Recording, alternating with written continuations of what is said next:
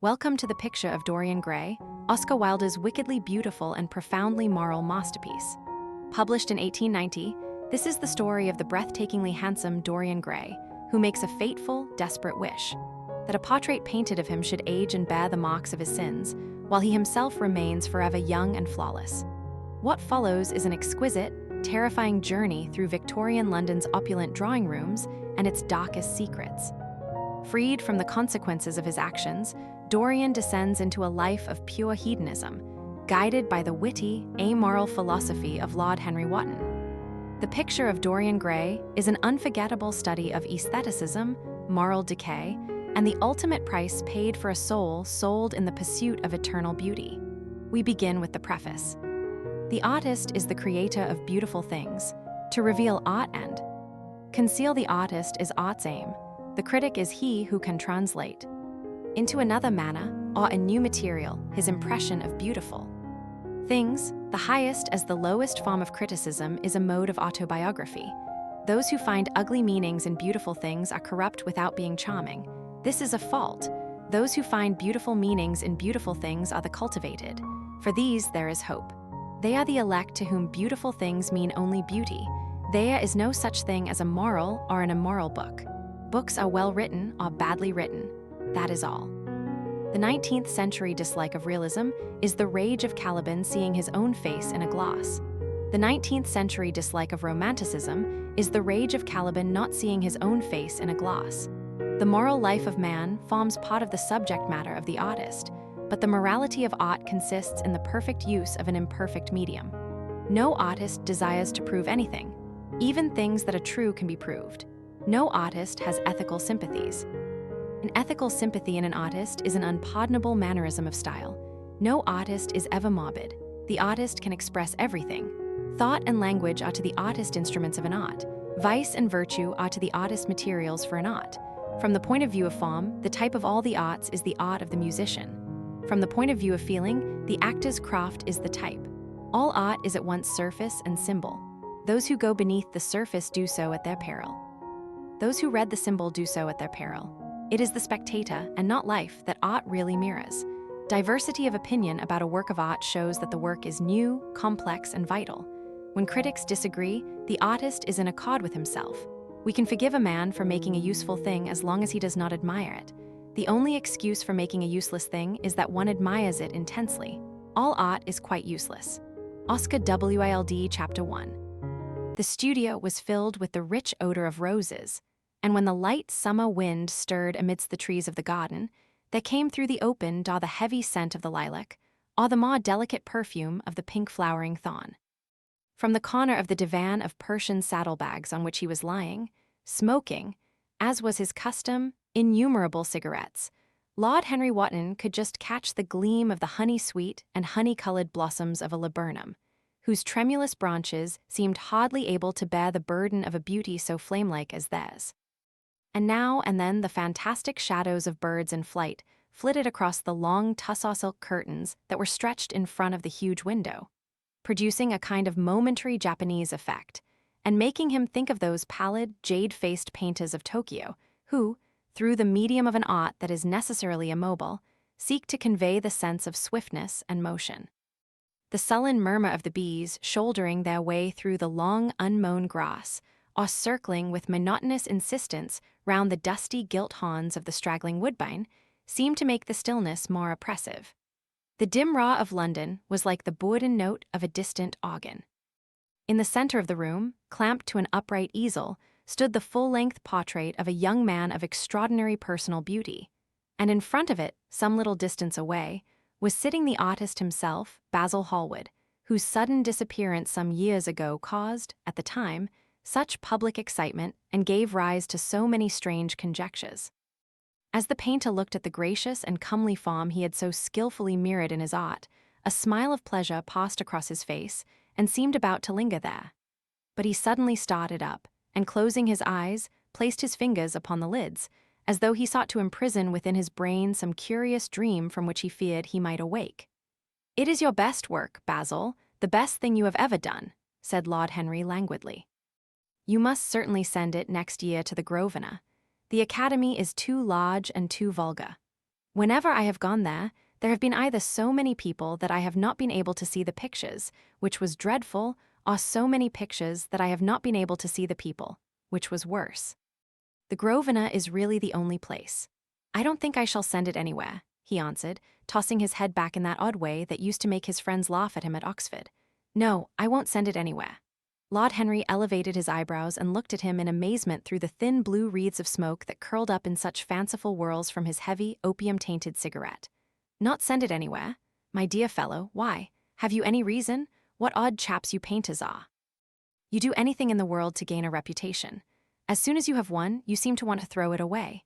It is silly of you, for there is only one thing in the world worse than being talked about, and that is not being talked about. A portrait like this would set you far above all the young men in England, and make the old men quite jealous if old men are ever capable of any emotion. I know you will laugh at me, he replied, but I really can't exhibit it. I have put too much of myself into it.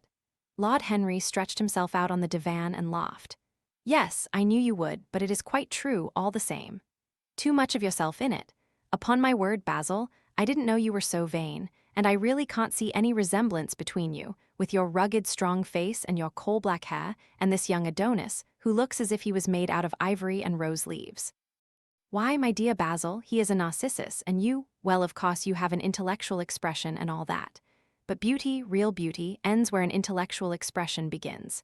Intellect is in itself a mode of exaggeration, and destroys the harmony of any face. The moment one sits down to think, one becomes all nose or all forehead or something horrid. Look at the successful men in any of the learned professions, how perfectly hideous they are, except, of course, in the church. But then in the church they don't think. A bishop keeps on saying at the age of 80 what he was told to say when he was a boy of 18, and as a natural consequence he always looks absolutely delightful. Your mysterious young friend, whose name you have never told me, but whose picture really fascinates me, never thinks. I feel quite sure of that. He is some brainless, beautiful creature who should be always here in winter when we have no flowers to look at, and always here in summer when we want something to chill our intelligence. Don't flatter yourself, Basil, you are not in the least like him. You don't understand me, Harry, answered the artist. Of course I am not like him. I know that perfectly well. Indeed, I should be sorry to look like him. You shrug your shoulders? I am telling you the truth. There is a fatality about all physical and intellectual distinction, the sort of fatality that seems to dog through history the faltering steps of kings. It is better not to be different from one's fellows. The ugly and the stupid have the best of it in this world. They can sit at their ease and gape at the play. If they know nothing of victory, they are at least spared the knowledge of defeat. They live as we all should live, undisturbed, indifferent, and without disquiet. They neither bring ruin upon others, nor ever receive it from alien hands. Your rank and wealth, Harry, my brains, such as they are, my art, whatever it may be worth, Dorian Gray's good looks, we shall all suffer for what the gods have given us, suffer terribly. Dorian Gray, is that his name? Asked Lord Henry, walking across the studio towards Basil Hallward. Yes, that is his name. I didn't intend to tell it to you. But why not? Oh, I can't explain. When I like people immensely, I never tell their names to anyone. It is like surrendering a part of them. I have grown to love secrecy. It seems to be the one thing that can make modern life mysterious or marvelous to us. The commonest thing is delightful if one only hides it. When I leave town now, I never tell my people where I am going. If I did, I would lose all my pleasure. It is a silly habit, I dare say, but somehow it seems to bring a great deal of romance into one's life. I suppose you think me awfully foolish about it. Not at all, answered Lord Henry. Not at all, my dear Basil. You seem to forget that I am married, and the one charm of marriage is that it makes a life of deception absolutely necessary for both parties. I never know where my wife is, and my wife never knows what I am doing. When we do meet occasionally, when we dine out together or go down to the Duke's. We tell each other the most absurd stories with the most serious faces. My wife is very good at it, much better, in fact, than I am. She never gets confused over her dates, and I always do. But when she does find me out, she makes no row at all. I sometimes wish she would, but she merely laughs at me. I hate the way you talk about your married life, Harry, said Basil Hallward, strolling towards the door that led into the garden. I believe that you are really a very good husband, but that you are thoroughly ashamed of your own virtues. You are an extraordinary fellow. You never say a moral thing, and you never do a wrong thing. Your cynicism is simply a pose. Being natural is simply a pose, and the most irritating pose I know," cried Lord Henry, laughing, and the two young men went out into the garden together and ensconced themselves on a long bamboo seat that stood in the shade of a tall laurel bush. The sunlight slipped over the polished leaves. In the grass, white daisies were tremulous. After a pause, Lord Henry pulled out his watch. "I am afraid I must be going, Basil," he murmured, "and before I go, I insist on your answering a question I put to you some time ago." "What is that?" said the painter, keeping his eyes fixed on the ground. "You know quite well." "I do not, Harry." "Well, I will tell you what it is. I want you to explain to me why you won't exhibit Dorian Gray's picture. I want the real reason." "I told you the real reason." "No, you did not. You said it was because there was too much of yourself in it. Now, that is childish." "Harry," said Basil Hallward, looking him straight in the face, "every portrait that is painted with feeling is a portrait of the artist, not of the sitter. The sitter is merely the accident, the occasion. It is not he who is revealed by the painter. It is rather the painter who, on the colored canvas, reveals himself. The reason I will not exhibit this picture is that I am afraid that I have shown in it the secret of my own soul." Lord Henry laughed. "And what is that?" he asked. "I will tell you," said Hallward, but an expression of perplexity came over his face. "I am all expectation, Basil," continued his companion, glancing at him. "Oh, there is really very little to tell, Harry," answered the painter, "and I am afraid you will hardly understand it. Perhaps you will hardly believe it." Lord Henry smiled and, leaning down, plucked a pink-petaled daisy from the grass and examined it. "I am quite sure I shall understand it," he replied, gazing intently at the little golden, white-feathered disc. "And as for believing things, I can believe anything, provided that it is quite incredible." The wind shook some blossoms from the trees, and the heavy lilac blooms, with their clustering stars, moved to and fro in the languid air. A grasshopper began to cheer up by the wall, and like a blue thread, a long, thin dragonfly floated past on its brown gauze wings. Lord Henry felt as if he could hear Basil Hallward's heart beating, and wondered what was coming. "The story is simply this," said the painter after some time. "2 months ago, I went to crush at Lady Brandon's. You know we poor artists have to show ourselves in society from time to time, just to remind the public that we are not savages. With an evening coat and a white tie, as you told me once, anybody, even a stockbroker, can gain a reputation for being civilized. Well, after I had been in the room about 10 minutes, talking to huge overdressed dowagers and tedious academicians, I suddenly became conscious that someone was looking at me. I turned halfway round and saw Dorian Gray for the first time. When our eyes met, I felt that I was growing pale. A curious sensation of terror came over me. I knew that I had come face to face with someone whose mere personality was so fascinating that, if I allowed it to do so, it would absorb my whole nature, my whole soul, my very art itself. I did not want any external influence in my life. You know yourself, Harry, how independent I am by nature. I have always been my own master, had at least always been so, till I met Dorian Gray. Then, but I don't know how to explain it to you. Something seemed to tell me that I was on the verge of a terrible crisis in my life. I had a strange feeling that fate had in store for me exquisite joys and exquisite sorrows. I grew afraid and turned to quit the room. It was not conscience that made me do so. It was a sort of cowardice. I take no credit to myself for trying to escape. Conscience and cowardice are really the same things, Basil. Conscience is the trade name of the firm, that is all. I don't believe that, Harry, and I don't believe you do either. However, whatever was my motive, and it may have been pride, for I used to be very proud, I certainly struggled to the door. There, of course, I stumbled against Lady Brandon. "You are not going to run away so soon, Mr. Hallward?" she screamed out. You know her curiously shrill voice.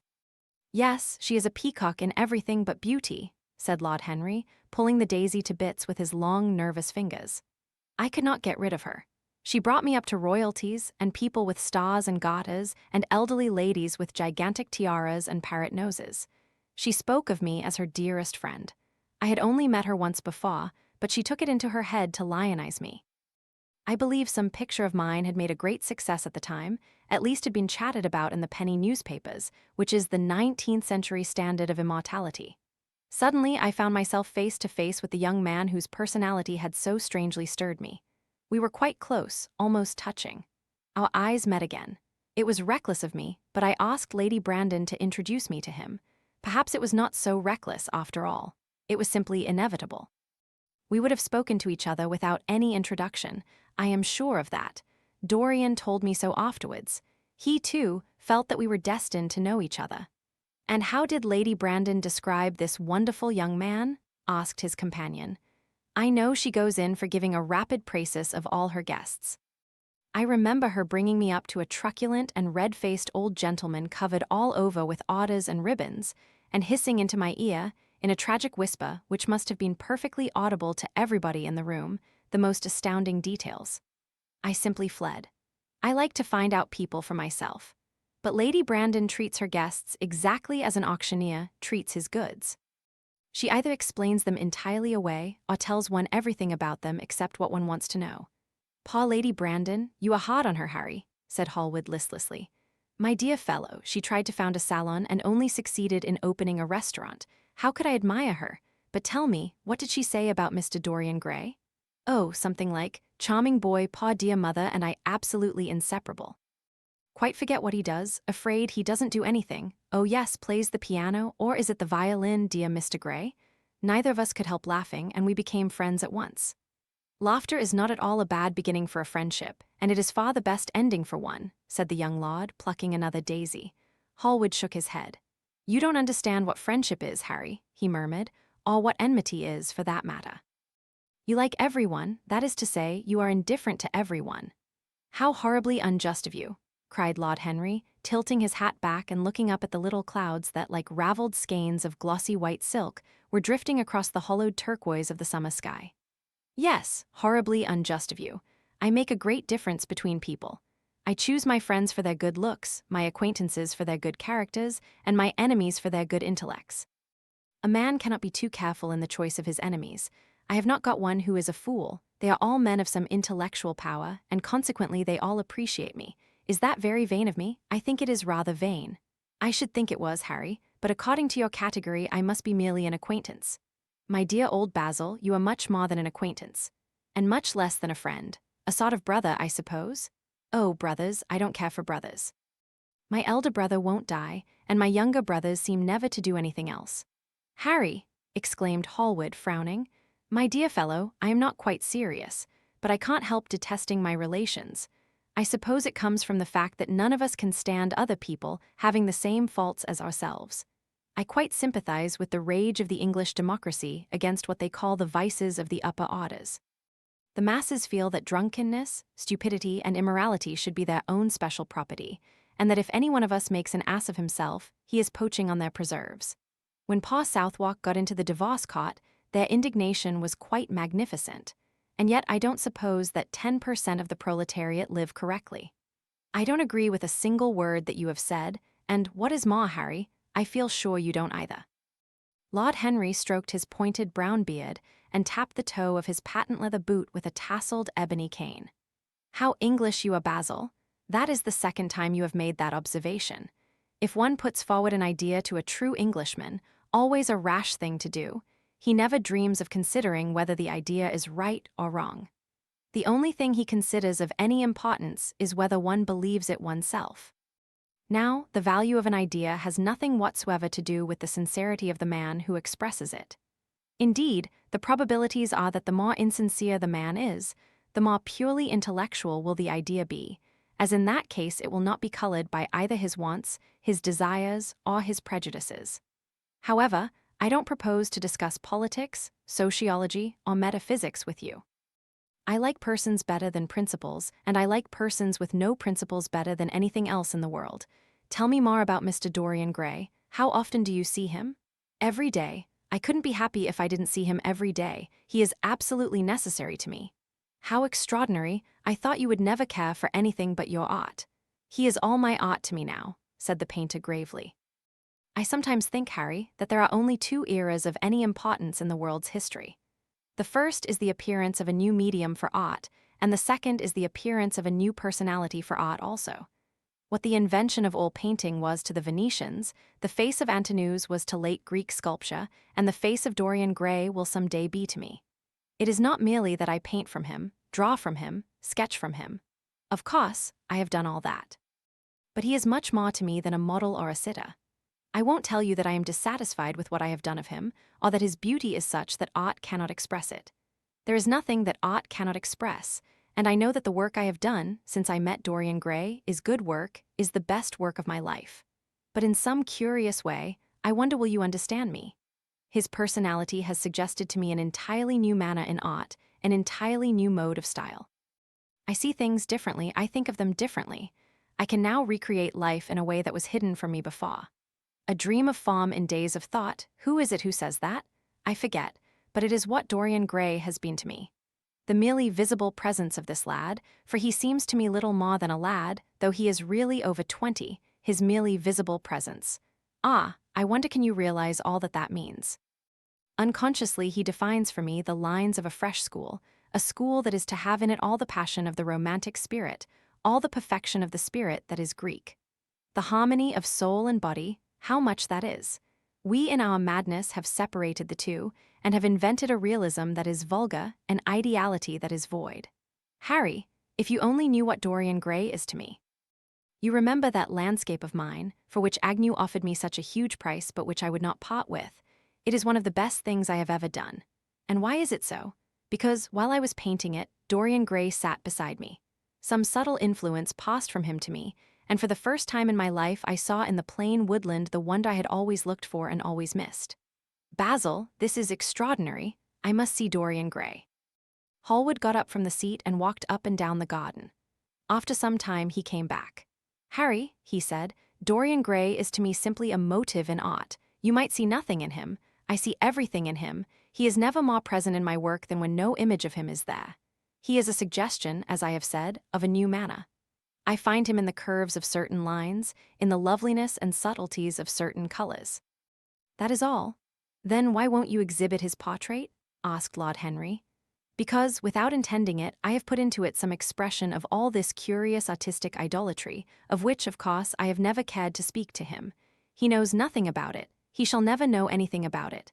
But the world might guess it, and I will not bare my soul to their shallow prying eyes. My heart shall never be put under their microscope. There is too much of myself in the thing, Harry, too much of myself. Poets are not so scrupulous as you are. They know how useful passion is for publication. Nowadays a broken heart will run to many editions. I hate them for it, cried Hallward. An artist should create beautiful things, but should put nothing of his own life into them. We live in an age when men treat art as if it were meant to be a form of autobiography. We have lost the abstract sense of beauty. Some day I will show the world what it is, and for that reason the world shall never see my portrait of Dorian Gray. I think you are wrong, Basil, but I won't argue with you. It is only the intellectually lost who ever argue. Tell me, is Dorian Gray very fond of you? The painter considered for a few moments. He likes me, he answered after a pause. I know he likes me. Of course I flatter him dreadfully. I find a strange pleasure in saying things to him that I know I shall be sorry for having said. As a rule, he is charming to me, and we sit in the studio and talk of 1,000 things. Now and then, however, he is horribly thoughtless, and seems to take a real delight in giving me pain. Then I feel, Harry, that I have given away my whole soul to someone who treats it as if it were a flower to put in his coat, a bit of decoration to charm his vanity, an ornament for a summer's day. Days in summer, Basil, are apt to linger, murmured Lord Henry. Perhaps you will tire sooner than he will. It is a sad thing to think of, but there is no doubt that genius lasts longer than beauty. That accounts for the fact that we all take such pains to overeducate ourselves. In the wild struggle for existence, we want to have something that endures, and so we fill our minds with rubbish and facts in the silly hope of keeping our place. The thoroughly well-informed man, that is the modern ideal. And the mind of the thoroughly well-informed man is a dreadful thing. It is like a bric-a-brac shop, all monsters and dust, with everything priced above its proper value. I think you will tire first, all the same. Some day you will look at your friend, and he will seem to you to be a little out of drawing, or you won't like his tone of color, or something. You will bitterly reproach him in your own heart, and seriously think that he has behaved very badly to you. The next time he calls, you will be perfectly cold and indifferent. It will be a great pity, for it will alter you. What you have told me is quite a romance of art one might call it, and the worst of having a romance of any kind is that it leaves one so unromantic. Harry, don't talk like that. As long as I live, the personality of Dorian Gray will dominate me. You can't feel what I feel. You change too often. Ah, my dear Basil, that is exactly why I can feel it. Those who are faithful know only the trivial side of love. It is the faithless who know love's tragedies. And Lord Henry struck a light on a dainty silver case and began to smoke a cigarette with a self-conscious and satisfied air, as if he had summed up the world in a phrase. There was a rustle of chirruping sparrows in the green lacquer leaves of the ivy, and the blue cloud shadows chased themselves across the grass like swallows. How pleasant it was in the garden, and how delightful other people's emotions were. Much more delightful than their ideas, it seemed to him. One's own soul, and the passions of one's friends, those were the fascinating things in life. He pictured to himself with silent amusement the tedious luncheon that he had missed by staying so long with Basil Hallward. Had he gone to his aunt's, he would have been sure to have met Lord Goodbody there, and the whole conversation would have been about the feeding of the poor and the necessity for model lodging houses. Each class would have preached the importance of those virtues, for whose exercise there was no necessity in their own lives. The rich would have spoken on the value of thrift, and the idle grown eloquent over the dignity of labor. It was charming to have escaped all that. As he thought of his aunt, an idea seemed to strike him. He turned to Hallward and said, "My dear fellow, I have just remembered." "Remembered what, Harry?" "Where I heard the name of Dorian Gray." "Where was it?" asked Hallward with a slight frown. "Don't look so angry, Basil. It was at my aunt, Lady Agatha S. She told me she had discovered a wonderful young man who was going to help her in the East End, and that his name was Dorian Gray. I am bound to state that she never told me he was good-looking. Women have no appreciation of good looks, at least good women have not. She said that he was very earnest and had a beautiful nature. I at once pictured to myself a creature with spectacles and lank hair, horribly freckled and tramping about on huge feet. I wish I had known it was your friend." "I am very glad you didn't, Harry." "Why?" "I don't want you to meet him." "You don't want me to meet him?" "No." "Mr. Dorian Gray is in the studio, sir," said the butler, coming into the garden. "You must introduce me now," cried Lord Henry, laughing. The painter turned to his servant, who stood blinking in the sunlight. "Ask Mr. Gray to wait, Parker. I shall be in a few moments." The man bowed and went up the walk. Then he looked at Lord Henry.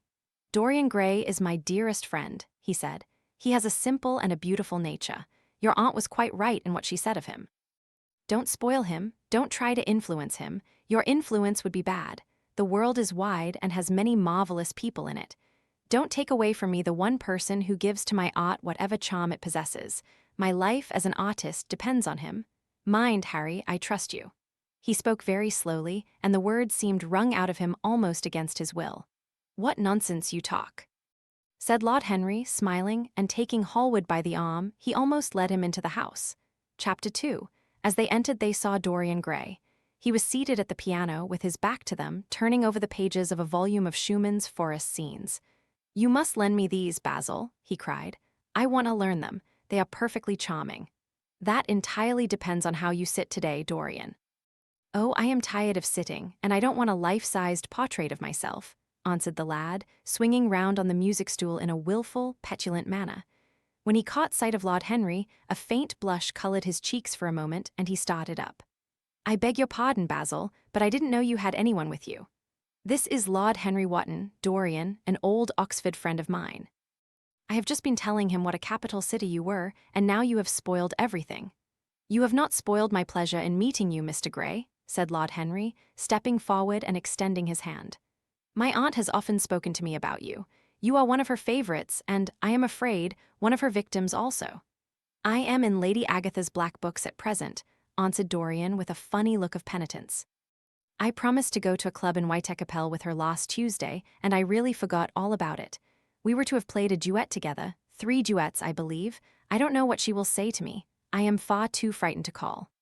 "Oh, I will make your peace with my aunt. She is quite devoted to you, and I don't think it really matters about your not being there. The audience probably thought it was a duet. When Aunt Agatha sits down to the piano, she makes quite enough noise for 2 people. "That is very horrid to her, and not very nice to me," answered Dorian, laughing. Lord Henry looked at him. Yes, he was certainly wonderfully handsome, with his finely curved scarlet lips, his frank blue eyes, his crisp gold hair. There was something in his face that made one trust him at once. All the candor of youth was there, as well as all youth's passionate purity. One felt that he had kept himself unspotted from the world. No wonder Basil Hallward worshipped him. "You are too charming to go in for philanthropy, Mr. Gray, far too charming." And Lord Henry flung himself down on the divan and opened his cigarette case. The painter had been busy mixing his colors and getting his brushes ready. He was looking worried, and when he heard Lord Henry's last remark, he glanced at him, hesitated for a moment, and then said, "Harry, I want to finish this picture today. Would you think it awfully rude of me if I asked you to go away?" Lord Henry smiled and looked at Dorian Gray. "Am I to go, Mr. Gray?" he asked.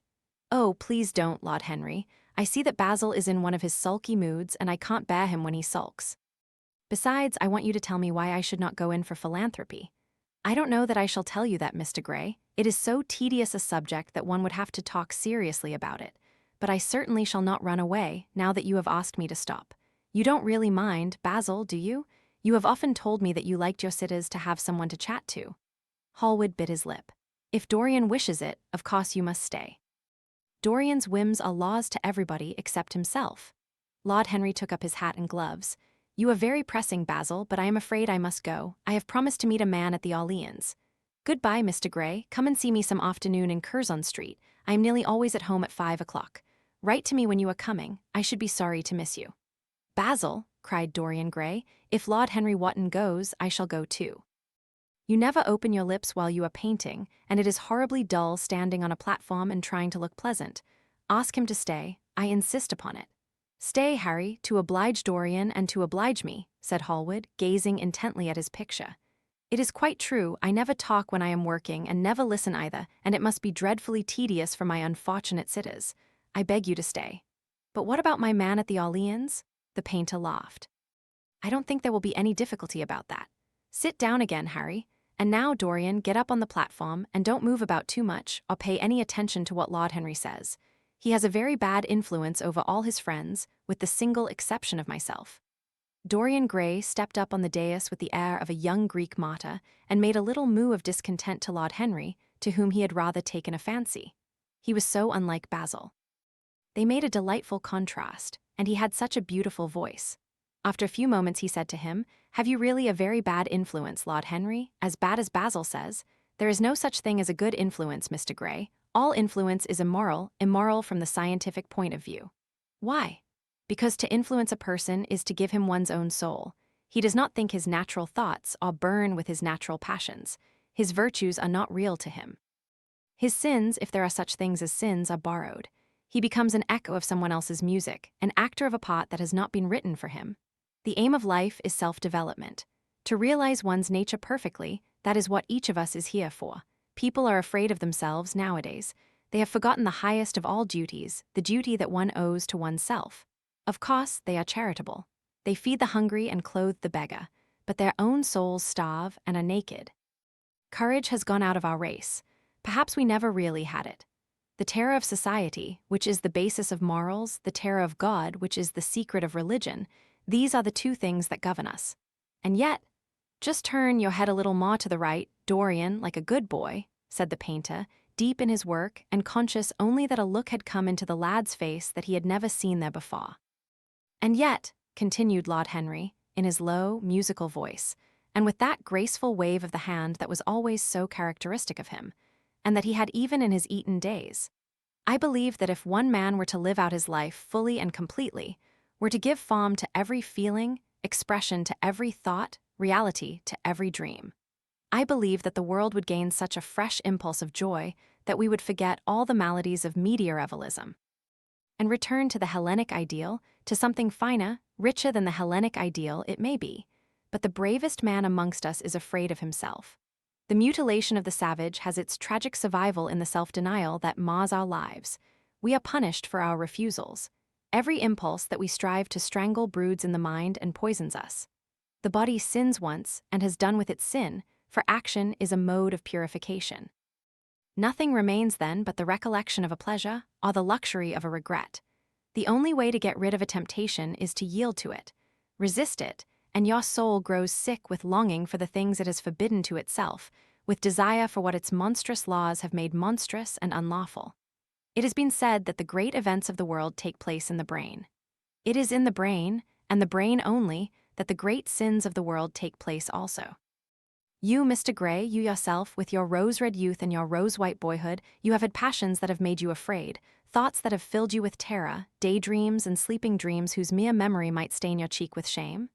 Stop, faltered Dorian Gray. Stop, you bewilder me, I don't know what to say.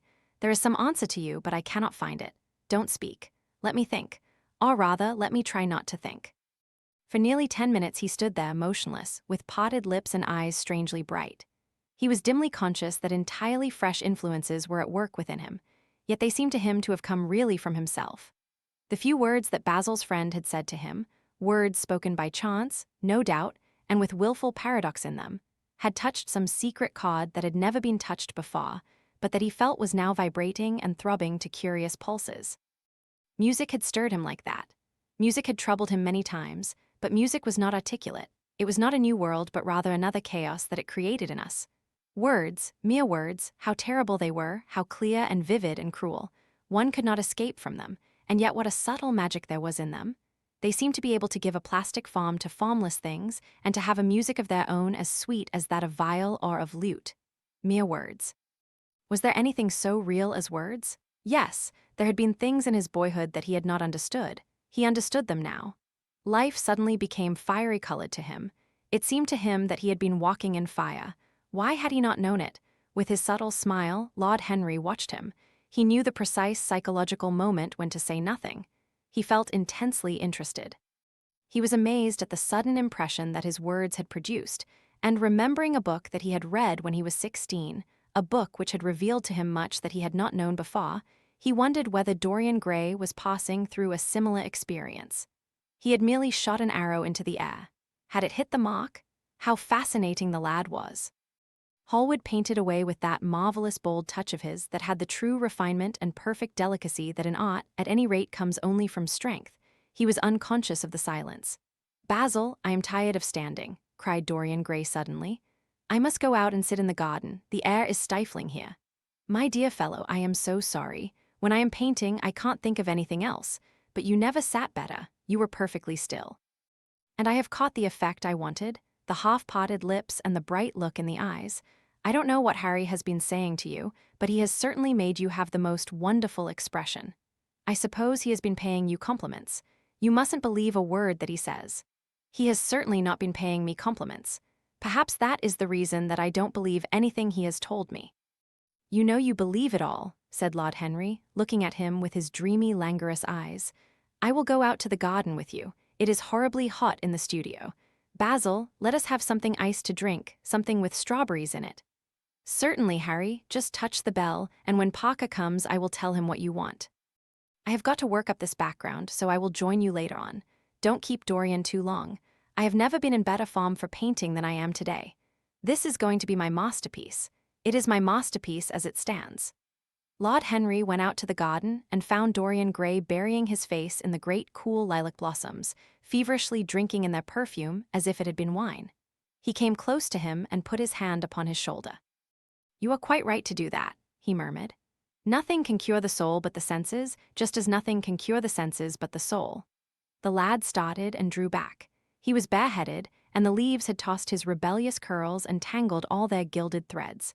There was a look of fear in his eyes, such as people have when they are suddenly awakened. His finely chiseled nostrils quivered, and some hidden nerve shook the scarlet of his lips and left them trembling.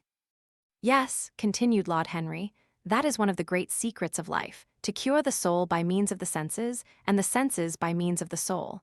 You are a wonderful creation. You know more than you think you know, just as you know less than you want to know." Dorian Gray frowned and turned his head away. He could not help liking the tall, graceful young man who was standing by him. His romantic, olive-colored face and wan expression interested him. There was something in his low, languid voice that was absolutely fascinating. His cool, white, flower-like hands even had a curious charm. They moved, as he spoke, like music and seemed to have a language of their own. But he felt afraid of him and ashamed of being afraid. Why had it been left for a stranger to reveal him to himself? He had known Basil Hallward for months, but the friendship between them had never altered him. Suddenly there had come someone across his life who seemed to have disclosed to him life's mystery. And yet, what was there to be afraid of? He was not a schoolboy or a girl. It was absurd to be frightened. "Let us go and sit in the shade," said Lord Henry. "Parker has brought out the drinks, and if you stay any longer in this glare, you will be quite spoiled, and Basil will never paint you again. You really must not allow yourself to become sunburnt. It would be unbecoming." "What can it matter?" cried Dorian Gray, laughing, as he sat down on the seat at the end of the garden. "It should matter everything to you, Mr. Gray. Why? Because you have the most marvelous youth, and youth is the one thing worth having. I don't feel that, Lord Henry. No, you don't feel it now. Some day, when you are old and wrinkled and ugly, when thought has seared your forehead with its lines, and passion branded your lips with its hideous fires, you will feel it terribly. Now, wherever you go, you charm the world. Will it always be so? You have a wonderfully beautiful face, Mr. Gray. Don't frown, you have. And beauty is a form of genius, is higher indeed than genius, as it needs no explanation. It is of the great facts of the world, like sunlight or springtime or the reflection in dark waters of that silver shell we call the moon. It cannot be questioned. It has its divine right of sovereignty. It makes princes of those who have it. You smile? Ah. When you have lost it, you won't smile. People say sometimes that beauty is only superficial. That may be so, but at least it is not so superficial as thought is. To me, beauty is the wonder of wonders. It is only shallow people who do not judge by appearances.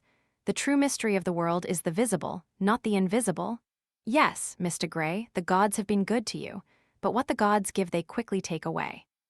You have only a few years in which to live really, perfectly, and fully. When your youth goes, your beauty will go with it, and then you will suddenly discover that there are no triumphs left for you, or have to content yourself with those mean triumphs that the memory of your past will make more bitter than defeats. Every month as it wanes brings you nearer to something dreadful. Time is jealous of you and wars against your lilies and your roses. You will become sallow and hollow-cheeked and dull-eyed. You will suffer horribly. Realize your youth while you have it. Don't squander the gold of your days, listening to the tedious, trying to improve the hopeless failure, or giving away your life to the ignorant, the common, and the vulgar. These are the sickly aims, the false ideals of our age. Live the wonderful life that is in you. Let nothing be lost upon you. Be always searching for new sensations. Be afraid of nothing. A new hedonism, that is what our century wants. You might be its visible symbol. With your personality, there is nothing you could not do. The world belongs to you for a season. The moment I met you, I saw that you were quite unconscious of what you really are, of what you really might be. There was so much in you that charmed me that I felt I must tell you something about yourself. I thought how tragic it would be if you were wasted. For there is such a little time that your youth will lost, such a little time. The common hill flowers wither, but they blossom again. The laburnum will be as yellow next June as it is now. In a month there will be purple stars on the clematis, and year after year the green night of its leaves will hold its purple stars. But we never get back our youth. The pulse of joy that beats in us at 20 becomes sluggish. Our limbs fail, our senses rot. We degenerate into hideous puppets, haunted by the memory of the passions of which we were too much afraid, and the exquisite temptations that we had not the courage to yield to. Youth, there is absolutely nothing in the world but youth. Dorian Gray listened, open-eyed and wondering. The spray of lilac fell from his hand upon the gravel. A furry bee came and buzzed round it for a moment.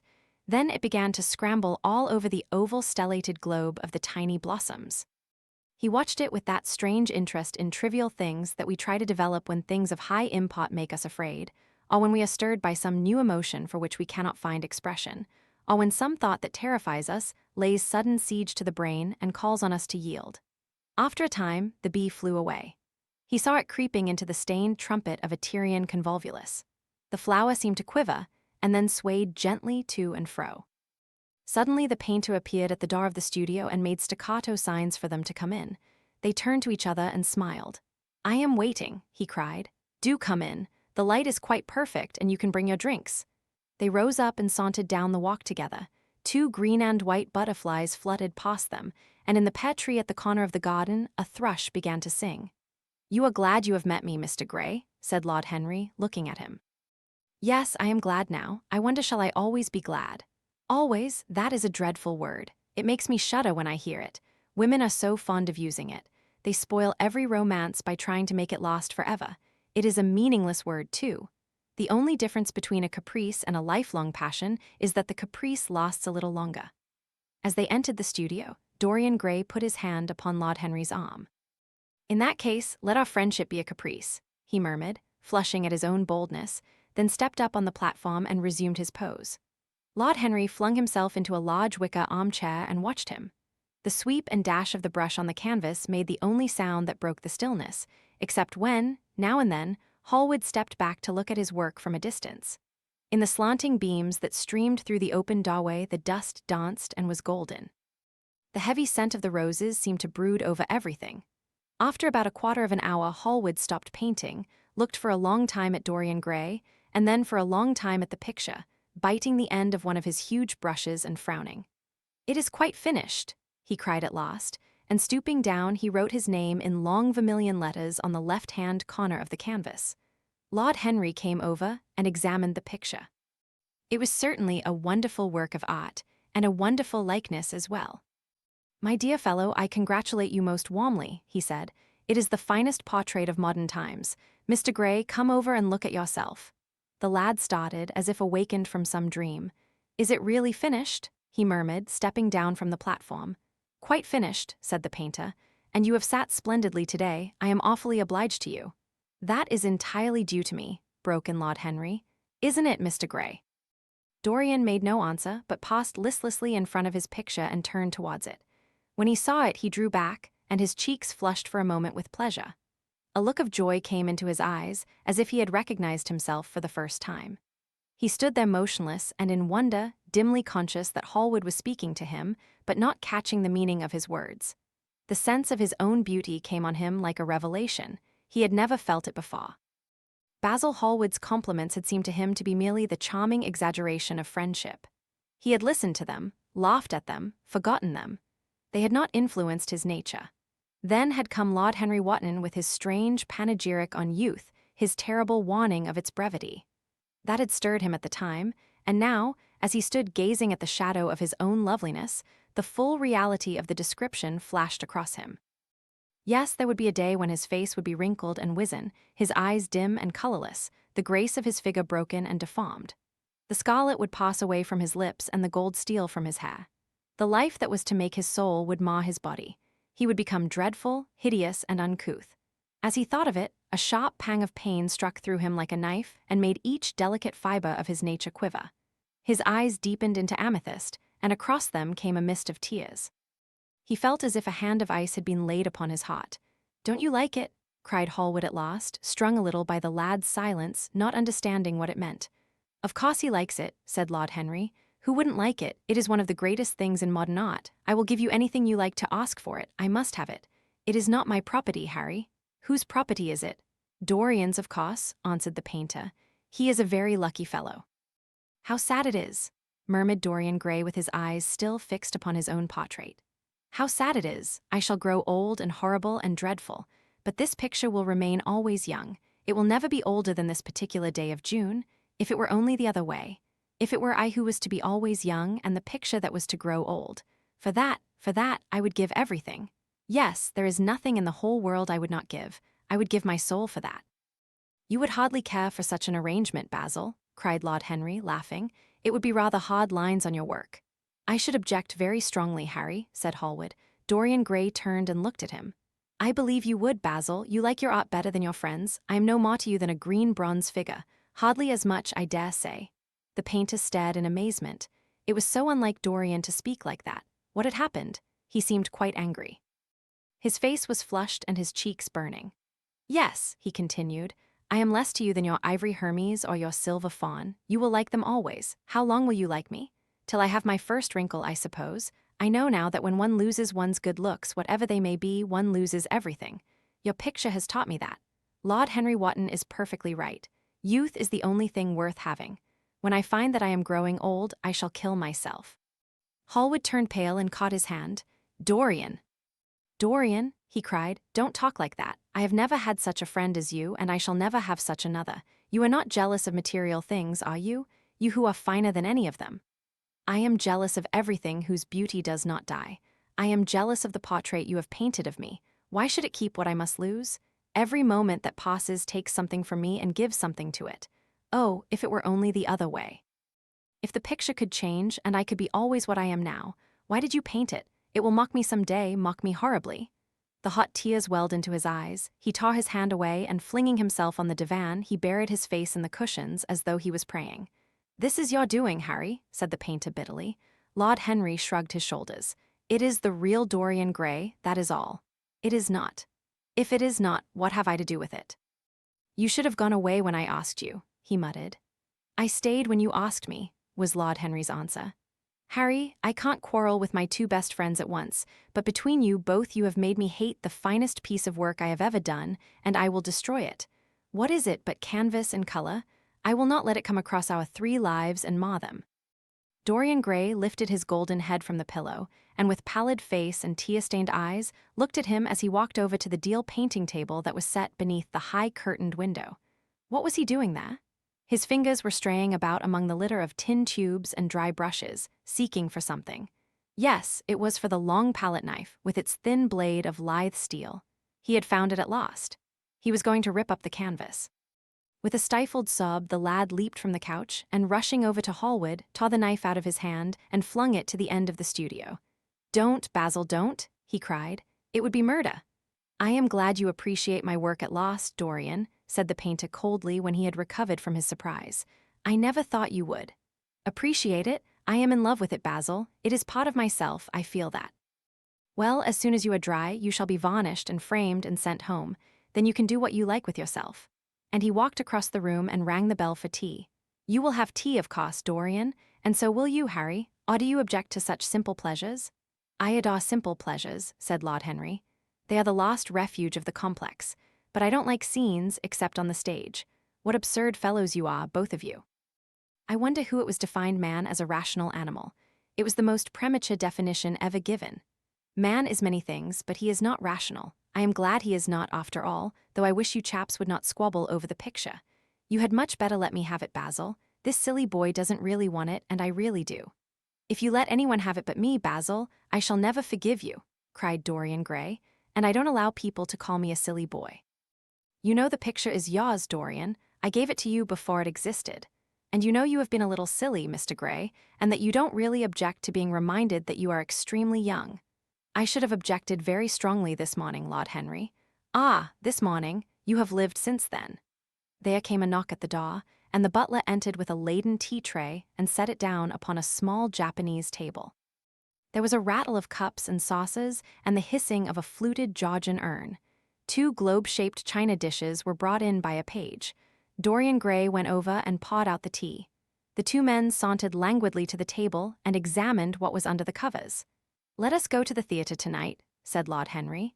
"There is sure to be something on somewhere." "I have promised to dine at White's, but it is only with an old friend, so I can send him a wire to say that I am ill or that I am prevented from coming in consequence of a subsequent engagement. I think that would be a rather nice excuse. It would have all the surprise of candor." "It is such a bore putting on one's dress clothes," muttered Hallward. "And when one has them on, they are so horrid." "Yes," answered Lord Henry dreamily, "the costume of the 19th century is detestable. It is so somber, so depressing. Sin is the only real color element left in modern life. You really must not say things like that before Dorian, Harry." "Before which Dorian? The one who is pouring out tea for us, or the one in the picture?" "Before either." "I should like to come to the theatre with you, Lord Henry," said the lad. "Then you shall come, and you will come too, Basil, won't you?"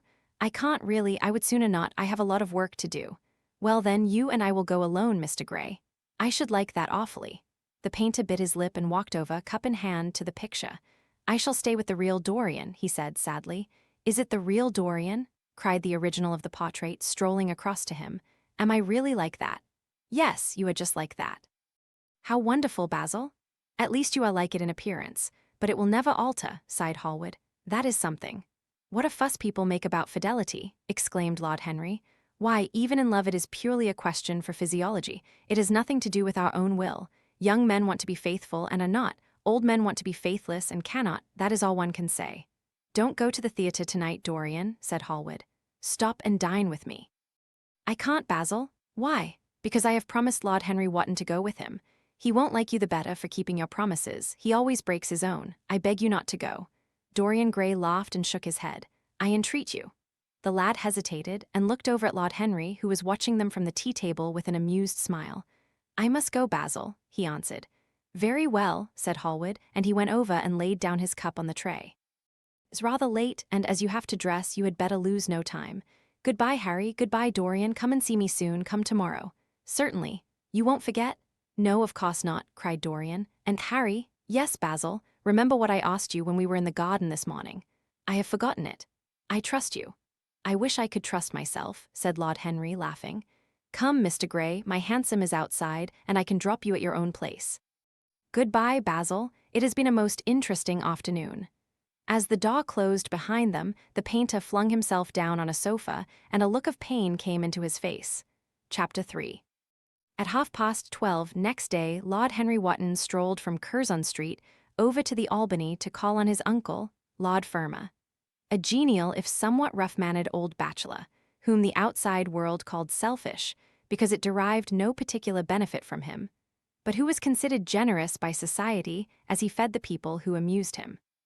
His father had been our ambassador at Madrid when Isabella was young and prim unthought of, but had retired from the diplomatic service in a capricious moment of annoyance on not being offered the embassy at Paris, a post to which he considered that he was fully entitled by reason of his birth, his indolence, the good English of his dispatches, and his inordinate passion for pleasure. The son, who had been his father's secretary, had resigned along with his chief, somewhat foolishly as was thought at the time, and on succeeding some months later to the title, had set himself to the serious study of the great aristocratic art of doing absolutely nothing. He had 2 large town houses, but preferred to live in chambers as it was less trouble, and took most of his meals at his club. He paid some attention to the management of his collieries in the Midland counties, excusing himself for this taint of industry on the ground that the one advantage of having coal was that it enabled a gentleman to afford the decency of burning wood on his own hearth. In politics, he was a Tory, except when the Tories were in office, during which period he roundly abused them for being a pack of radicals. He was a hero to his valet, who bullied him, and a terror to most of his relations, whom he bullied in turn. Only England could have produced him, and he always said that the country was going to the dogs. His principles were out of date, but there was a good deal to be said for his prejudices. When Lord Henry entered the room, he found his uncle sitting in a rough shooting coat, smoking a cheroot and grumbling over the Times. "Well, Harry," said the old gentleman, "what brings you out so early? I thought you dandies never got up till 2 and were not visible till 5. Pure family affection, I assure you, Uncle George. I want to get something out of you." "Money, I suppose," said Lord Fermor, making a wry face. "Well, sit down and tell me all about it. Young people nowadays imagine that money is everything." "Yes," murmured Lord Henry, settling his buttonhole in his coat, "and when they grow older they know it. But I don't want money. It is only people who pay their bills who want that, Uncle George, and I never pay mine. Credit is the capital of a younger son, and one lives charmingly upon it. Besides, I always deal with Dartmoor's tradesmen, and consequently they never bother me. What I want is information, not useful information, of course, useless information. Well, I can tell you anything that is in an English blue book, Harry, although those fellows nowadays write a lot of nonsense. When I was in the diplomatic, things were much better, but I hear they let them in now by examination. What can you expect?" "Examinations, sir, are pure humbug from beginning to end. If a man is a gentleman, he knows quite enough, and if he is not a gentleman, whatever he knows is bad for him." "Mr. Dorian Gray does not belong to blue books, Uncle George," said Lord Henry languidly. "Mr. Dorian Gray? Who is he?" asked Lord Fermor, knitting his bushy white eyebrows. "That is what I have come to learn, Uncle George, or rather, I know who he is. He is the lost Lord Kelso's grandson. His mother was a Devereux, Lady Margaret Devereux. I want you to tell me about his mother. What was she like? Whom did she marry? You have known nearly everybody in your time, so you might have known her. I am very much interested in Mr. Gray at present. I have only just met him." "Kelso's grandson?" echoed the old gentleman. "Kelso's grandson? Of course. I knew his mother intimately. I believe I was at her christening. She was an extraordinarily beautiful girl, Margaret Devereux, and made all the men frantic by running away with a penniless young fellow, a mere nobody, sir, a subaltern in a foot regiment, or something of that kind." "Certainly. I remember the whole thing as if it happened yesterday. The poor chap was killed in a duel at Spa a few months after the marriage. There was an ugly story about it. They said Kelso got some rascally adventurer, some Belgian brute, to insult his son-in-law in public, paid him, sir, to do it, paid him, and that the fellow spitted his man as if he had been a pigeon. The thing was hushed up, but egad, Kelso ate his chop alone at the club for some time afterwards. He brought his daughter back with him, I was told, and she never spoke to him again. Oh, yes, it was a bad business. The girl died too, died within a year. So she left a son, did she?" "I had forgotten that. What sort of boy is he? If he is like his mother, he must be a good-looking chap." "He is very good-looking," assented Lord Henry. I hope he will fall into proper hands, continued the old man. He should have a pot of money waiting for him if Kelso did the right thing by him. His mother had money, too. All the Selby property came to her through her grandfather. Her grandfather hated Kelso, thought him a mean dog. He was, too. Came to Madrid once when I was there. Egad, I was ashamed of him. The Queen used to ask me about the English noble who was always quarreling with the cabmen about their fares. They made quite a story of it. I didn't dare show my face at court for a month. I hope he treated his grandson better than he did the Jarvies. I don't know, answered Lord Henry. I fancy that the boy will be well off. He is not of age yet. He is Selby, I know. He told me so. His mother was very beautiful. Margaret de Veru was one of the loveliest creatures I ever saw, Harry. What on earth induced her to behave as she did, I never could understand. She could have married anybody she chose. Collington was mad after her. She was romantic, though. All the women of that family were. The men were a paw lot, but egad, the women were wonderful. Collington went on his knees to her, told me so himself. She laughed at him, and there wasn't a girl in London at the time who wasn't after him.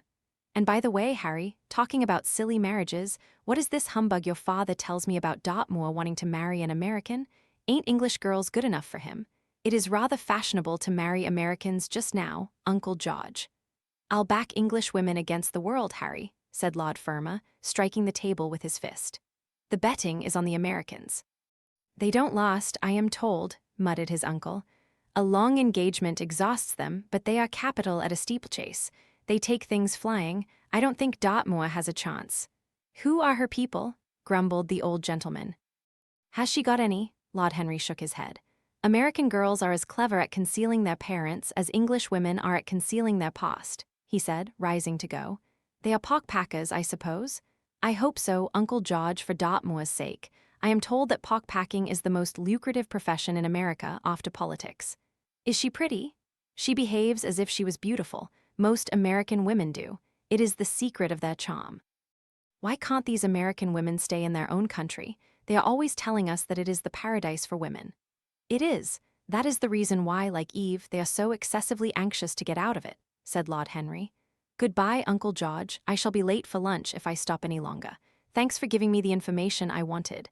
I always like to know everything about my new friends and nothing about my old ones. Where are you lunching, Harry? At Aunt Agatha S. I have asked myself and Mr. Gray. He is her latest protégé. Humph, tell your Aunt Agatha, Harry, not to bother me any more with her charity appeals. I am sick of them. Why, the good woman thinks that I have nothing to do but to write checks for her silly fads. All right, Uncle George, I'll tell her, but it won't have any effect. Philanthropic people lose all sense of humanity. It is their distinguishing characteristic. The old gentleman growled approvingly and rang the bell for his servant. Lord Henry passed up the low arcade into Burlington Street and turned his steps in the direction of Berkeley Square. So that was the story of Dorian Gray's parentage. Crudely as it had been told to him, it had yet stirred him by its suggestion of a strange, almost modern romance. A beautiful woman risking everything for a mad passion. A few wild weeks of happiness cut short by a hideous, treacherous crime. Months of voiceless agony, and then a child born in pain. The mother snatched away by death, the boy left to solitude and the tyranny of an old and loveless man. Yes, it was an interesting background. It posed the lad, made him more perfect, as it were. Behind every exquisite thing that existed, there was something tragic. Worlds had to be in travail that the meanest flower might blow. And how charming he had been at dinner the night before, as with startled eyes and lips parted in frightened pleasure he had sat opposite to him at the club, the red candle shades staining to a richer, rose the wakening wonder of his face. Talking to him was like playing upon an exquisite violin. He answered to every touch and thrill of the bow. There was something terribly enthralling in the exercise of influence. No other activity was like it. To project one's soul into some gracious form and let it tarry there for a moment. To hear one's own intellectual views echoed back to one with all the added music of passion and youth. To convey one's temperament into another as though it were a subtle fluid or a strange perfume. There was a real joy in that. Perhaps the most satisfying joy left to us in an age so limited and vulgar as our own. An age grossly carnal in its pleasures and grossly common in its aims. He was a marvelous type, too, this lad, whom by so curious a chance he had met in Basil's studio, or could be fashioned into a marvelous type at any rate. Grace was his, and the white purity of boyhood, and beauty such as old Greek marbles kept for us. There was nothing that one could not do with him. He could be made a titan or a toy. What a pity it was that such beauty was destined to fade. And Basil, from a psychological point of view, how interesting he was. The new manner in art, the fresh mode of looking at life, suggested so strangely by the merely visible presence of one who was unconscious of it all. The silent spirit that dwelt in dim woodland and walked unseen in open field, suddenly showing herself, dryad-like and not afraid, because in his soul who sought for her there had been wakened that wonderful vision to which alone are wonderful things revealed. The mere shapes and patterns of things becoming, as it were, refined and gaining a kind of symbolical value, as though they were themselves patterns of some other and more perfect form whose shadow they made real. How strange it all was. He remembered something like it in history. Was it not Plato, that artist in thought, who had first analyzed it? Was it not Buonarroti who had carved it in the colored marbles of a sonnet sequence? But in our own century it was strange. Yes, he would try to be to Dorian Gray what, without knowing it, the lad was to the painter who had fashioned the wonderful portrait. He would seek to dominate him, had already indeed half done so. He would make that wonderful spirit his own. There was something fascinating in this son of love and death. Suddenly he stopped and glanced up at the houses. He found that he had passed his aunt some distance, and, smiling to himself, turned back. When he entered the somewhat somber hall, the butler told him that they had gone in to lunch. He gave one of the footmen his hat and stick and passed into the dining room. "Late as usual, Harry," cried his aunt, shaking her head at him. He invented a facile excuse, and having taken the vacant seat next to her, looked round to see who was there. Dorian bowed to him shyly from the end of the table, a flush of pleasure stealing into his cheek. Opposite was the Duchess of Harley, a lady of admirable good nature and good temper, much liked by everyone who knew her, and of those ample architectural proportions that in women who are not duchesses are described by contemporary historians as stoutness.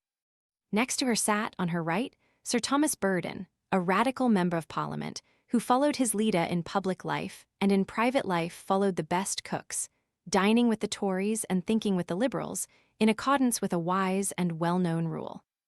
The post on her left was occupied by Mr. Erskine of Treadley, an old gentleman of considerable charm and culture, who had fallen, however, into bad habits of silence, having, as he explained once to Lady Agatha, said everything that he had to say before he was 30. His own neighbor was Mrs. Vandeleur, one of his aunt's oldest friends, a perfect saint amongst women, but so dreadfully dowdy that she reminded one of a badly bound hymn book.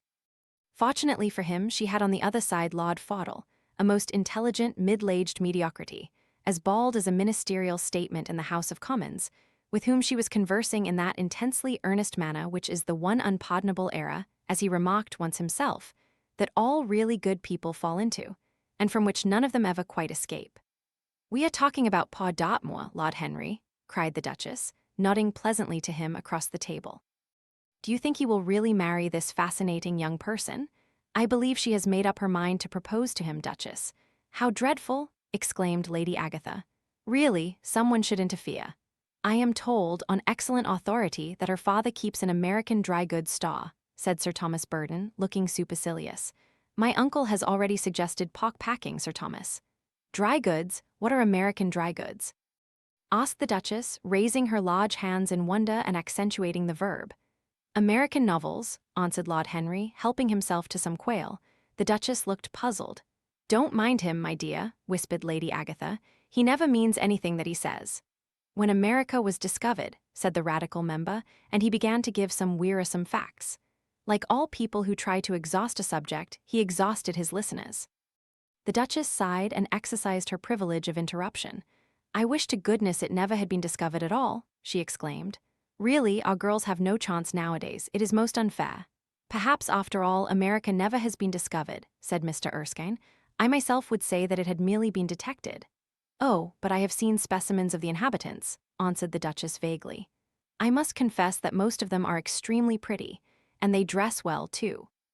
"They get all their dresses in Paris. I wish I could afford to do the same." "They say that when good Americans die they go to Paris," chuckled Sir Thomas, who had a large wardrobe of Huma's cast-off clothes. "Really? And where do bad Americans go to when they die?" inquired the Duchess. "They go to America," murmured Lord Henry. Sir Thomas frowned. "I am afraid that your nephew is prejudiced against that great country," he said to Lady Agatha. I have traveled all over it in cars provided by the directors, who, in such matters, are extremely civil. I assure you that it is an education to visit it. But must we really see Chicago in order to be educated? Asked Mr. Erskine plaintively. I don't feel up to the journey. Sir Thomas waved his hand. Mr. Erskine of Treadley has the world on his shelves. We practical men like to see things, not to read about them. The Americans are an extremely interesting people. They are absolutely reasonable. I think that is their distinguishing characteristic. Yes, Mr. Erskine, an absolutely reasonable people. I assure you there is no nonsense about the Americans. How dreadful, cried Lord Henry. I can stand brute force, but brute reason is quite unbearable. There is something unfair about its use. It is hitting below the intellect. I do not understand you, said Sir Thomas, growing rather red. I do, Lord Henry, murmured Mr. Erskine with a smile. Paradoxes are all very well in their way, rejoined the baronet. Was that a paradox? Asked Mr. Erskine. I did not think so. Perhaps it was. Well, the way of paradoxes is the way of truth. To test reality, we must see it on the tightrope. When the verities become acrobats, we can judge them. Dear me, said Lady Agatha, how you men argue. I am sure I never can make out what you are talking about. Oh, Harry, I am quite vexed with you. Why do you try to persuade our nice Mr. Dorian Gray to give up the East End? I assure you he would be quite invaluable. They would love his playing. I want him to play to me, cried Lord Henry, smiling, and he looked down the table and caught a bright answering glance. But they are so unhappy in Whitechapel, continued Lady Agatha. I can sympathize with everything except suffering, said Lord Henry, shrugging his shoulders. I cannot sympathize with that. It is too ugly, too horrible, too distressing. There is something terribly morbid in the modern sympathy with pain. One should sympathize with the color, the beauty, the joy of life. The less said about life saws, the better. Still, the East End is a very important problem, remarked Sir Thomas with a grave shake of the head. Quite so, answered the young lord. It is the problem of slavery, and we try to solve it by amusing the slaves. The politician looked at him keenly. What change do you propose, then? He asked. Lord Henry laughed. I don't desire to change anything in England except the weather, he answered. I am quite content with philosophic contemplation. But as the 19th century has gone bankrupt through an over-expenditure of sympathy, I would suggest that we should appeal to science to put us straight. The advantage of the emotions is that they lead us astray, and the advantage of science is that it is not emotional. But we have such grave responsibilities, ventured Mrs. Vandeleur timidly. Terribly grave, echoed Lady Agatha. Lord Henry looked over at Mr. Erskine. Humanity takes itself too seriously. It is the world's original sin. If the cavemen had known how to laugh, history would have been different. You are really very comforting, wobbled the Duchess. I have always felt rather guilty when I came to see your dear aunt, for I take no interest at all in the East End. For the future, I shall be able to look her in the face without a blush. A blush is very becoming, Duchess, remarked Lord Henry. Only when one is young, she answered. When an old woman like myself blushes, it is a very bad sign. Ah. Lord Henry, I wish you would tell me how to become young again. He thought for a moment. Can you remember any great error that you committed in your early days, Duchess? He asked, looking at her across the table. A great many, I fear, she cried. Then commit them over again, he said gravely. To get back one's youth, one has merely to repeat one's follies.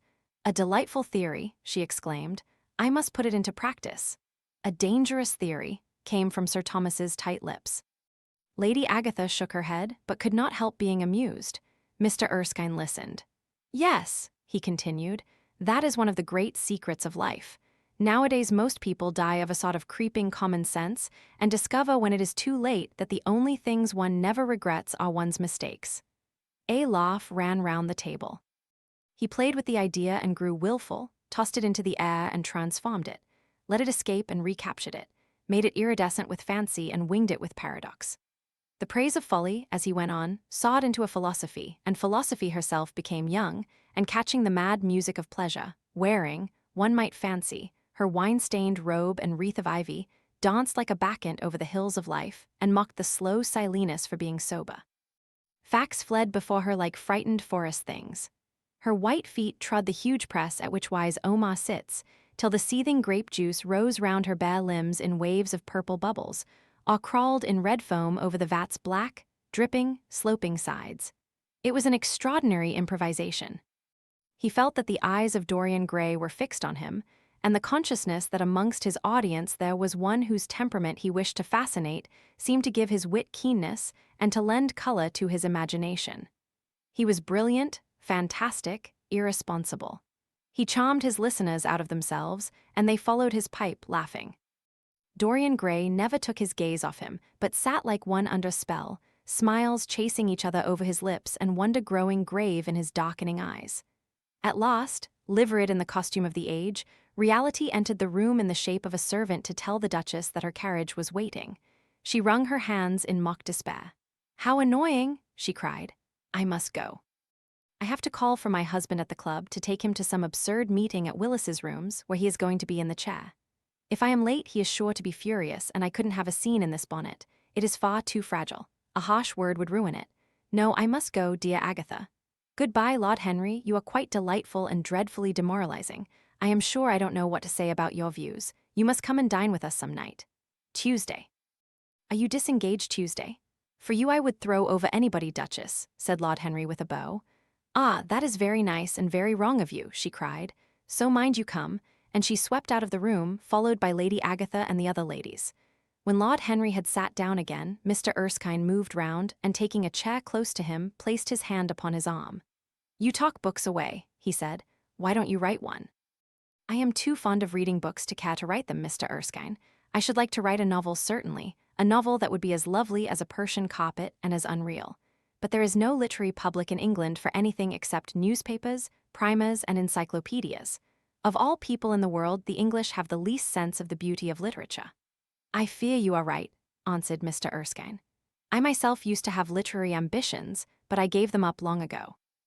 And now, my dear young friend, if you will allow me to call you so, may I ask if you really meant all that you said to us at lunch?" "I quite forget what I said," smiled Lord Henry. "Was it all very bad?" "Very bad indeed.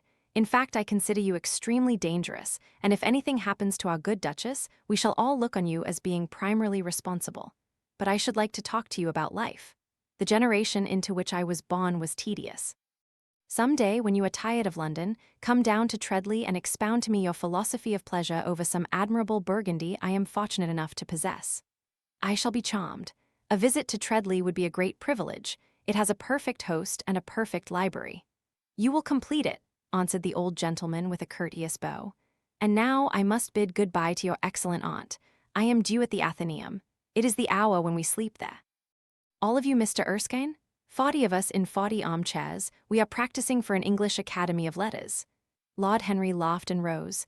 "I am going to the park," he cried. As he was passing out of the door, Dorian Gray touched him on the arm.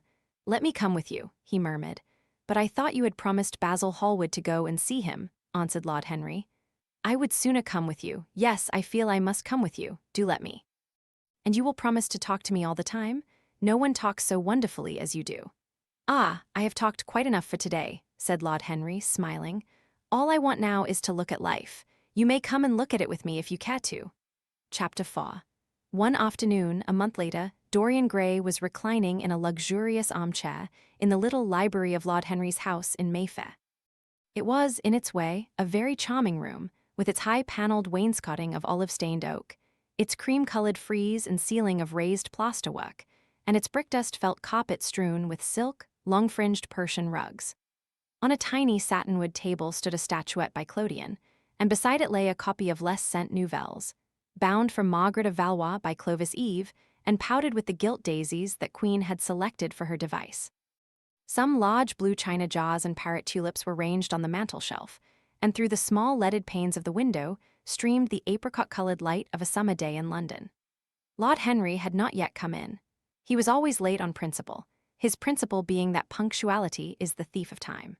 So the lad was looking rather sulky, as with listless fingers he turned over the pages of an elaborately illustrated edition of Manon Lescaut that he had found in one of the bookcases.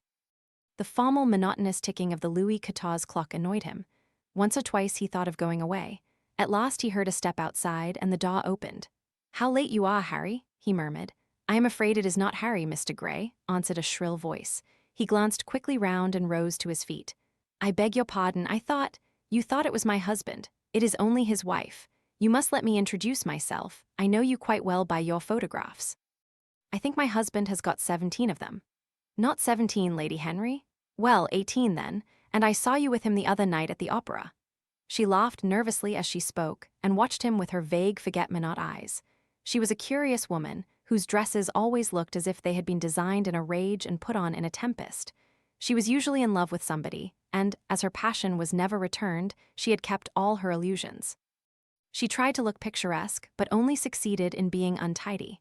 Her name was Victoria, and she had a perfect mania for going to church. That was at Lohengrin, Lady Henry, I think? Yes, it was at dear Lohengrin. I like Wagner's music better than anybody's. It is so loud that one can talk the whole time without other people hearing what one says. That is a great advantage, don't you think so, Mr. Gray? The same nervous staccato laugh broke from her thin lips, and her fingers began to play with a long tortoise-shell paper knife. Dorian smiled and shook his head. I am afraid I don't think so, Lady Henry. I never talk during music, at least during good music. If one hears bad music, it is one's duty to drown it in conversation. Ah, that is one of Harry's views, isn't it, Mr. Gray? I always hear Harry's views from his friends. It is the only way I get to know of them. But you must not think I don't like good music. I adore it, but I am afraid of it. It makes me too romantic. I have simply worshipped pianists, 2 at a time sometimes, Harry tells me. I don't know what it is about them. Perhaps it is that they are foreigners. They all are, ain't they? Even those that are born in England become foreigners after a time, don't they? It is so clever of them and such a compliment to art. Makes it quite cosmopolitan, doesn't it? You have never been to any of my parties, have you, Mr. Gray? You must come. I can't afford orchids, but I spare no expense in foreigners. They make one's rooms look so picturesque. But here is Harry. Harry, I came in to look for you, to ask you something. I forget what it was, and I found Mr. Gray here. We have had such a pleasant chat about music. We have quite the same ideas. No, I think our ideas are quite different, but he has been most pleasant. I am so glad I've seen him. I am charmed, my love, quite charmed, said Lord Henry, elevating his dark, crescent-shaped eyebrows and looking at them both with an amused smile. So sorry I am late, Dorian. I went to look after a piece of old brocade in Water Street and had to bargain for hours for it. Nowadays people know the price of everything and the value of nothing. I am afraid I must be going, exclaimed Lady Henry, breaking an awkward silence with her silly sudden laugh. I have promised to drive with the Duchess. Goodbye, Mr. Gray. Goodbye, Harry. You are dining out, I suppose. So am I. Perhaps I shall see you at Lady Thornbury's. I dare say, my dear, said Lord Henry, shutting the door behind her as, looking like a bird of paradise that had been out all night in the rain, she flitted out of the room, leaving a faint odor of frangipani. Then he lit a cigarette and flung himself down on the sofa. Never marry a woman with straw-colored hair, Dorian, he said after a few puffs. Why, Harry? Because they are so sentimental. But I like sentimental people. Never marry at all, Dorian. Men marry because they are tired, women because they are curious, both are disappointed. I don't think I am likely to marry, Harry. I am too much in love. That is one of your aphorisms. I am putting it into practice as I do everything that you say. Who are you in love with? Asked Lord Henry after a pause. With an actress, said Dorian Gray, blushing. Lord Henry shrugged his shoulders.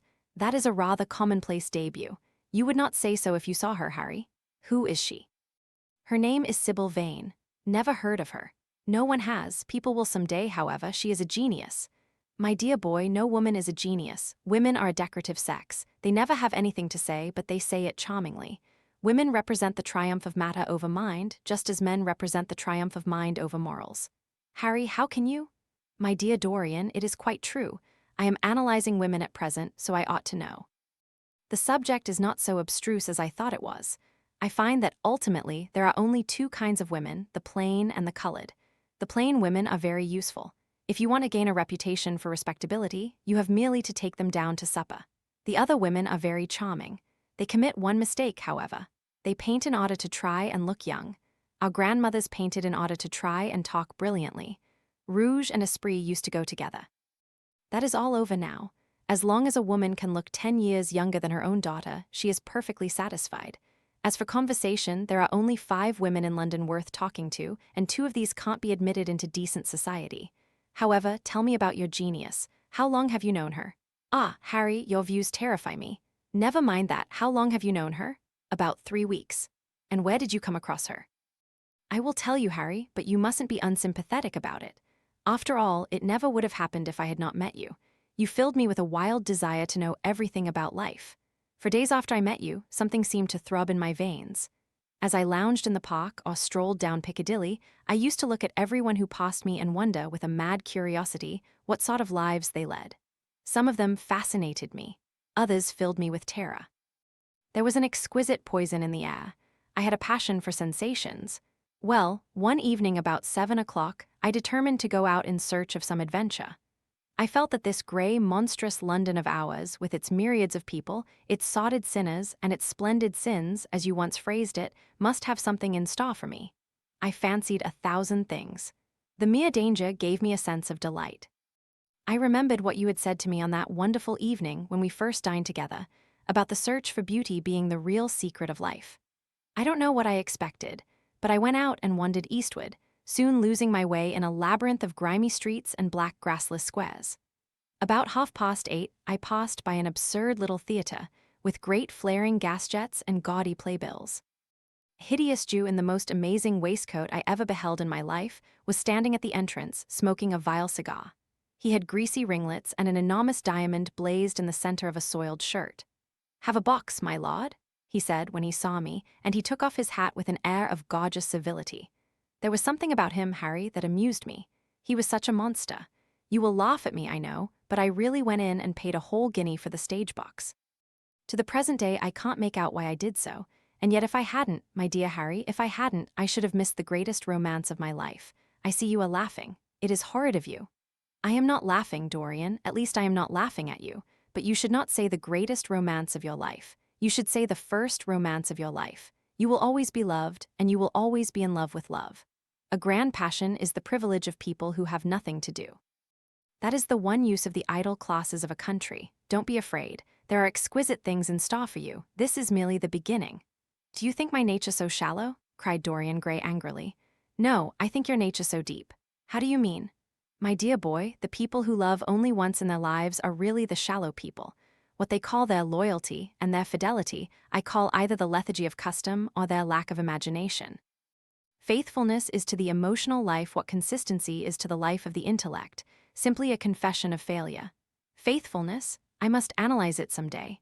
The passion for property is in it. There are many things that we would throw away if we were not afraid that others might pick them up. But I don't want to interrupt you. Go on with your story. Well, I found myself seated in a horrid little private box, with a vulgar drop scene staring me in the face. I looked out from behind the curtain and surveyed the house. It was a tawdry affair, all cupids and cornucopias, like a third-rate wedding cake. The gallery and pit were fairly full, but the 2 rows of dingy stalls were quite empty, and there was hardly a person in what I suppose they called the dress circle. Women went about with oranges and ginger beer, and there was a terrible consumption of nuts going on. It must have been just like the palmy days of the British drama. Just like, I should fancy, and very depressing. I began to wonder what on earth I should do when I caught sight of the playbill. What do you think the play was, Harry? I should think The Idiot Boy, or Dumb but Innocent. Our fathers used to like that sort of piece, I believe. The longer I live, Dorian, the more keenly I feel that whatever was good enough for our fathers is not good enough for us. In art, as in politics, less grandpas aren't towgers taught. This play was good enough for us, Harry. It was Romeo and Juliet. I must admit that I was rather annoyed at the idea of seeing Shakespeare done in such a wretched hole of a place. Still, I felt interested, in a sort of way. At any rate, I determined to wait for the first act. There was a dreadful orchestra, presided over by a young Hebrew who sat at a cracked piano that nearly drove me away, but at last the drop scene was drawn up and the play began. Romeo was a stout elderly gentleman with cocked eyebrows, a husky tragedy voice, and a figure like a beer barrel. Mercutio was almost as bad. He was played by the low comedian, who had introduced gags of his own and was on most friendly terms with the pit. They were both as grotesque as the scenery, and that looked as if it had come out of a country booth. But Juliet. Harry, imagine a girl, hardly 17 years of age, with a little flower-like face, a small Greek head with plaited coils of dark brown hair, eyes that were violet wells of passion, lips that were like the petals of a rose. She was the loveliest thing I had ever seen in my life. You said to me once that pathos left you unmoved, but that beauty, mere beauty, could fill your eyes with tears. I tell you, Harry, I could hardly see this girl for the mist of tears that came across me. And her voice, I never heard such a voice. It was very low at first, with deep mellow notes that seemed to fall singly upon one's ear. Then it became a little louder, and sounded like a flute or a distant harp. In the garden scene, it had all the tremulous ecstasy that one hears just before dawn when nightingales are singing. There were moments, later on, when it had the wild passion of violins. You know how a voice can stir one? Your voice and the voice of Sibyl Vane are two things that I shall never forget. When I close my eyes, I hear them, and each of them says something different. I don't know which to follow. Why should I not love her? Harry, I do love her. She is everything to me in life. Night after night, I go to see her play. One evening she is Rosalind, and the next evening she is Imogen. I have seen her die in the gloom of an Italian tomb, sucking the poison from her lover's lips. I have watched her wandering through the forest of Arden, disguised as a pretty boy in hose and doublet and dainty cap. She has been mad, and has come into the presence of a guilty king, and given him rue to wear and bitter herbs to taste of. She has been innocent, and the black hands of jealousy have crushed her reed-like throat. I have seen her in every age and in every costume. Ordinary women never appeal to one's imagination. They are limited to their century. No glamour ever transfigures them. One knows their minds as easily as one knows their bonnets. One can always find them. There is no mystery in any of them. They ride in the park in the morning and chatter at tea parties in the afternoon. They have their stereotyped smile and their fashionable manner. They are quite obvious. But an actress? How different an actress is. Harry. Why didn't you tell me that the only thing worth loving is an actress? Because I have loved so many of them, Dorian. Oh, yes, horrid people with dyed hair and painted faces. Don't run down dyed hair and painted faces. There is an extraordinary charm in them sometimes, said Lord Henry. I wish now I had not told you about Sibyl Vane. You could not have helped telling me, Dorian. All through your life you will tell me everything you do. Yes, Harry, I believe that is true. I cannot help telling you things. You have a curious influence over me. If I ever did a crime, I would come and confess it to you. You would understand me. People like you, the willful sunbeams of life, don't commit crimes, Dorian, but I am much obliged for the compliment all the same. And now tell me, reach me the matches like a good boy, thanks. What are your actual relations with Sibyl Vane? Dorian Gray leaped to his feet with flushed cheeks and burning eyes. Harry. Sibyl Vane is sacred. It is only the sacred things that are worth touching, Dorian, said Lord Henry, with a strange touch of pathos in his voice. But why should you be annoyed? I suppose she will belong to you someday. When one is in love, one always begins by deceiving oneself, and one always ends by deceiving others.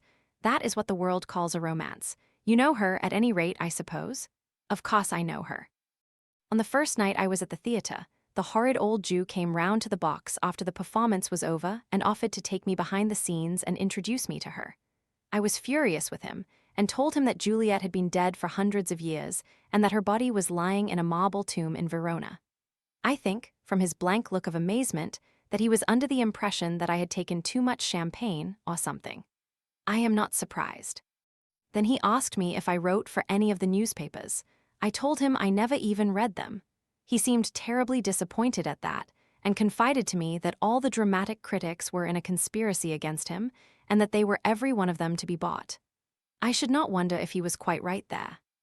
But on the other hand, judging from their appearance, most of them cannot be at all expensive. Well, he seemed to think they were beyond his means, laughed Dorian. By this time, however, the lights were being put out in the theatre and I had to go. He wanted me to try some cigars that he strongly recommended. I declined. The next night, of course, I arrived at the place again. When he saw me, he made me a low bow and assured me that I was a munificent patron of art. He was a most offensive brute, though he had an extraordinary passion for Shakespeare. He told me once, with an air of pride, that his 5 bankruptcies were entirely due to the bard, as he insisted on calling him. He seemed to think it a distinction. It was a distinction, my dear Dorian, a great distinction. Most people become bankrupt through having invested too heavily in the prose of life. To have ruined one's self over poetry is an honor. But when did you first speak to Miss Sibyl Vane? The third night. She had been playing Rosalind. I could not help going round. I had thrown her some flowers and she had looked at me. At least I fancied that she had. The old Jew was persistent. He seemed determined to take me behind, so I consented. It was curious my not wanting to know her, wasn't it? No, I don't think so. My dear Harry, why? I will tell you some other time. Now I want to know about the girl. Sibyl. Oh, she was so shy and so gentle. There is something of a child about her. Her eyes opened wide in exquisite wonder when I told her what I thought of her performance, and she seemed quite unconscious of her power. I think we were both rather nervous. The old Jew stood grinning at the doorway of the dusty green room, making elaborate speeches about us both, while we stood looking at each other like children. He would insist on calling me my lord, so I had to assure Sibyl that I was not anything of the kind. She said quite simply to me, "You look more like a prince. I must call you Prince Charming." Upon my word, Dorian, Miss Sibyl knows how to pay compliments. You don't understand her, Harry. She regarded me merely as a person in a play. She knows nothing of life.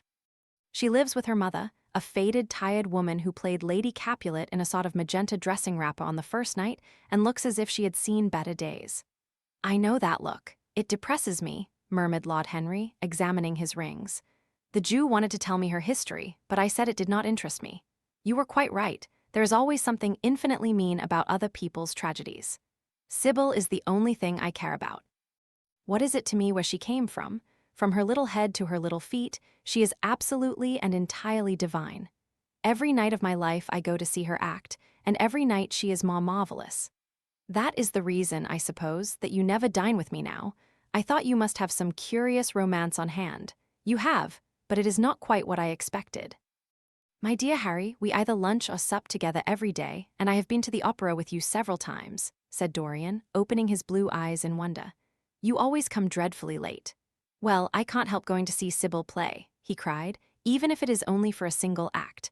I get hungry for her presence, and when I think of the wonderful soul that is hidden away in that little ivory body, I am filled with awe. You can dine with me tonight, Dorian, can't you?" He shook his head. "Tonight she is Imogen," he answered, "and tomorrow night she will be Juliet. When is she Sibyl Vane? Never. I congratulate you. How horrid you are. She is all the great heroines of the world in one. She is more than an individual. You laugh, but I tell you she has genius. I love her, and I must make her love me. You, who know all the secrets of life, tell me how to charm Sibyl Vane to love me. I want to make Romeo jealous. I want the dead lovers of the world to hear our laughter and grow sad. I want a breath of our passion to stir their dust into consciousness, to wake their ashes into pain. My God, Harry, how I worship her." He was walking up and down the room as he spoke. Hectic spots of red burned on his cheeks. He was terribly excited. Lord Henry watched him with a subtle sense of pleasure. How different he was now from the shy, frightened boy he had met in Basil Hallward's studio. His nature had developed like a flower, had borne blossoms of scarlet flame. Out of its secret hiding place had crept his soul, and desire had come to meet it on the way. "And what do you propose to do?" said Lord Henry at last. "I want you and Basil to come with me some night and see her act. I have not the slightest fear of the result. You are certain to acknowledge her genius. Then we must get her out of the Jew's hands. She is bound to him for 3 years, at least for 2 years and 8 months from the present time. I shall have to pay him something, of course. When all that is settled, I shall take a West End theatre and bring her out properly. She will make the world as mad as she has made me." "That would be impossible, my dear boy." "Yes, she will. She has not merely consummate art instinct in her, but she has personality also, and you have often told me that it is personalities, not principles, that move the age. Well, what night shall we go? Let me see, today is Tuesday. Let us fix tomorrow. She plays Juliet tomorrow. All right, the Bristol at 8 o'clock, and I will get Basil. Not 8, Harry, please. 6:30. We must be there before the curtain rises. You must see her in the first act, where she meets Romeo. 6:30. What an hour! It will be like having a meat tea or reading an English novel. It must be 7. No gentleman dines before 7. Shall you see Basil between this and then, or shall I write to him? Dear Basil, I have not laid eyes on him for a week.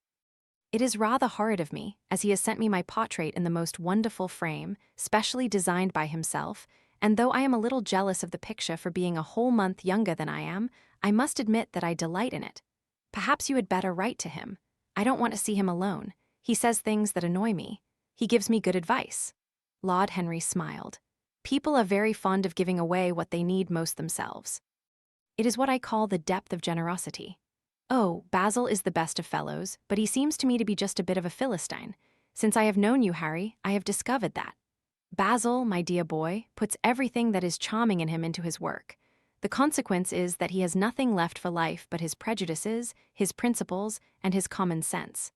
The only artists I have ever known who are personally delightful are bad artists. Good artists exist simply in what they make, and consequently are perfectly uninteresting in what they are.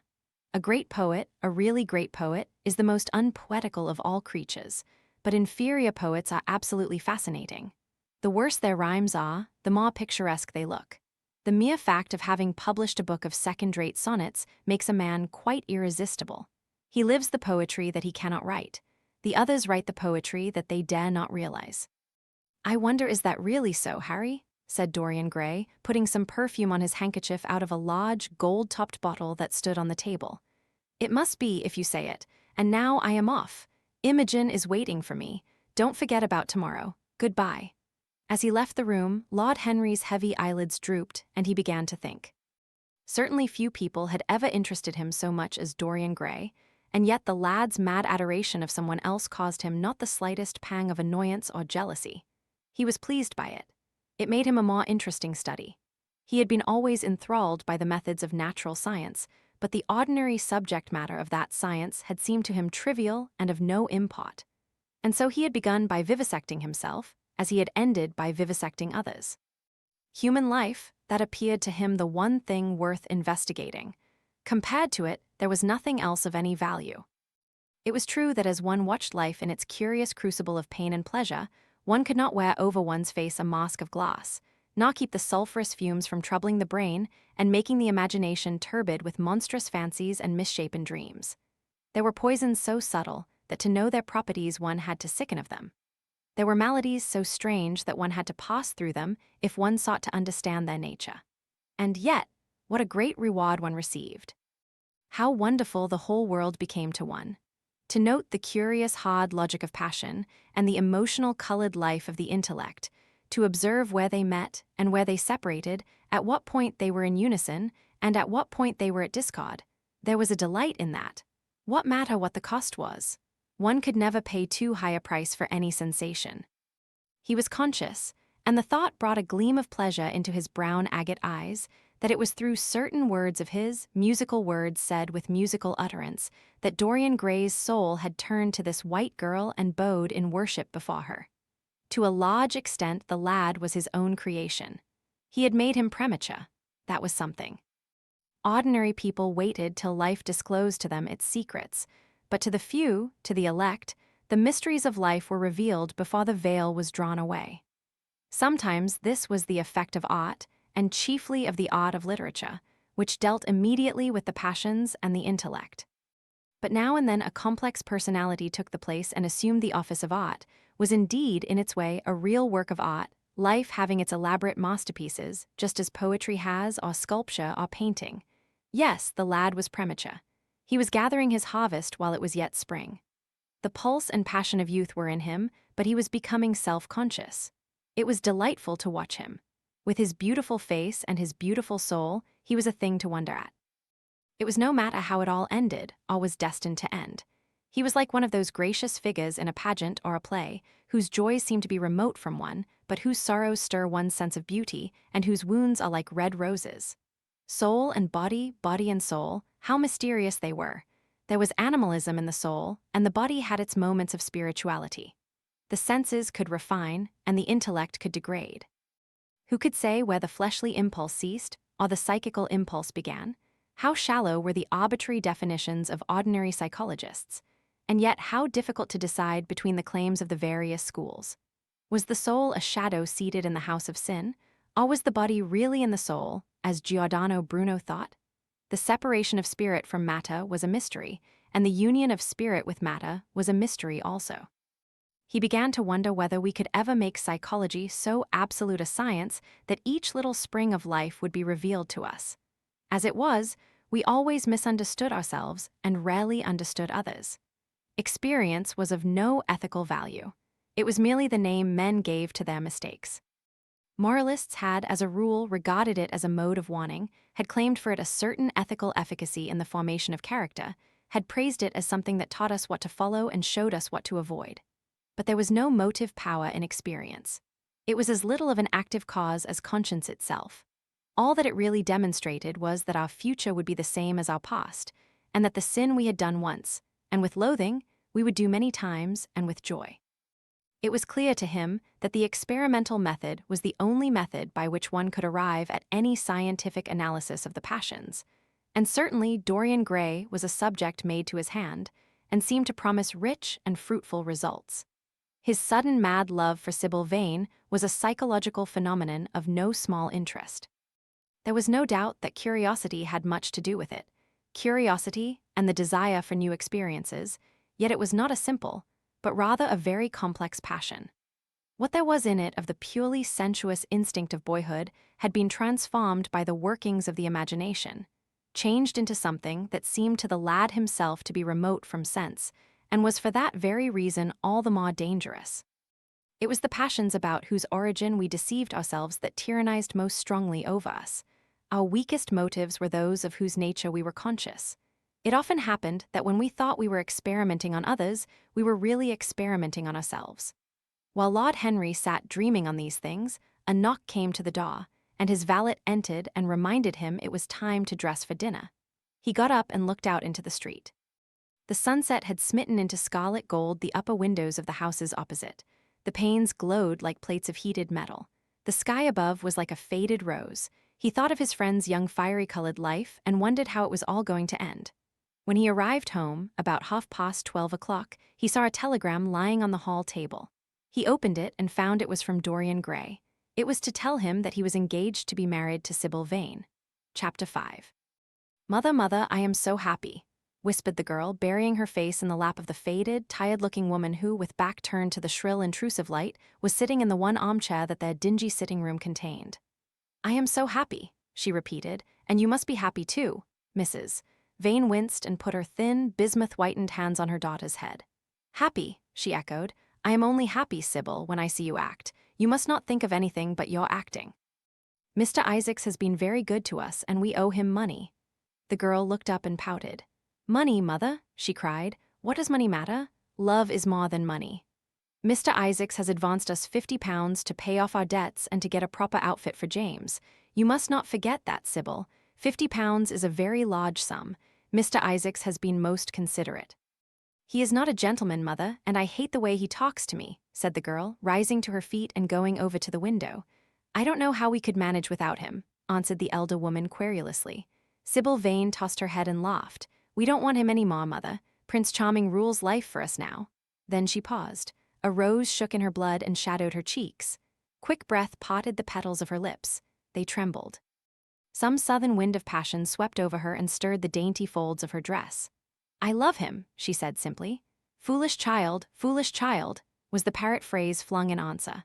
The waving of crooked, false-jeweled fingers gave grotesqueness to the words. The girl laughed again. The joy of a caged bird was in her voice.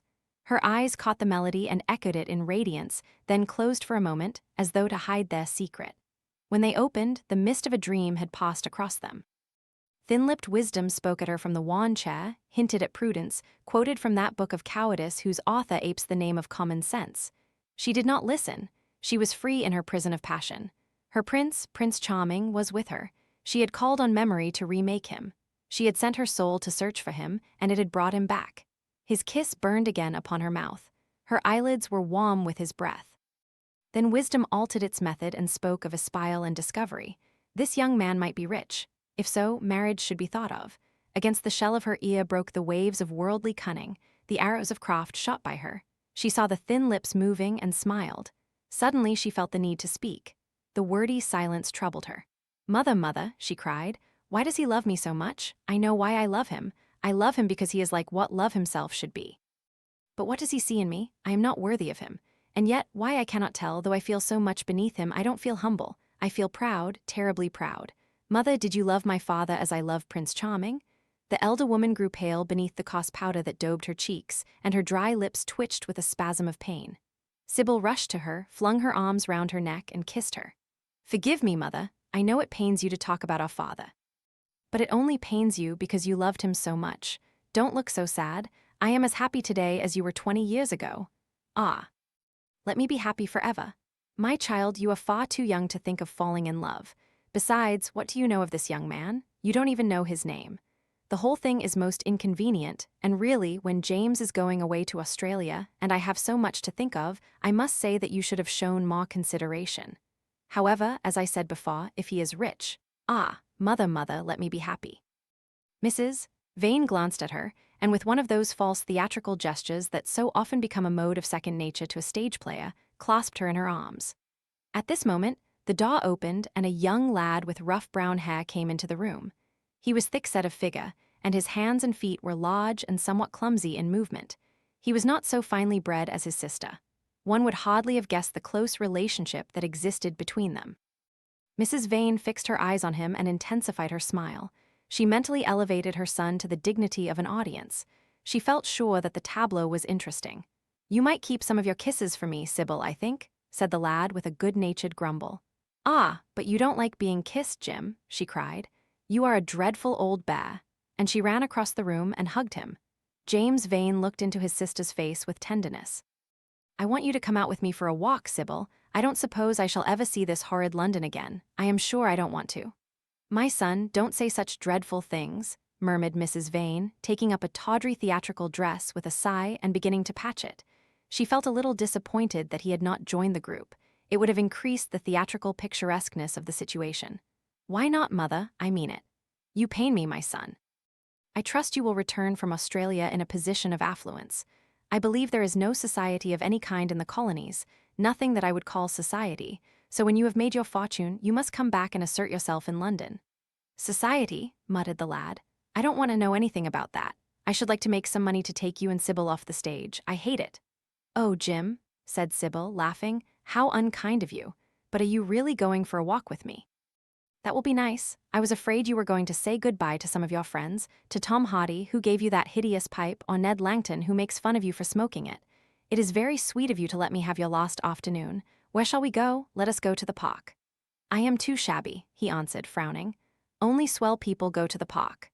"Nonsense, Jim," she whispered, stroking the sleeve of his coat. He hesitated for a moment. "Very well," he said at last, "but don't be too long dressing." She danced out of the door. One could hear her singing as she ran upstairs. Her little feet patted overhead. He walked up and down the room 2 or 3 times. Then he turned to the still figure in the chair. "Mother, are my things ready?" he asked. "Quite ready, James," she answered, keeping her eyes on her work. For some months past, she had felt ill at ease when she was alone with this rough, stern son of hers. Her shallow, secret nature was troubled when their eyes met. She used to wonder if he suspected anything. The silence, for he made no other observation, became intolerable to her. She began to complain. Women defend themselves by attacking, just as they attack by sudden and strange surrenders. "I hope you will be contented, James, with your seafaring life," she said. "You must remember that it is your own choice. You might have entered a solicitor's office." Solicitors are a very respectable class, and in the country often dine with the best families. "I hate offices and I hate clocks," he replied. "But you are quite right. I have chosen my own life. All I say is, watch over Sibyl. Don't let her come to any harm. Mother, you must watch over her. James, you really talk very strangely. Of course I watch over Sibyl. I hear a gentleman comes every night to the theater and goes behind to talk to her. Is that right? What about that?" "You are speaking about things you don't understand, James. In the profession, we are accustomed to receive a great deal of most gratifying attention. I myself used to receive many bouquets at one time. That was when acting was really understood. As for Sibyl, I do not know at present whether her attachment is serious or not. But there is no doubt that the young man in question is a perfect gentleman. He is always most polite to me. Besides, he has the appearance of being rich, and the flowers he sends are lovely." "You don't know his name, though," said the lad harshly. "No," answered his mother with a placid expression in her face. "He has not yet revealed his real name. I think it is quite romantic of him. He is probably a member of the aristocracy." James Vane bit his lip. "Watch over Sibyl, mother," he cried. "Watch over her." "My son, you distress me very much. Sibyl is always under my special care. Of course, if this gentleman is wealthy, there is no reason why she should not contract an alliance with him. I trust he is one of the aristocracy. He has all the appearance of it, I must say. It might be a most brilliant marriage for Sibyl. They would make a charming couple. His good looks are really quite remarkable. Everybody notices them." The lad muttered something to himself and drummed on the window pane with his coarse fingers. He had just turned round to say something when the door opened and Sibyl ran in. "How serious you both are," she cried. "What is the matter?" "Nothing," he answered. "I suppose one must be serious sometimes. Goodbye, mother. I will have my dinner at 5 o'clock. Everything is packed except my shirts, so you need not trouble." "Goodbye, my son," she answered with a bow of strained stateliness. She was extremely annoyed at the tone he had adopted with her, and there was something in his look that had made her feel afraid. "Kiss me, mother," said the girl. Her flower-like lips touched the withered cheek and warmed its frost. My child, cried Mrs. Vane, looking up to the ceiling in search of an imaginary gallery. "Come, Sibyl," said her brother impatiently. He hated his mother's affectations. They went out into the flickering, wind-blown sunlight and strolled down the dreary Euston Road. The passers-by glanced in wonder at the sullen, heavy youth who, in coarse, ill-fitting clothes, was in the company of such a graceful, refined-looking girl. He was like a common gardener walking with a rose. Jim frowned from time to time when he caught the inquisitive glance of some stranger. He had that dislike of being stared at, which comes on geniuses late in life and never leaves the commonplace. Sibyl, however, was quite unconscious of the effect she was producing. Her love was trembling in laughter on her lips. She was thinking of Prince Charming, and that she might think of him all the more, she did not talk of him but prattled on about the ship in which Jim was going to sail, about the gold he was certain to find, about the wonderful heiress whose life he was to save from the wicked, red-shirted bushrangers. For he was not to remain a sailor, or a supercargo, or whatever he was going to be. Oh no, a sailor's existence was dreadful. Fancy being cooped up in a horrid ship, with the hoarse, hump-backed waves trying to get in, and a black wind blowing the masts down and tearing the sails into long screaming ribbons. He was to leave the vessel at Melbourne, bid a polite goodbye to the captain, and go off at once to the gold fields. Before a week was over, he was to come across a large nugget of pure gold, the largest nugget that had ever been discovered, and bring it down to the coast in a wagon guarded by 6 mounted policemen. The bushrangers were to attack them 3 times and be defeated with immense slaughter. Or no. He was not to go to the gold fields at all. They were horrid places where men got intoxicated and shot each other in bar-rooms and used bad language. He was to be a nice sheep farmer, and one evening, as he was riding home, he was to see the beautiful heiress being carried off by a robber on a black horse and give chase and rescue her. Of course, she would fall in love with him and he with her, and they would get married and come home and live in an immense house in London. Yes, there were delightful things in store for him, but he must be very good and not lose his temper or spend his money foolishly. She was only a year older than he was, but she knew so much more of life. He must be sure also to write to her by every mail and to say his prayers each night before he went asleep. God was very good and would watch over him. She would pray for him, too, and in a few years he would come back quite rich and happy. The lad listened sulkily to her and made no answer. He was heartsick at leaving home, yet it was not this alone that made him gloomy and morose. Inexperienced though he was, he had still a strong sense of the danger of Sibyl's position. This young dandy who was making love to her could mean her no good. He was a gentleman, and he hated him for that, hated him through some curious race instinct for which he could not account, and which for that reason was all the more dominant within him.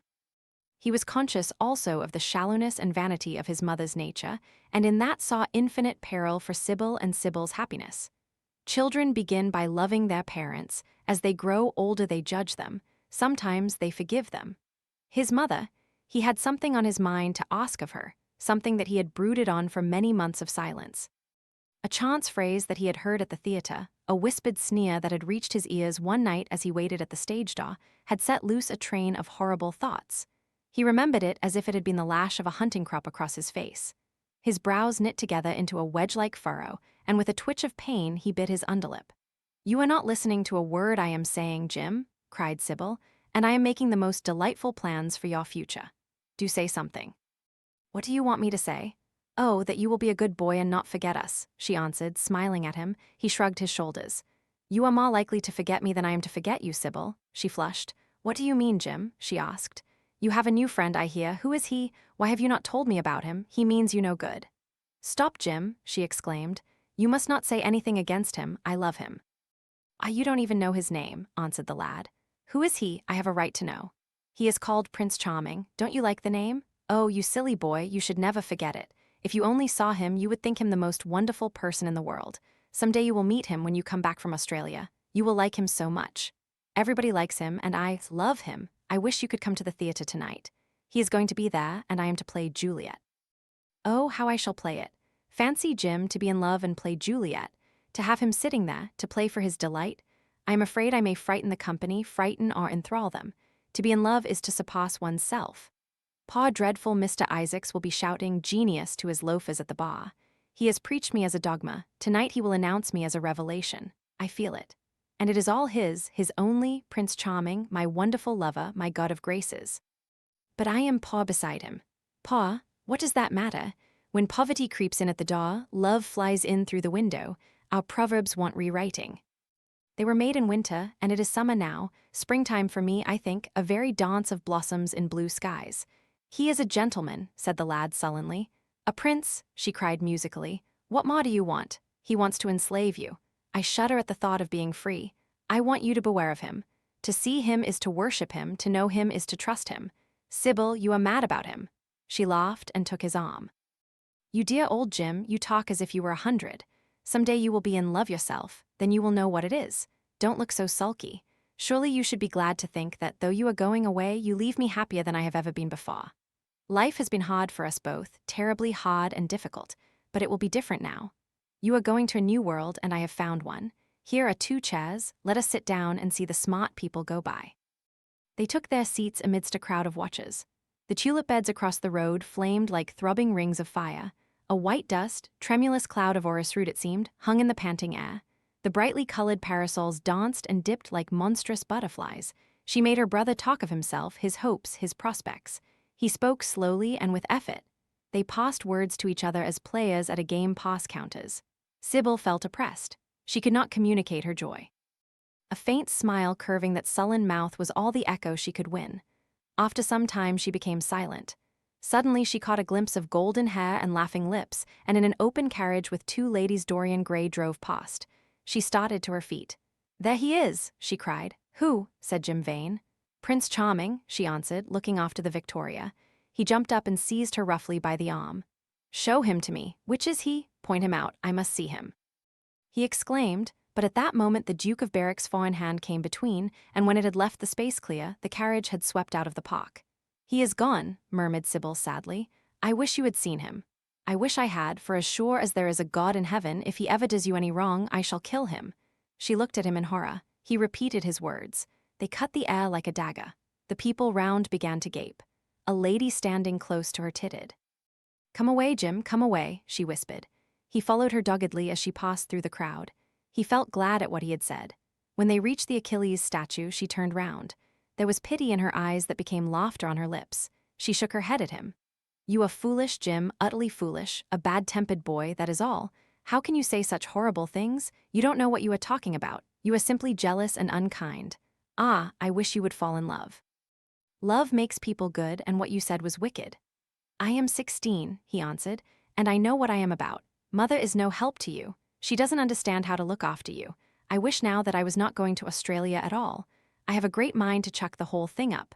I would, if my articles hadn't been signed. Oh, don't be so serious, Jim. You are like one of the heroes of those silly melodramas Mother used to be so fond of acting in. I am not going to quarrel with you. I have seen him, and oh, to see him is perfect happiness. We won't quarrel. I know you would never harm anyone I love, would you? Not as long as you love him, I suppose, was the sullen answer. I shall love him forever, she cried. And he, forever too, he had better. She shrank from him, then she laughed and put her hand on his arm. He was merely a boy.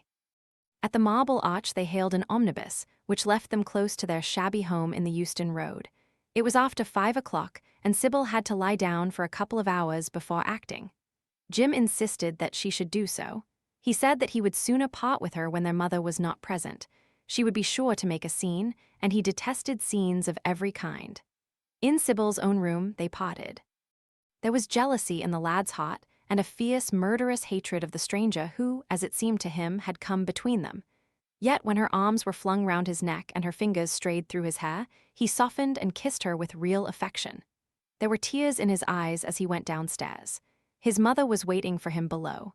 She grumbled at his unpunctuality as he entered. He made no answer, but sat down to his meager meal. The flies buzzed round the table and crawled over the stained cloth. Through the rumble of omnibuses and the clatter of street cabs, he could hear the droning voice devouring each minute that was left to him. After some time, he thrust away his plate and put his head in his hands. He felt that he had a right to know. It should have been told to him before, if it was as he suspected. Leaden with fear, his mother watched him. Words dropped mechanically from her lips. A tattered lace handkerchief twitched in her fingers. When the clock struck 6, he got up and went to the door. Then he turned back and looked at her. Their eyes met. In hers he saw a wild appeal for mercy. It enraged him. "Mother, I have something to ask you," he said. Her eyes wandered vaguely about the room. She made no answer. Tell me the truth, I have a right to know. Were you married to my father? She heaved a deep sigh. It was a sigh of relief. The terrible moment, the moment that night and day, for weeks and months she had dreaded, had come at last, and yet she felt no terror. Indeed, in some measure it was a disappointment to her.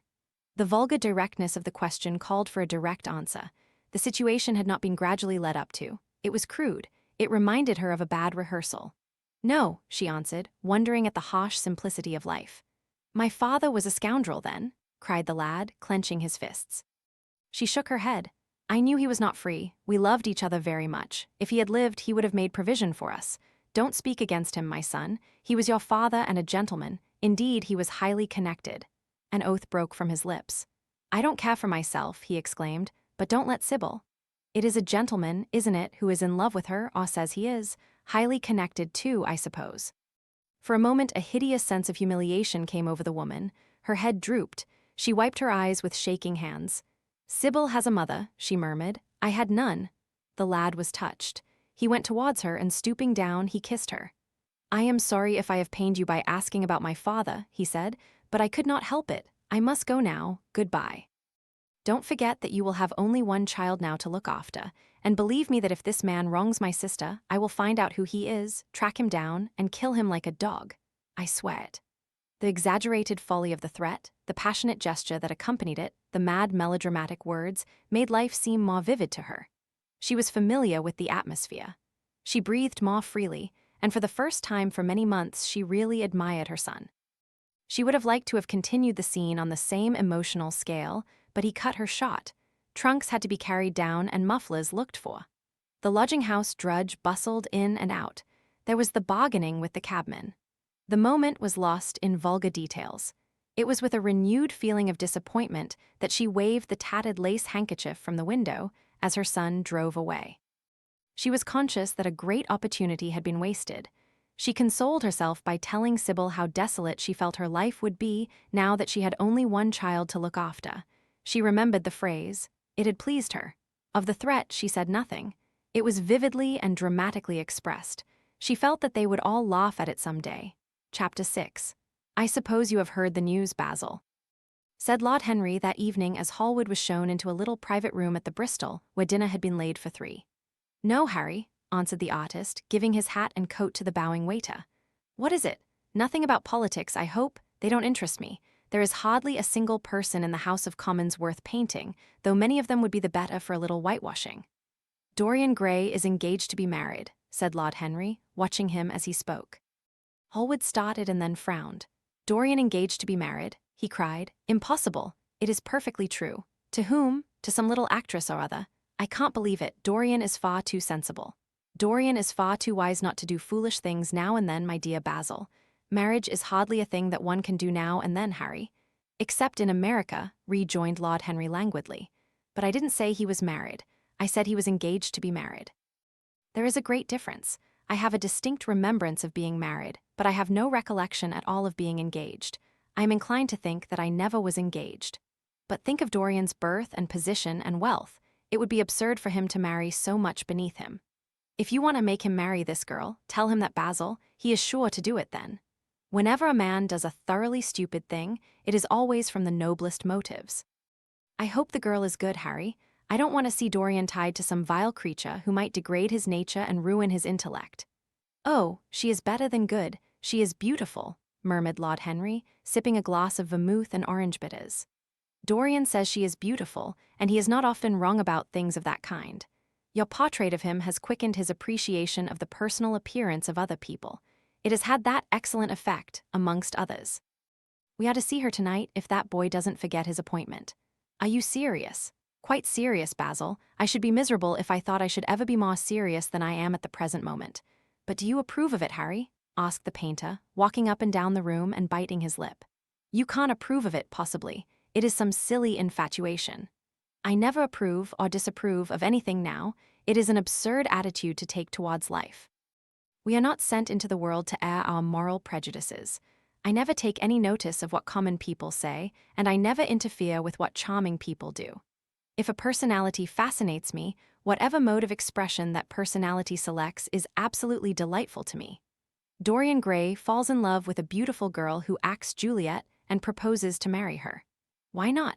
If he wedded Messalina, he would be none the less interesting. You know, I am not a champion of marriage. The real drawback to marriage is that it makes one unselfish. And unselfish people are colorless. They lack individuality. Still, there are certain temperaments that marriage makes more complex. They retain their egotism and add to it many other egos. They are forced to have more than one life. They become more highly organized, and to be highly organized is, I should fancy, the object of man's existence. Besides, every experience is of value, and whatever one may say against marriage, it is certainly an experience. I hope that Dorian Gray will make this girl his wife, passionately adore her for 6 months, and then suddenly become fascinated by someone else. He would be a wonderful study. You don't mean a single word of all that, Harry. You know you don't. If Dorian Gray's life were spoiled, no one would be sorrier than yourself.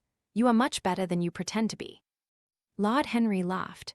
The reason we all like to think so well of others is that we are all afraid for ourselves.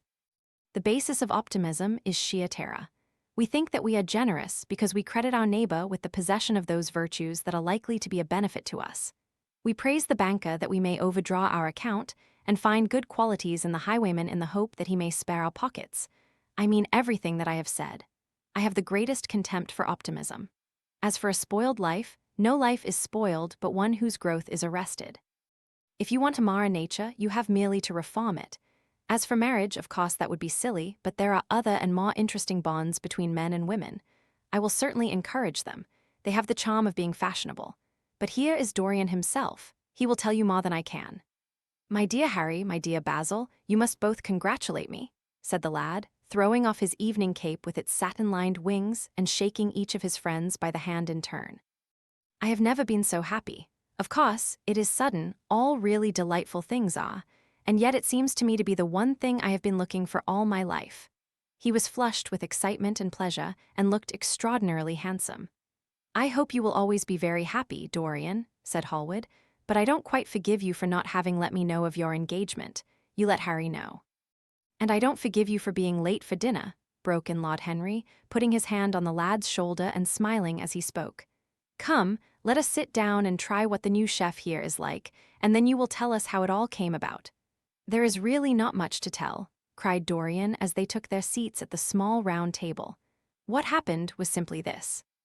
After I left you yesterday evening, Harry, I dressed, had some dinner at that little Italian restaurant in Rupert Street you introduced me to, and went down at 8 o'clock to the theatre. Sibyl was playing Rosalind. Of course, the scenery was dreadful and the Orlando absurd. But Sibyl, you should have seen her.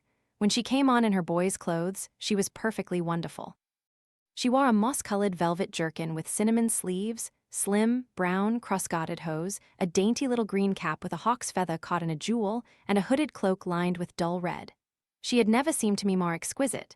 She had all the delicate grace of that Tanagra figurine that you have in your studio, Basil. Her hair clustered round her face like dock leaves round a pale rose. As for her acting, well, you shall see her tonight. She is simply a born artist. I sat in the dingy box absolutely enthralled. I forgot that I was in London and in the 19th century. I was away with my love in a forest that no man had ever seen. After the performance was over, I went behind and spoke to her. As we were sitting together, suddenly there came into her eyes a look that I had never seen there before. My lips moved towards hers. We kissed each other. I can't describe to you what I felt at that moment. It seemed to me that all my life had been narrowed to one perfect point of rose-colored joy. She trembled all over and shook like a white narcissus. Then she flung herself on her knees and kissed my hands. I feel that I should not tell you all this, but I can't help it. Of course, our engagement is a dead secret. She has not even told her own mother. I don't know what my guardians will say. Lord Radley is sure to be furious. I don't care. I shall be of age in less than a year, and then I can do what I like. I have been right, Basil, haven't I, to take my love out of poetry and to find my wife in Shakespeare's plays? Lips that Shakespeare taught to speak have whispered their secret in my ear. I have had the arms of Rosalind around me and kissed Juliet on the mouth. Yes, Dorian, I suppose you were right, said Hallward slowly. Have you seen her today? Asked Lord Henry. Dorian Gray shook his head. I left her in the forest of Auden. I shall find her in an orchard in Verona. Lord Henry sipped his champagne in a meditative manner. At what particular point did you mention the word marriage, Dorian? And what did she say in answer? Perhaps you forgot all about it. My dear Harry, I did not treat it as a business transaction, and I did not make any formal proposal. I told her that I loved her, and she said she was not worthy to be my wife. Not worthy? Why, the whole world is nothing to me compared with her. Women are wonderfully practical, murmured Lord Henry, much more practical than we are. In situations of that kind, we often forget to say anything about marriage, and they always remind us. Hallward laid his hand upon his arm. Don't, Harry. You have annoyed Dorian. He is not like other men. He would never bring misery upon anyone. His nature is too fine for that. Lord Henry looked across the table. Dorian is never annoyed with me, he answered. I asked the question for the best reason possible, for the only reason, indeed, that excuses one for asking any question, simple curiosity. I have a theory that it is always the women who propose to us, and not we who propose to the women, except, of course, in middle-class life. But then the middle classes are not modern. Dorian Gray laughed and tossed his head. You are quite incorrigible, Harry, but I don't mind. It is impossible to be angry with you. When you see Sibyl Vane, you will feel that the man who could wrong her would be a beast without a heart. I cannot understand how anyone can wish to shame the thing he loves. I love Sibyl Vane. I want to place her on a pedestal of gold and to see the world worship the woman who is mine. What is marriage? An irrevocable vow? You mock at it for that. Ah, don't mock. It is an irrevocable vow that I want to take. Her trust makes me faithful, her belief makes me good. When I am with her, I regret all that you have taught me. I become different from what you have known me to be. I am changed, and the mere touch of Sibyl Vane's hand makes me forget you and all your wrong, fascinating, poisonous, delightful theories. And those are? Asked Lord Henry, helping himself to some salad. Oh, your theories about life, your theories about love, your theories about pleasure. All your theories, in fact, Harry. Pleasure is the only thing worth having a theory about, he answered in his slow, melodious voice. But I am afraid I cannot claim my theory as my own. It belongs to nature, not to me. Pleasure is nature's test, her sign of approval. When we are happy, we are always good, but when we are good, we are not always happy. Ah, but what do you mean by good? Cried Basil Hallward. Yes, echoed Dorian, leaning back in his chair and looking at Lord Henry over the heavy clusters of purple-lipped irises that stood in the center of the table. What do you mean by good, Harry? To be good is to be in harmony with oneself, he replied, touching the thin stem of his glass with his pale, fine-pointed fingers. Discord is to be forced to be in harmony with others. One's own life, that is the important thing. As for the lives of one's neighbors, if one wishes to be a prig or a Puritan, one can flaunt one's moral views about them, but they are not one's concern. Besides, individualism has really the higher aim. Modern morality consists in accepting the standard of one's age. I consider that for any man of culture to accept the standard of his age is a form of the grossest immorality. But surely, if one lives merely for oneself, Harry, one pays a terrible price for doing so, suggested the painter. Yes, we are overcharged for everything nowadays. I should fancy that the real tragedy of the poor is that they can afford nothing but self-denial. Beautiful sins, like beautiful things, are the privilege of the rich. One has to pay in other ways but money. What sort of ways, Basil? Oh, I should fancy in remorse, in suffering, in the consciousness of degradation. Lord Henry shrugged his shoulders. My dear fellow, medieval art is charming, but medieval emotions are out of date. One can use them in fiction, of course. But then the only things that one can use in fiction are the things that one has ceased to use in fact. Believe me, no civilized man ever regrets a pleasure, and no uncivilized man ever knows what a pleasure is. I know what pleasure is, cried Dorian Gray. It is to adore someone. That is certainly better than being adored, he answered, toying with some fruits. Being adored is a nuisance. Women treat us just as humanity treats its gods. They worship us and are always bothering us to do something for them. I should have said that whatever they ask for they had first given to us, murmured the lad gravely. They create love in our natures. They have a right to demand it back. That is quite true, Dorian, cried Hallward. Nothing is ever quite true, said Lord Henry. This is, interrupted Dorian. You must admit, Harry, that women give to men the very gold of their lives. Possibly, he sighed, but they invariably want it back in such very small change. That is the worry. Women, as some witty Frenchman once put it, inspire us with the desire to do masterpieces and always prevent us from carrying them out. Harry, you are dreadful. I don't know why I like you so much. You will always like me, Dorian, he replied. Will you have some coffee, you fellows? Waiter, bring coffee and fine champagne and some cigarettes. No, don't mind the cigarettes, I have some. Basil, I can't allow you to smoke cigars. You must have a cigarette. A cigarette is the perfect type of a perfect pleasure. It is exquisite and it leaves one unsatisfied. What more can one want? Yes, Dorian, you will always be fond of me. I represent to you all the sins you have never had the courage to commit. What nonsense you talk, Harry, cried the lad, taking a light from a fire-breathing silver dragon that the waiter had placed on the table. Let us go down to the theatre. When Sibyl comes on the stage, you will have a new ideal of life. She will represent something to you that you have never known. I have known everything, said Lord Henry, with a tired look in his eyes, but I am always ready for a new emotion. I am afraid, however, that, for me at any rate, there is no such thing. Still, your wonderful girl may thrill me. I love acting. It is so much more real than life. Let us go. Dorian, you will come with me. I am so sorry, Basil, but there is only room for 2 in the brougham. You must follow us in a hansom. They got up and put on their coats, sipping their coffee standing. The painter was silent and preoccupied. There was a gloom over him. He could not bear this marriage, and yet it seemed to him to be better than many other things that might have happened. After a few minutes, they all passed downstairs. He drove off by himself, as had been arranged, and watched the flashing lights of the little brougham in front of him. A strange sense of loss came over him. He felt that Dorian Gray would never again be to him all that he had been in the past. Life had come between them. His eyes darkened, and the crowded, flaring streets became blurred to his eyes. When the cab drew up at the theatre, it seemed to him that he had grown years older. Chapter 7. For some reason or other, the house was crowded that night, and the fat Jew manager who met them at the door was beaming from ear to ear with an oily, tremulous smile. He escorted them to their box with a sort of pompous humility, waving his fat, jeweled hands and talking at the top of his voice. Dorian Gray loathed him more than ever. He felt as if he had come to look for Miranda and had been met by Caliban. Lord Henry, upon the other hand, rather liked him. At least he declared he did, and insisted on shaking him by the hand and assuring him that he was proud to meet a man who had discovered a real genius and gone bankrupt over a poet.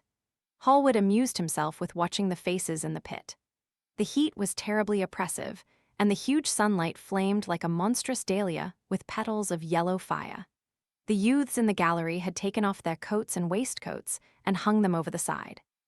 They talked to each other across the theatre and shared their oranges with the tawdry girls who sat beside them. Some women were laughing in the pit. Their voices were horribly shrill and discordant. The sound of the popping of corks came from the bar. "What a place to find one's divinity in," said Lord Henry. "Yes," answered Dorian Gray.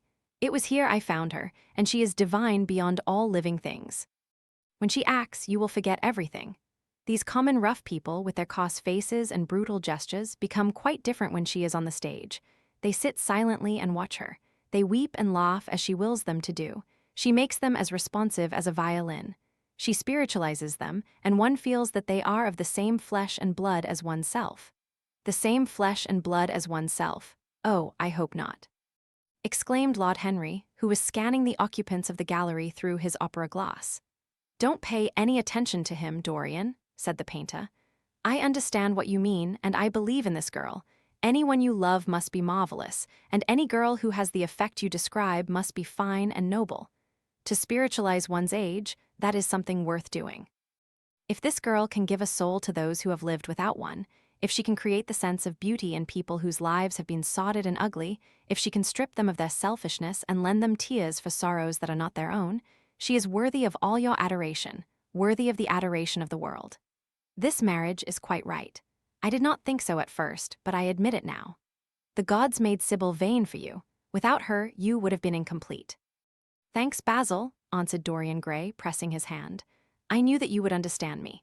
Harry is so cynical, he terrifies me. But here is the orchestra. It is quite dreadful, but it only lasts for about 5 minutes. Then the curtain rises, and you will see the girl to whom I am going to give all my life, to whom I have given everything that is good in me." A quarter of an hour afterwards, amidst an extraordinary turmoil of applause, Sibyl Vane stepped onto the stage. Yes, she was certainly lovely to look at, one of the loveliest creatures, Lord Henry thought, that he had ever seen. There was something of the fawn in her shy grace and startled eyes. A faint blush, like the shadow of a rose in a mirror of silver, came to her cheeks as she glanced at the crowded, enthusiastic house. She stepped back a few paces, and her lips seemed to tremble. Basil Hallward leaped to his feet and began to applaud. Motionless, and as one in a dream, sat Dorian Gray, gazing at her. Lord Henry peered through his glasses, murmuring, "Charming, charming." The scene was the hall of Capulet's house, and Romeo in his pilgrim's dress had entered with Mercutio and his other friends. The band, such as it was, struck up a few bars of music, and the dance began. Through the crowd of ungainly, shabbily dressed actors, Sibyl Vane moved like a creature from a finer world. Her body swayed, while she danced, as a plant sways in the water. The curves of her throat were the curves of a white lily. Her hands seemed to be made of cool ivory. Yet she was curiously listless. She showed no sign of joy when her eyes rested on Romeo. The few words she had to speak, "Good pilgrim, you do wrong your hand too much," which manly devotion shows in this. For saints have hands that pilgrims' hands do touch, and palm to palm is holy Palmer's kiss, with the brief dialogue that follows, were spoken in a thoroughly artificial manner. The voice was exquisite, but from the point of view of tone it was absolutely false. It was wrong in color. It took away all the life from the verse. It made the passion unreal. Dorian Gray grew pale as he watched her. He was puzzled and anxious. Neither of his friends dared to say anything to him. She seemed to them to be absolutely incompetent. They were horribly disappointed, yet they felt that the true test of any Juliet is the balcony scene of the second act. They waited for that. If she failed there was nothing in her. She looked charming as she came out in the moonlight. That could not be denied. But the staginess of her acting was unbearable and grew worse as she went on. Her gestures became absurdly artificial. She overemphasized everything that she had to say. The beautiful passage, "Thou knowest the mask of night is on my face, else would a maiden blush bepaint my cheek for that which thou hast heard me speak tonight," was declaimed with the painful precision of a schoolgirl who has been taught to recite by some second-rate professor of elocution. When she leaned over the balcony and came to those wonderful lines, "Although I joy in thee, I have no joy of this contract tonight.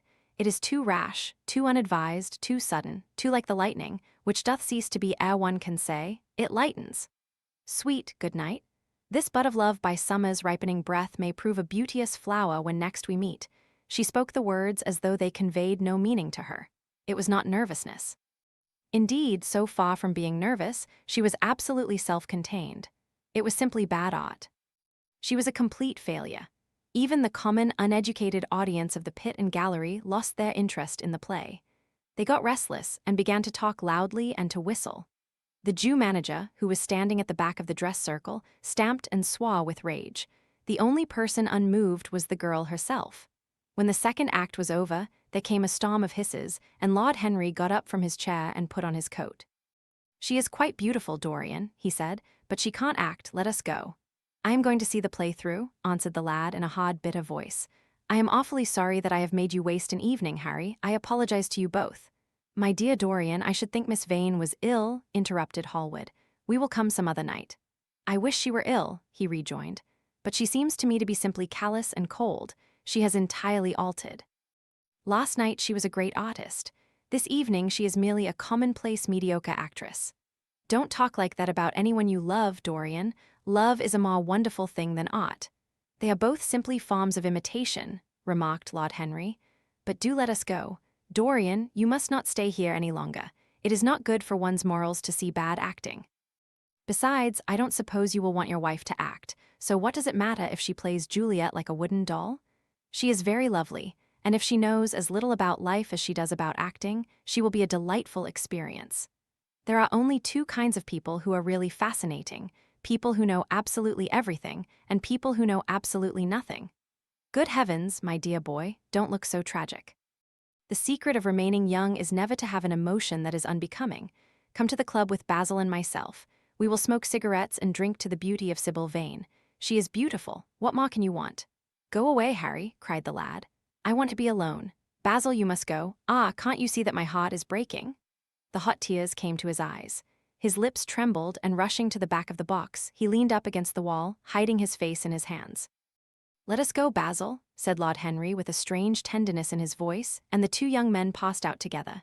A few moments afterwards, the footlights flared up and the curtain rose on the third act. Dorian Gray went back to his seat. He looked pale and proud and indifferent. The play dragged on and seemed interminable. Half of the audience went out, tramping in heavy boots and laughing. The whole thing was a fiasco. The last act was played to almost empty benches. The curtain went down on a titter and some groans.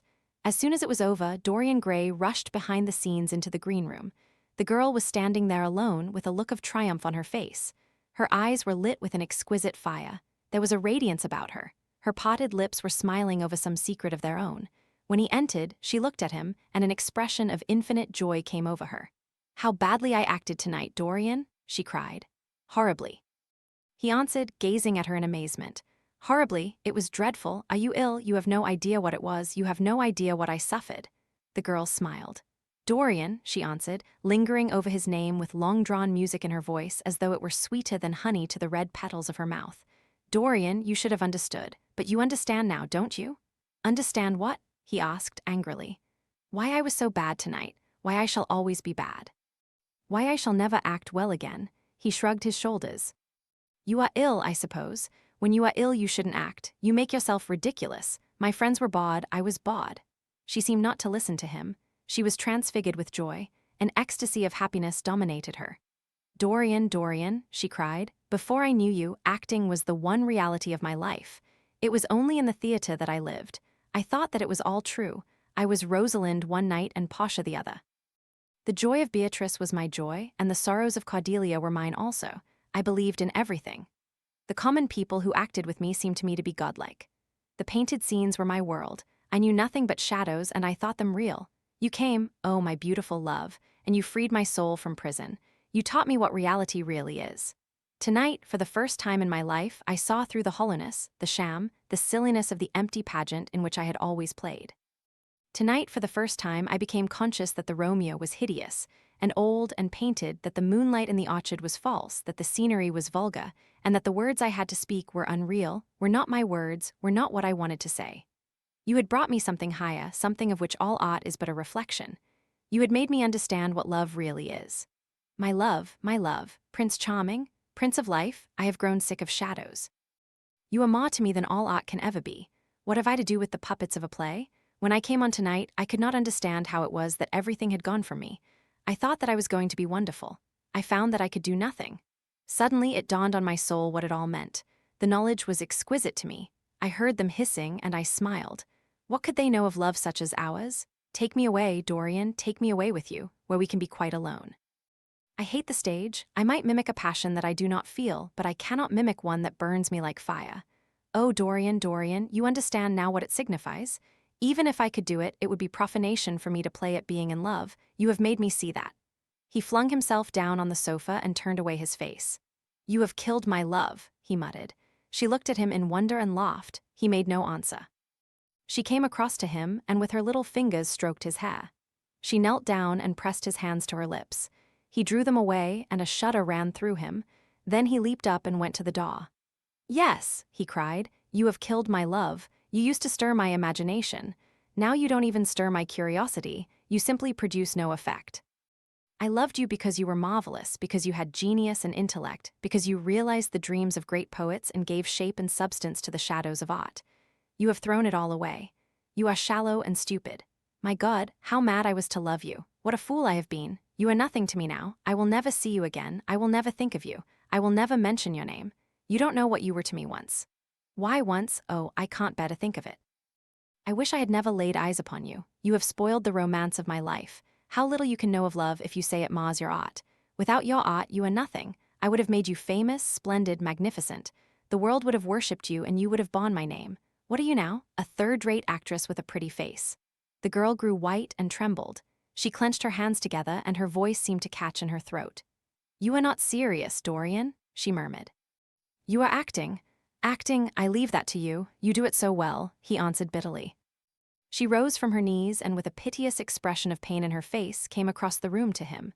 She put her hand upon his arm and looked into his eyes. He thrust her back. Don't touch me, he cried.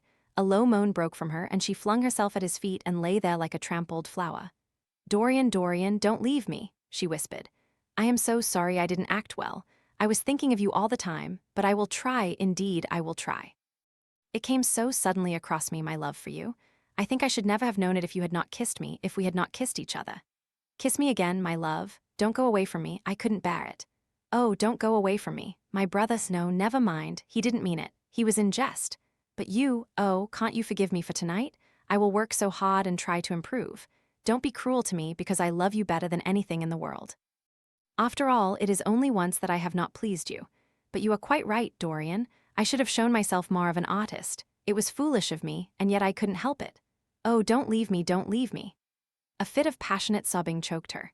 She crouched on the floor like a wounded thing, and Dorian Gray, with his beautiful eyes, looked down at her, and his chiseled lips curled in exquisite disdain. There is always something ridiculous about the emotions of people whom one has ceased to love. Sibyl Vane seemed to him to be absurdly melodramatic. Her tears and sobs annoyed him. I am going, he said at last in his calm, clear voice. I don't wish to be unkind, but I can't see you again. You have disappointed me. She wept silently and made no answer, but crept nearer. Her little hands stretched blindly out and appeared to be seeking for him. He turned on his heel and left the room. In a few moments he was out of the theater. Where he went to he hardly knew. He remembered wandering through dimly lit streets, past gaunt, black-shadowed archways and evil-looking houses. Women with hoarse voices and harsh laughter had called after him.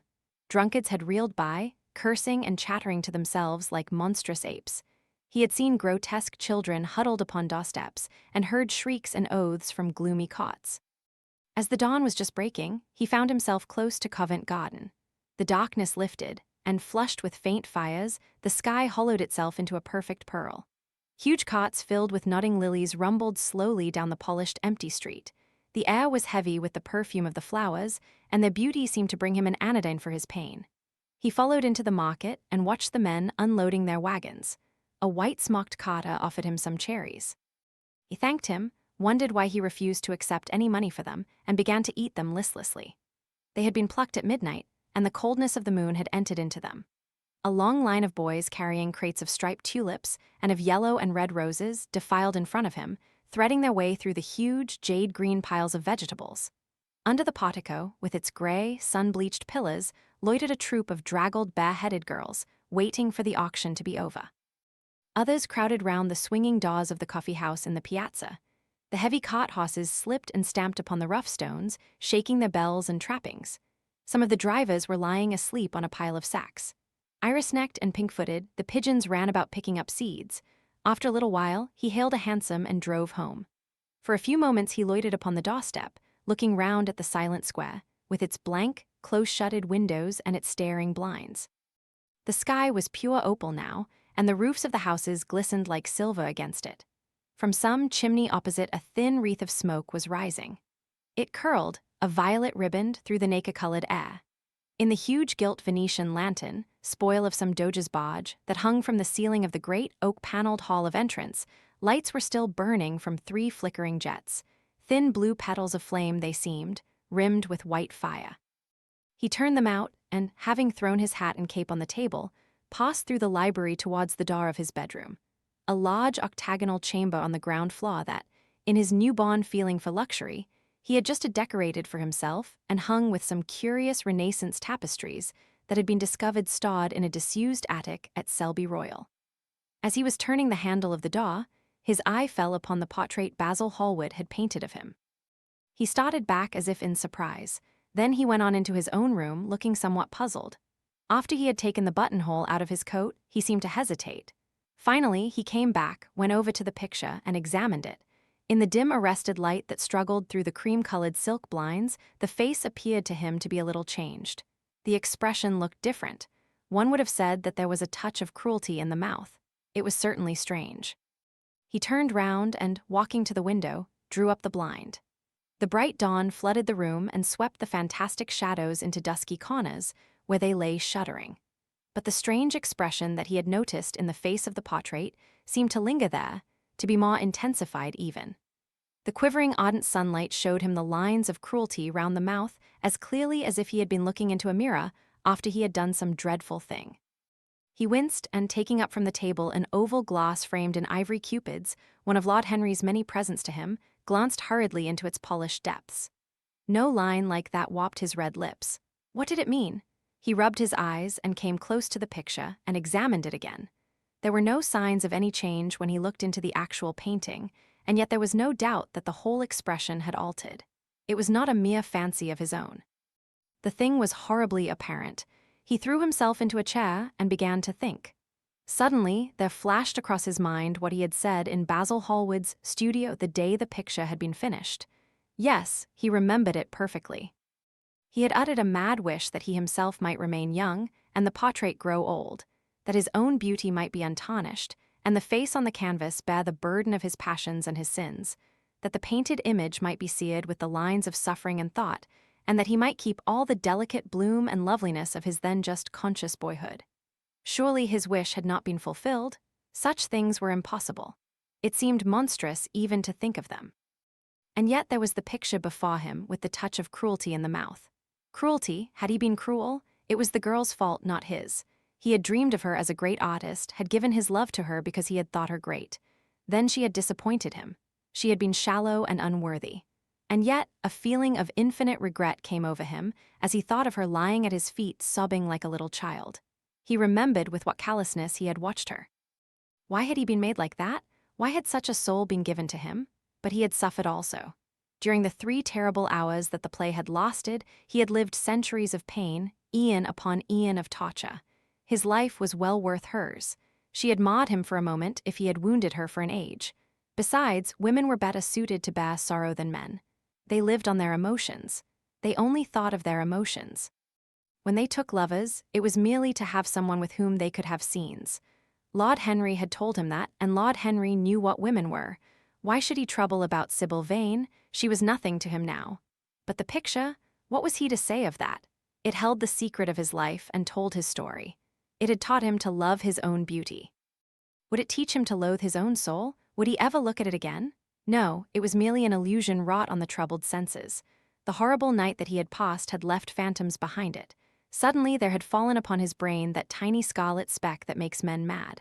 The picture had not changed. It was folly to think so. Yet it was watching him, with its beautiful marred face and its cruel smile. Its bright hair gleamed in the early sunlight. Its blue eyes met his own. A sense of infinite pity, not for himself, but for the painted image of himself, came over him. It had altered already and would alter more. Its gold would wither into gray. Its red and white roses would die. For every sin that he committed, a stain would fleck and wreck its fairness. But he would not sin. The picture, changed or unchanged, would be to him the visible emblem of conscience. He would resist temptation. He would not see Lord Henry any more, would not at any rate listen to those subtle poisonous theories that in Basil Hallward's garden had first stirred within him the passion for impossible things. He would go back to Sibyl Vane, make her amends, marry her, try to love her again. Yes, it was his duty to do so. She must have suffered more than he had. Poor child, he had been selfish and cruel to her. The fascination that she had exercised over him would return. They would be happy together. His life with her would be beautiful and pure. He got up from his chair and drew a large screen right in front of the portrait, shuddering as he glanced at it. How horrible, he murmured to himself, and he walked across to the window and opened it. When he stepped out onto the grass, he drew a deep breath.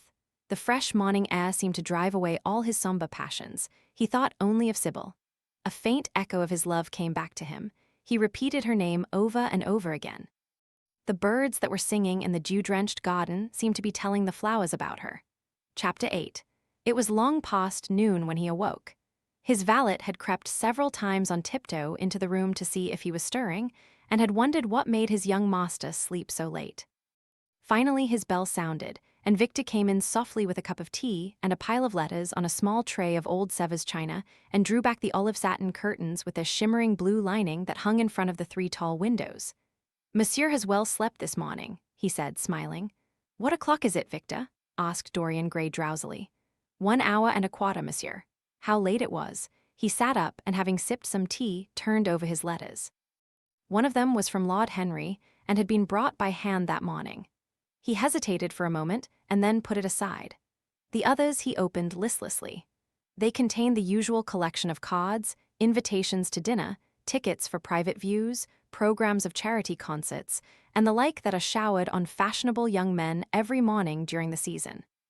There was a rather heavy bill for a chaste silver Louis Quinze toilet set that he had not yet had the courage to send on to his guardians, who were extremely old-fashioned people, and did not realize that we live in an age when unnecessary things are our only necessities. And there were several very courteously worded communications from German street moneylenders offering to advance any sum of money at a moment's notice, and at the most reasonable rates of interest. After about 10 minutes he got up, and throwing on an elaborate dressing gown of silk-embroidered cashmere wool, passed into the onyx-paved bathroom. The cool water refreshed him after his long sleep. He seemed to have forgotten all that he had gone through. A dim sense of having taken part in some strange tragedy came to him once or twice, but there was the unreality of a dream about it. As soon as he was dressed, he went into the library and sat down to a light French breakfast that had been laid out for him on a small round table close to the open window. It was an exquisite day. The warm air seemed laden with spices. A bee flew in and buzzed round the blue dragon bowl that, filled with sulphur-yellow roses, stood before him. He felt perfectly happy. Suddenly, his eye fell on the screen that he had placed in front of the portrait, and he started. "Too cold for monsieur?" asked his valet, putting an omelette on the table. "I shut the window." Dorian shook his head. "I am not cold," he murmured. Was it all true? Had the portrait really changed? Or had it been simply his own imagination that had made him see a look of evil where there had been a look of joy? Surely a painted canvas could not alter. The thing was absurd. It would serve as a tale to tell Basil some day. It would make him smile. And yet, how vivid was his recollection of the whole thing. First in the dim twilight, and then in the bright dawn, he had seen the touch of cruelty round the warped lips. He almost dreaded his valet leaving the room. He knew that when he was alone, he would have to examine the portrait. He was afraid of certainty. When the coffee and cigarettes had been brought and the man turned to go, he felt a wild desire to tell him to remain. As the door was closing behind him, he called him back. The man stood waiting for his orders. Dorian looked at him for a moment. "I am not at home to anyone, Victor," he said with a sigh. The man bowed and retired. Then he rose from the table, lit a cigarette, and flung himself down on a luxuriously cushioned couch that stood facing the screen. The screen was an old one, of gilt Spanish leather, stamped and wrought with a rather florid Louis XIV pattern. He scanned it curiously, wondering if ever before it had concealed the secret of a man's life. Should he move it aside after all? Why not let it stay there? What was the use of knowing? If the thing was true, it was terrible. If it was not true, why trouble about it? But what if, by some fate or deadly a chance, eyes other than his spied behind and saw the horrible change? What should he do if Basil Hallward came and asked to look at his own picture? Basil would be sure to do that. No, the thing had to be examined, and at once. Anything would be better than this dreadful state of doubt. He got up and locked both doors. At least he would be alone when he looked upon the mask of his shame. Then he drew the screen aside and saw himself face to face. It was perfectly true. The portrait had altered. As he often remembered afterwards, and always with no small wonder, he found himself at first gazing at the portrait with a feeling of almost scientific interest. That such a change should have taken place was incredible to him, and yet it was a fact. Was there some subtle affinity between the chemical atoms that shaped themselves into form and color on the canvas and the soul that was within him? Could it be that what that soul thought they realized? That what it dreamed they made true? Or was there some other, more terrible reason? He shuddered and felt afraid, and going back to the couch, lay there, gazing at the picture in sickened horror. One thing, however, he felt that it had done for him. It had made him conscious how unjust, how cruel, he had been to Sibyl Vane. It was not too late to make reparation for that. She could still be his wife. His unreal and selfish love would yield to some higher influence, would be transformed into some nobler passion, and the portrait that Basil Hallward had painted of him would be a guide to him through life, would be to him what holiness is to some, and conscience to others, and the fear of God to us all. There were opiates for remorse, drugs that could lull the moral sense to sleep. But here was a visible symbol of the degradation of sin. Here was an ever-present sign of the ruin men brought upon their souls. 3 o'clock struck, and 4, and the half-hour rang its double chime, but Dorian Gray did not stir. He was trying to gather up the scarlet threads of life and to weave them into a pattern, to find his way through the sanguine labyrinth of passion through which he was wandering. He did not know what to do or what to think. Finally, he went over to the table and wrote a passionate letter to the girl he had loved, imploring her forgiveness and accusing himself of madness. He covered page after page with wild words of sorrow and Wilde words of pain. There is a luxury in self-reproach. When we blame ourselves, we feel that no one else has a right to blame us. It is the confession, not the priest, that gives us absolution. When Dorian had finished the letter, he felt that he had been forgiven. Suddenly there came a knock to the door, and he heard Lord Henry's voice outside. "My dear boy, I must see you. Let me in at once. I can't bear your shutting yourself up like this." He made no answer at first, but remained quite still. The knocking still continued and grew louder. Yes, it was better to let Lord Henry in, and to explain to him the new life he was going to lead, to quarrel with him if it became necessary to quarrel, to part if parting was inevitable. He jumped up, drew the screen hastily across the picture, and unlocked the door. "I am so sorry for it all, Dorian," said Lord Henry as he entered. "But you must not think too much about it." "Do you mean about Sibyl Vane?" asked the lad. "Yes, of course," answered Lord Henry, sinking into a chair and slowly pulling off his yellow gloves. "It is dreadful from one point of view, but it was not your fault. Tell me, did you go behind and see her after the play was over?" "Yes." "I felt sure you had. Did you make a scene with her?" "I was brutal, Harry, perfectly brutal, but it is all right now. I am not sorry for anything that has happened. It has taught me to know myself better." "Ah, Dorian, I am so glad you take it in that way. I was afraid I would find you plunged in remorse and tearing that nice curly hair of yours." "I have got through all that," said Dorian, shaking his head and smiling. "I am perfectly happy now. I know what conscience is to begin with. It is not what you told me it was. It is the divinest thing in us." "Don't sneer at it, Harry, any more, at least not before me. I want to be good. I can't bear the idea of my soul being hideous." "A very charming artistic basis for ethics, Dorian. I congratulate you on it, but how are you going to begin?" "By marrying Sibyl Vane." "Marrying Sibyl Vane?" cried Lord Henry, standing up and looking at him in perplexed amazement. "But my dear Dorian—" "Yes, Harry, I know what you are going to say. Something dreadful about marriage. Don't say it. Don't ever say things of that kind to me again. 2 days ago I asked Sibyl to marry me. I am not going to break my word to her. She is to be my wife." "Your wife, Dorian? Didn't you get my letter? I wrote to you this morning and sent the note down by my own man." "Your letter? Oh yes, I remember. I have not read it yet, Harry. I was afraid there might be something in it that I wouldn't like. You cut life to pieces with your epigrams." "You know nothing then?" "What do you mean?" Lord Henry walked across the room and, sitting down by Dorian Gray, took both his hands in his own and held them tightly. "Dorian," he said, "my letter, don't be frightened, was to tell you that Sibyl Vane is dead." A cry of pain broke from the lad's lips, and he leaped to his feet, tearing his hands away from Lord Henry's grasp. "Dead? Sibyl dead? It is not true. It is a horrible lie. How dare you say it?" "It is quite true, Dorian," said Lord Henry gravely. "It is in all the morning papers. I wrote down to you to ask you not to see anyone till I came. There will have to be an inquest, of course, and you must not be mixed up in it. Things like that make a man fashionable in Paris, but in London people are so prejudiced. Here, one should never make one's debut with a scandal. One should reserve that to give an interest to one's old age. I suppose they don't know your name at the theatre? If they don't, it is all right. Did anyone see you going round to her room? That is an important point." Dorian did not answer for a few moments. He was dazed with horror. Finally he stammered in a stifled voice, "Harry, did you say an inquest? What did you mean by that? Did Sibyl—" "Oh, Harry, I can't bear it, but be quick.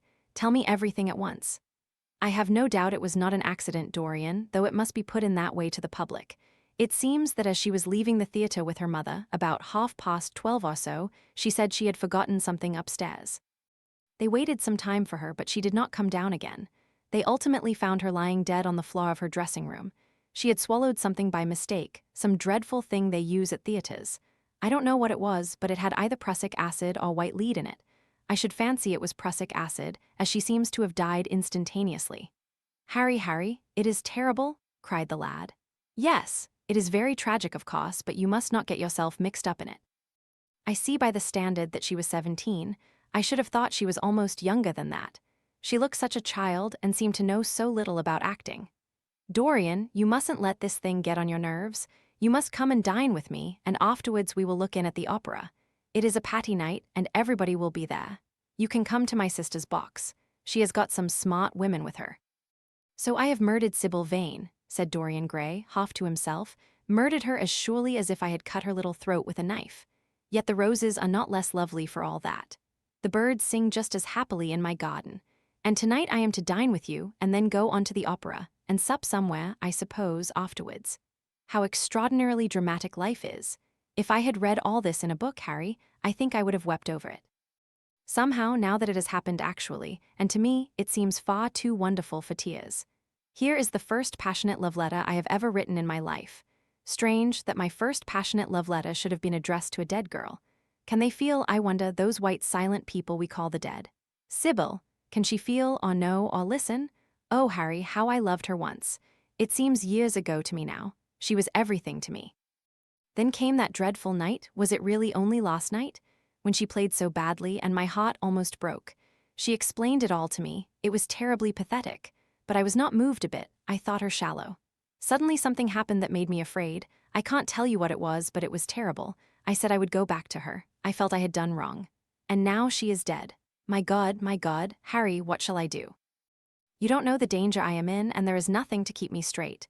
She would have done that for me. She had no right to kill herself. It was selfish of her.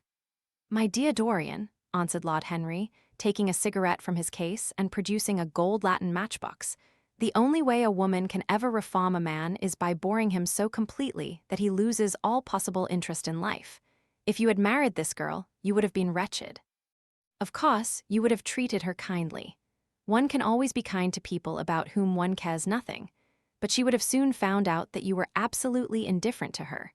And when a woman finds that out about her husband, she either becomes dreadfully dowdy or wears very smart bonnets that some other woman's husband has to pay for. I say nothing about the social mistake, which would have been abject, which of course I would not have allowed, but I assure you that in any case the whole thing would have been an absolute failure. I suppose it would, muttered the lad, walking up and down the room and looking horribly pale. But I thought it was my duty. It is not my fault that this terrible tragedy has prevented my doing what was right. I remember your saying once that there is a fatality about good resolutions, that they are always made too late. Mine certainly were. Good resolutions are useless attempts to interfere with scientific laws. Their origin is pure vanity. Their result is absolutely nil. They give us, now and then, some of those luxurious, sterile emotions that have a certain charm for the weak. That is all that can be said for them. They are simply checks that men draw on a bank where they have no account. Harry, cried Dorian Gray, coming over and sitting down beside him, why is it that I cannot feel this tragedy as much as I want to? I don't think I am heartless. Do you? You have done too many foolish things during the last fortnight to be entitled to give yourself that name, Dorian, answered Lord Henry with his sweet, melancholy smile. The lad frowned. I don't like that explanation, Harry, he rejoined, but I am glad you don't think I am heartless. I am nothing of the kind. I know I am not. And yet I must admit that this thing that has happened does not affect me as it should.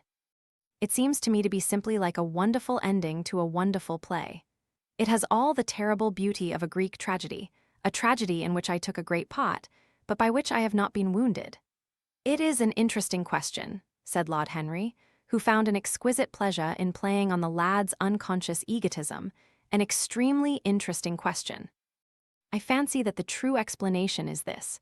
It often happens that the real tragedies of life occur in such an inartistic manner that they hurt us by their crude violence, their absolute incoherence, their absurd want of meaning, their entire lack of style. They affect us just as vulgarity affects us. They give us an impression of sheer brute force, and we revolt against that. Sometimes, however, a tragedy that possesses artistic elements of beauty crosses our lives. If these elements of beauty are real, the whole thing simply appeals to our sense of dramatic effect. Suddenly, we find that we are no longer the actors, but the spectators of the play, or rather we are both. We watch ourselves, and the mere wonder of the spectacle enthralls us. In the present case, what is it that has really happened? Someone has killed herself for love of you. I wish that I had ever had such an experience. It would have made me in love with love for the rest of my life. The people who have adored me, there have not been very many, but there have been some, have always insisted on living on, long after I had ceased to care for them, or they to care for me. They have become stout and tedious, and when I meet them, they go in at once for reminiscences. That awful memory of woman, what a fearful thing it is, and what an utter intellectual stagnation it reveals. One should absorb the color of life, but one should never remember its details. Details are always vulgar. I must sow poppies in my garden, sighed Dorian. There is no necessity, rejoined his companion.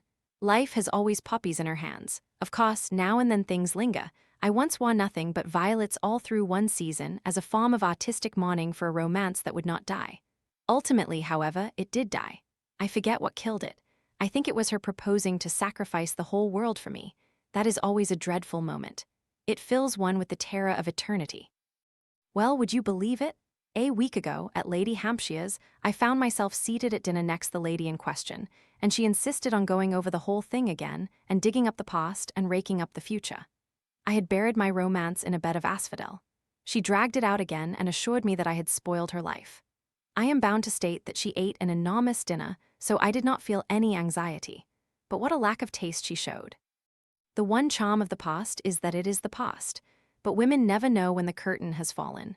They always want a sixth act, and as soon as the interest of the play is entirely over, they propose to continue it. If they were allowed their own way, every comedy would have a tragic ending, and every tragedy would culminate in a farce. They are charmingly artificial, but they have no sense of art. You are more fortunate than I am. I assure you, Dorian, that not one of the women I have known would have done for me what Sibyl Vane did for you. Ordinary women always console themselves. Some of them do it by going in for sentimental colors. Never trust a woman who wears mauve, whatever her age may be, or a woman over 35 who is fond of pink ribbons. It always means that they have a history. Others find a great consolation in suddenly discovering the good qualities of their husbands. They flaunt their conjugal felicity in one's face, as if it were the most fascinating of sins. Religion consoles some. Its mysteries have all the charm of a flirtation, a woman once told me, and I can quite understand it. Besides, nothing makes one so vain as being told that one is a sinner. Conscience makes egotists of us all. Yes, there is really no end to the consolations that women find in modern life. Indeed, I have not mentioned the most important one. What is that, Harry? Said the lad listlessly. Oh, the obvious consolation. Taking someone else's admirer when one loses one's own. In good society that always whitewashes a woman. But really, Dorian, how different Sibyl Vane must have been from all the women one meets. There is something to me quite beautiful about her death. I am glad I am living in a century when such wonders happen. They make one believe in the reality of the things we all play with, such as romance, passion, and love. I was terribly cruel to her, you forget that. I am afraid that women appreciate cruelty, downright cruelty, more than anything else. They have wonderfully primitive instincts. We have emancipated them, but they remain slaves looking for their masters, all the same. They love being dominated. I am sure you were splendid. I have never seen you really and absolutely angry, but I can fancy how delightful you looked. And after all, you said something to me the day before yesterday that seemed to me at the time to be merely fanciful, but that I see now was absolutely true, and it holds the key to everything. What was that, Harry? You said to me that Sibyl Vane represented to you all the heroines of romance, that she was Desdemona one night and Ophelia the other, that if she died as Juliet, she came to life as Imogen. She will never come to life again now, muttered the lad, burying his face in his hands. No, she will never come to life. She has played her lost part. But you must think of that lonely death in the tawdry dressing room simply as a strange, lurid fragment from some Jacobean tragedy, as a wonderful scene from Webster, or Ford, or Cyril Tourneur. The girl never really lived, and so she has never really died. To you at least she was always a dream, a phantom that flitted through Shakespeare's plays and left them lovelier for its presence, a reed through which Shakespeare's music sounded richer and more full of joy. The moment she touched actual life, she marred it and it marred her, and so she passed away. Mourn for Ophelia, if you like. Put ashes on your head because Cordelia was strangled. Cry out against heaven because the daughter of Brabantio died. But don't waste your tears over Sibyl Vane. She was less real than they are. There was a silence. The evening darkened in the room. Noiselessly and with silver feet, the shadows crept in from the garden. The colors faded wearily out of things. After some time, Dorian Gray looked up. You have explained me to myself, Harry, he murmured with something of a sigh of relief. I felt all that you have said, but somehow I was afraid of it and I could not express it to myself. How well you know me, but we will not talk again of what has happened. It has been a marvelous experience. That is all. I wonder if life has still in store for me anything as marvelous. Life has everything in store for you, Dorian. There is nothing that you, with your extraordinary good looks, will not be able to do. But suppose, Harry, I became haggard and old and wrinkled, what then? Ah, then, said Lord Henry, rising to go, then, my dear Dorian, you would have to fight for your victories. As it is, they are brought to you. No, you must keep your good looks. We live in an age that reads too much to be wise, and that thinks too much to be beautiful. We cannot spare you. And now you had better dress and drive down to the club. We are rather late, as it is. I think I shall join you at the opera, Harry. I feel too tired to eat anything. What is the number of your sister's box? 27, I believe. It is on the grand tier. You will see her name on the door, but I am sorry you won't come and dine. I don't feel up to it, said Dorian listlessly, but I am awfully obliged to you for all that you have said to me. You are certainly my best friend. No one has ever understood me as you have. We are only at the beginning of our friendship, Dorian, answered Lord Henry, shaking him by the hand. Goodbye. I shall see you before 9:30, I hope. Remember, Patty is singing. As he closed the door behind him, Dorian Gray touched the bell, and in a few minutes Victor appeared with the lamps and drew the blinds down. He waited impatiently for him to go. The man seemed to take an interminable time over everything. As soon as he had left, he rushed to the screen and drew it back. No, there was no further change in the picture. It had received the news of Sibyl Vane's death before he had known of it himself. It was conscious of the events of life as they occurred. The vicious cruelty that marred the fine lines of the mouth had, no doubt, appeared at the very moment that the girl had drunk the poison, whatever it was. Or was it indifferent to results? Did it merely take cognizance of what passed within the soul? He wondered, and hoped that someday he would see the change taking place before his very eyes, shuddering as he hoped it. Poor Sibyl, what a romance it had all been. She had often mimicked death on the stage. Then death himself had touched her and taken her with him. How had she played that dreadful lost scene? Had she cursed him as she died? No, she had died for love of him, and love would always be a sacrament to him now. She had atoned for everything by the sacrifice she had made of her life. He would not think any more of what she had made him go through on that horrible night at the theater. When he thought of her, it would be as a wonderful tragic figure sent onto the world's stage to show the supreme reality of love. A wonderful tragic figure? Tears came to his eyes as he remembered her childlike look and winsome, fanciful ways and shy, tremulous grace. He brushed them away hastily and looked again at the picture. He felt that the time had really come for making his choice. Or had his choice already been made? Yes, life had decided that for him, life and his own infinite curiosity about life. Eternal youth, infinite passion, pleasures subtle and secret, wild joys and wilder sins, he was to have all these things. The portrait was to bear the burden of his shame, that was all. A feeling of pain crept over him as he thought of the desecration that was in store for the fair face on the canvas. Once, in boyish mockery of Narcissus, he had kissed, or feigned to kiss, those painted lips that now smiled so cruelly at him. Morning after morning, he had sat before the portrait wondering at its beauty, almost enamored of it, as it seemed to him at times. Was it to alter now with every mood to which he yielded? Was it to become a monstrous and loathsome thing, to be hidden away in a locked room, to be shut out from the sunlight that had so often touched to brighter gold the waving wonder of its hair? The pity of it, the pity of it! For a moment, he thought of praying that the horrible sympathy that existed between him and the picture might cease. It had changed in answer to a prayer. Perhaps in answer to a prayer, it might remain unchanged. And yet, who that knew anything about life would surrender the chance of remaining always young, however fantastic that chance might be, or with what fateful consequences it might be fraught? Besides, was it really under his control? Had it indeed been prayer that had produced the substitution? Might there not be some curious scientific reason for it all? If thought could exercise its influence upon a living organism, might not thought exercise an influence upon dead and inorganic things? Nay, without thought or conscious desire, might not things external to ourselves vibrate in unison with our moods and passions, atom calling to atom in secret love or strange affinity? But the reason was of no importance. He would never again tempt by a prayer any terrible power. If the picture was to alter, it was to alter. That was all. Why inquire too closely into it? For there would be a real pleasure in watching it. He would be able to follow his mind into its secret places. This portrait would be to him the most magical of mirrors. As it had revealed to him his own body, so it would reveal to him his own soul. And when winter came upon it, he would still be standing where spring trembles on the verge of summer. When the blood crept from its face and left behind a pallid mask of chalk with leaden eyes, he would keep the glamour of boyhood. Not one blossom of his loveliness would ever fade. Not one pulse of his life would ever weaken. Like the gods of the Greeks, he would be strong and fleet and joyous. What did it matter what happened to the colored image on the canvas? He would be safe. That was everything. He drew the screen back into its former place in front of the picture, smiling as he did so, and passed into his bedroom, where his valet was already waiting for him.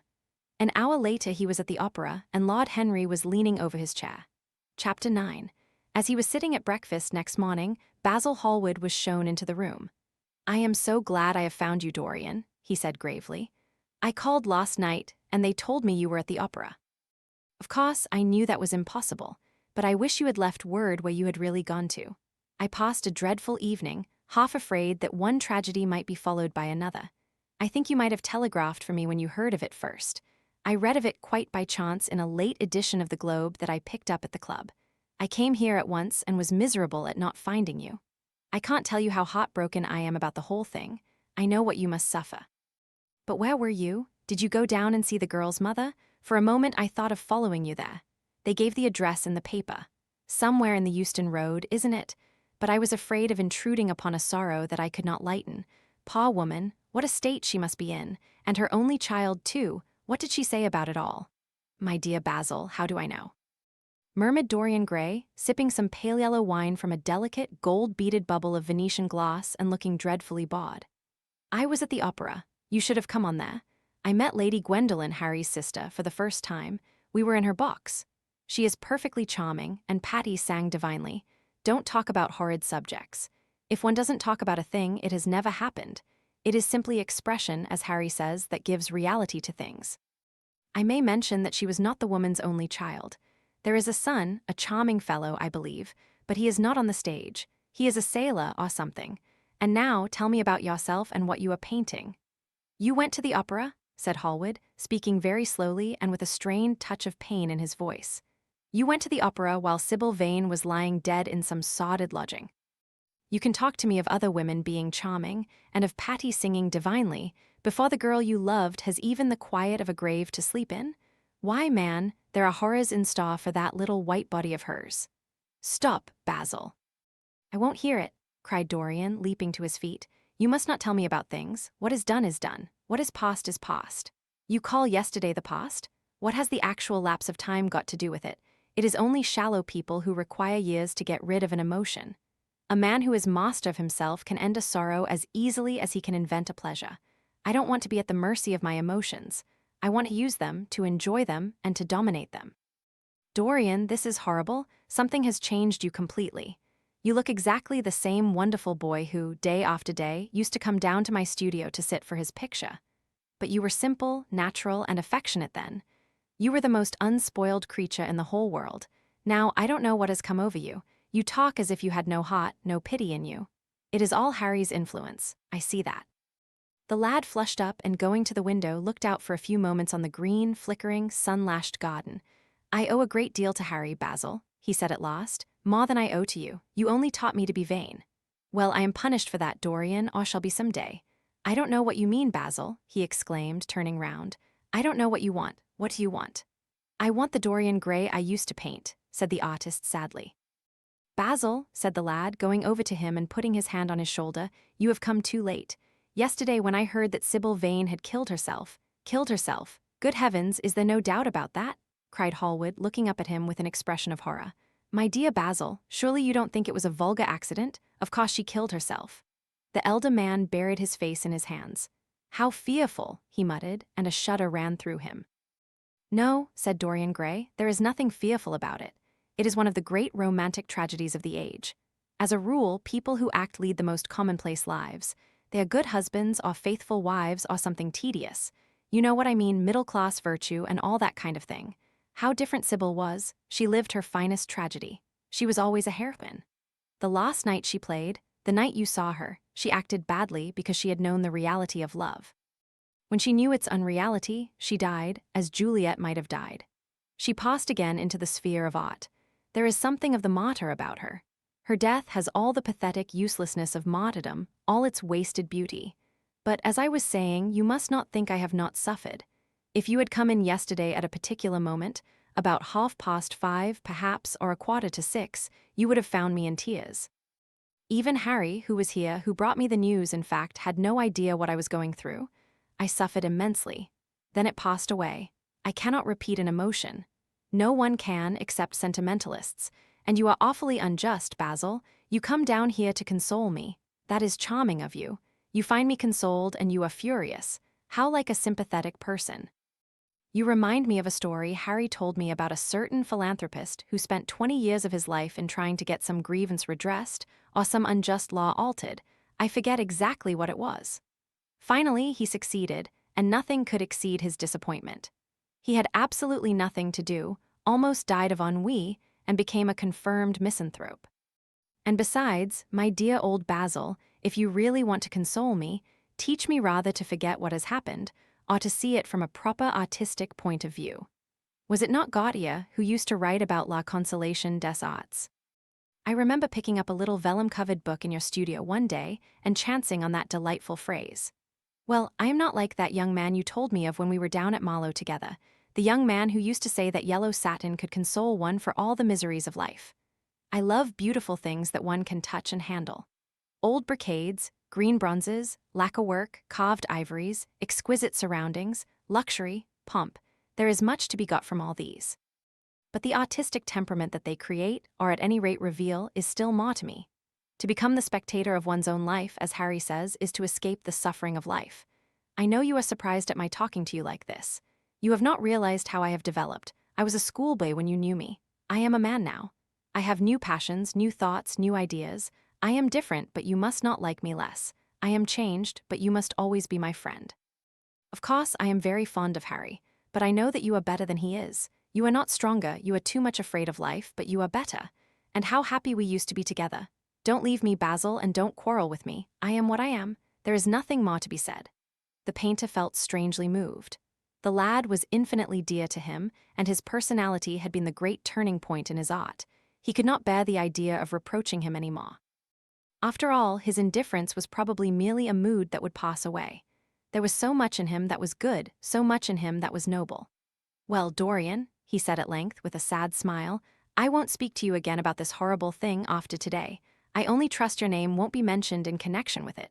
The inquest is to take place this afternoon. Have they summoned you? Dorian shook his head, and a look of annoyance passed over his face at the mention of the word inquest. There was something so crude and vulgar about everything of the kind. They don't know my name, he answered. But surely she did? Only my Christian name, and that I am quite sure she never mentioned to anyone. She told me once that they were all rather curious to learn who I was, and that she invariably told them my name was Prince Charming. It was pretty of her. You must do me a drawing of Sibyl, Basil. I should like to have something more of her than the memory of a few kisses and some broken, pathetic words. I will try and do something, Dorian, if it would please you, but you must come and sit to me yourself again. I can't get on without you. I can never sit to you again, Basil. It is impossible, he exclaimed, starting back. The painter stared at him. My dear boy, what nonsense, he cried. Do you mean to say you don't like what I did of you? Where is it? Why have you pulled the screen in front of it? Let me look at it. It is the best thing I have ever done. Do take the screen away, Dorian. It is simply disgraceful of your servant hiding my work like that. I felt the room looked different as I came in. My servant has nothing to do with it, Basil. You don't imagine I let him arrange my room for me. He settles my flowers for me sometimes, that is all. No, I did it myself. The light was too strong on the portrait. Too strong. Surely not, my dear fellow. It is an admirable place for it. Let me see it. And Hallward walked towards the corner of the room. A cry of terror broke from Dorian Gray's lips, and he rushed between the painter and the screen. Basil, he said, looking very pale, you must not look at it. I don't wish you to. Not look at my own work? You are not serious. Why shouldn't I look at it? Exclaimed Hallward, laughing. If you try to look at it, Basil, on my word of honor, I will never speak to you again as long as I live. I am quite serious. I don't offer any explanation, and you are not to ask for any. But remember, if you touch this screen, everything is over between us. Hallward was thunderstruck. He looked at Dorian Gray in absolute amazement. He had never seen him like this before. The lad was actually pallid with rage. His hands were clenched, and the pupils of his eyes were like discs of blue fire. He was trembling all over. Dorian, don't speak. But what is the matter? Of course I won't look at it if you don't want me to, he said, rather coldly, turning on his heel and going over towards the window. But really, it seems rather absurd that I shouldn't see my own work, especially as I am going to exhibit it in Paris in the autumn. I shall probably have to give it another coat of varnish before that, so I must see it some day, and why not today? To exhibit it? You want to exhibit it? Exclaimed Dorian Gray, a strange sense of terror creeping over him. Was the world going to be shown his secret? Were people to gape at the mystery of his life? That was impossible. Something, he did not know what, had to be done at once. Yes, I don't suppose you will object to that. Georges Petty is going to collect all my best pictures for a special exhibition in the Rue de Cise, which will open the first week in October. The portrait will only be away a month. I should think you could easily spare it for that time. In fact, you are sure to be out of town, and if you keep it always behind a screen, you can't care much about it. Dorian Gray passed his hand over his forehead. There were beads of perspiration there. He felt that he was on the brink of a horrible danger. You told me a month ago that you would never exhibit it, he cried. Why have you changed your mind? You people who go in for being consistent have just as many moods as others have. The only difference is that your moods are rather meaningless. You can't have forgotten that you assured me most solemnly that nothing in the world would induce you to send it to any exhibition. You told Harry exactly the same thing. He stopped suddenly, and a gleam of light came into his eyes. He remembered that Lord Henry had said to him once, half seriously and half in jest, "If you want to have a strange quarter of an hour, get Basil to tell you why he won't exhibit your picture." He told me why he wouldn't, and it was a revelation to me. Yes, perhaps Basil, too, had his secret. He would ask him and try. "Basil," he said, coming over quite close and looking him straight in the face, "we have each of us a secret. Let me know yours, and I shall tell you mine." "What was your reason for refusing to exhibit my picture?" The painter shuddered in spite of himself. "Dorian, if I told you, you might like me less than you do, and you would certainly laugh at me. I could not bear your doing either of those two things. If you wish me never to look at your picture again, I am content. I have always you to look at. If you wish the best work I have ever done to be hidden from the world, I am satisfied. Your friendship is dearer to me than any fame or reputation." "No, Basil, you must tell me," insisted Dorian Gray. "I think I have a right to know." His feeling of terror had passed away and curiosity had taken its place. He was determined to find out Basil Hallward's mystery. "Let us sit down, Dorian," said the painter, looking troubled. "Let us sit down, and just answer me one question. Have you noticed in the picture something curious? Something that probably at first did not strike you, but that revealed itself to you suddenly." "Basil," cried the lad, clutching the arms of his chair with trembling hands and gazing at him with wild, startled eyes. "I see you did. Don't speak. Wait till you hear what I have to say. Dorian, from the moment I met you, your personality had the most extraordinary influence over me. I was dominated, soul, brain, and power, by you. You became to me the visible incarnation of that unseen ideal whose memory haunts us artists like an exquisite dream. I worshipped you. I grew jealous of everyone to whom you spoke. I wanted to have you all to myself. I was only happy when I was with you. When you were away from me, you were still present in my art. Of course, I never let you know anything about this. It would have been impossible. You would not have understood it. I hardly understood it myself. I only knew that I had seen perfection face to face, and that the world had become wonderful to my eyes, too wonderful, perhaps, for in such mad worships there is peril, the peril of losing them, no less than the peril of keeping them. Weeks and weeks went on, and I grew more and more absorbed in you. Then came a new development. I had drawn you as Paris in dainty armor, and as Adonis with huntsman's cloak and polished bospia. Crowned with heavy lotus blossoms, you had sat on the prow of Adrian's barge, gazing across the green, turbid Nile. You had leaned over the still pool of some Greek woodland and seen in the water's silent silver the marvel of your own face. And it had all been what art should be, unconscious, ideal, and remote. One day, a fatal day I sometimes think, I determined to paint a wonderful portrait of you as you actually are, not in the costume of dead ages, but in your own dress and in your own time. Whether it was the realism of the method, or the mere wonder of your own personality, thus directly presented to me without mist or veil, I cannot tell. But I know that as I worked at it, every flake and film of color seemed to me to reveal my secret. I grew afraid that others would know of my idolatry. I felt, Dorian, that I had told too much, that I had put too much of myself into it. Then it was that I resolved never to allow the picture to be exhibited. You were a little annoyed, but then you did not realize all that it meant to me. Harry, to whom I talked about it, laughed at me, but I did not mind that. When the picture was finished and I sat alone with it, I felt that I was right.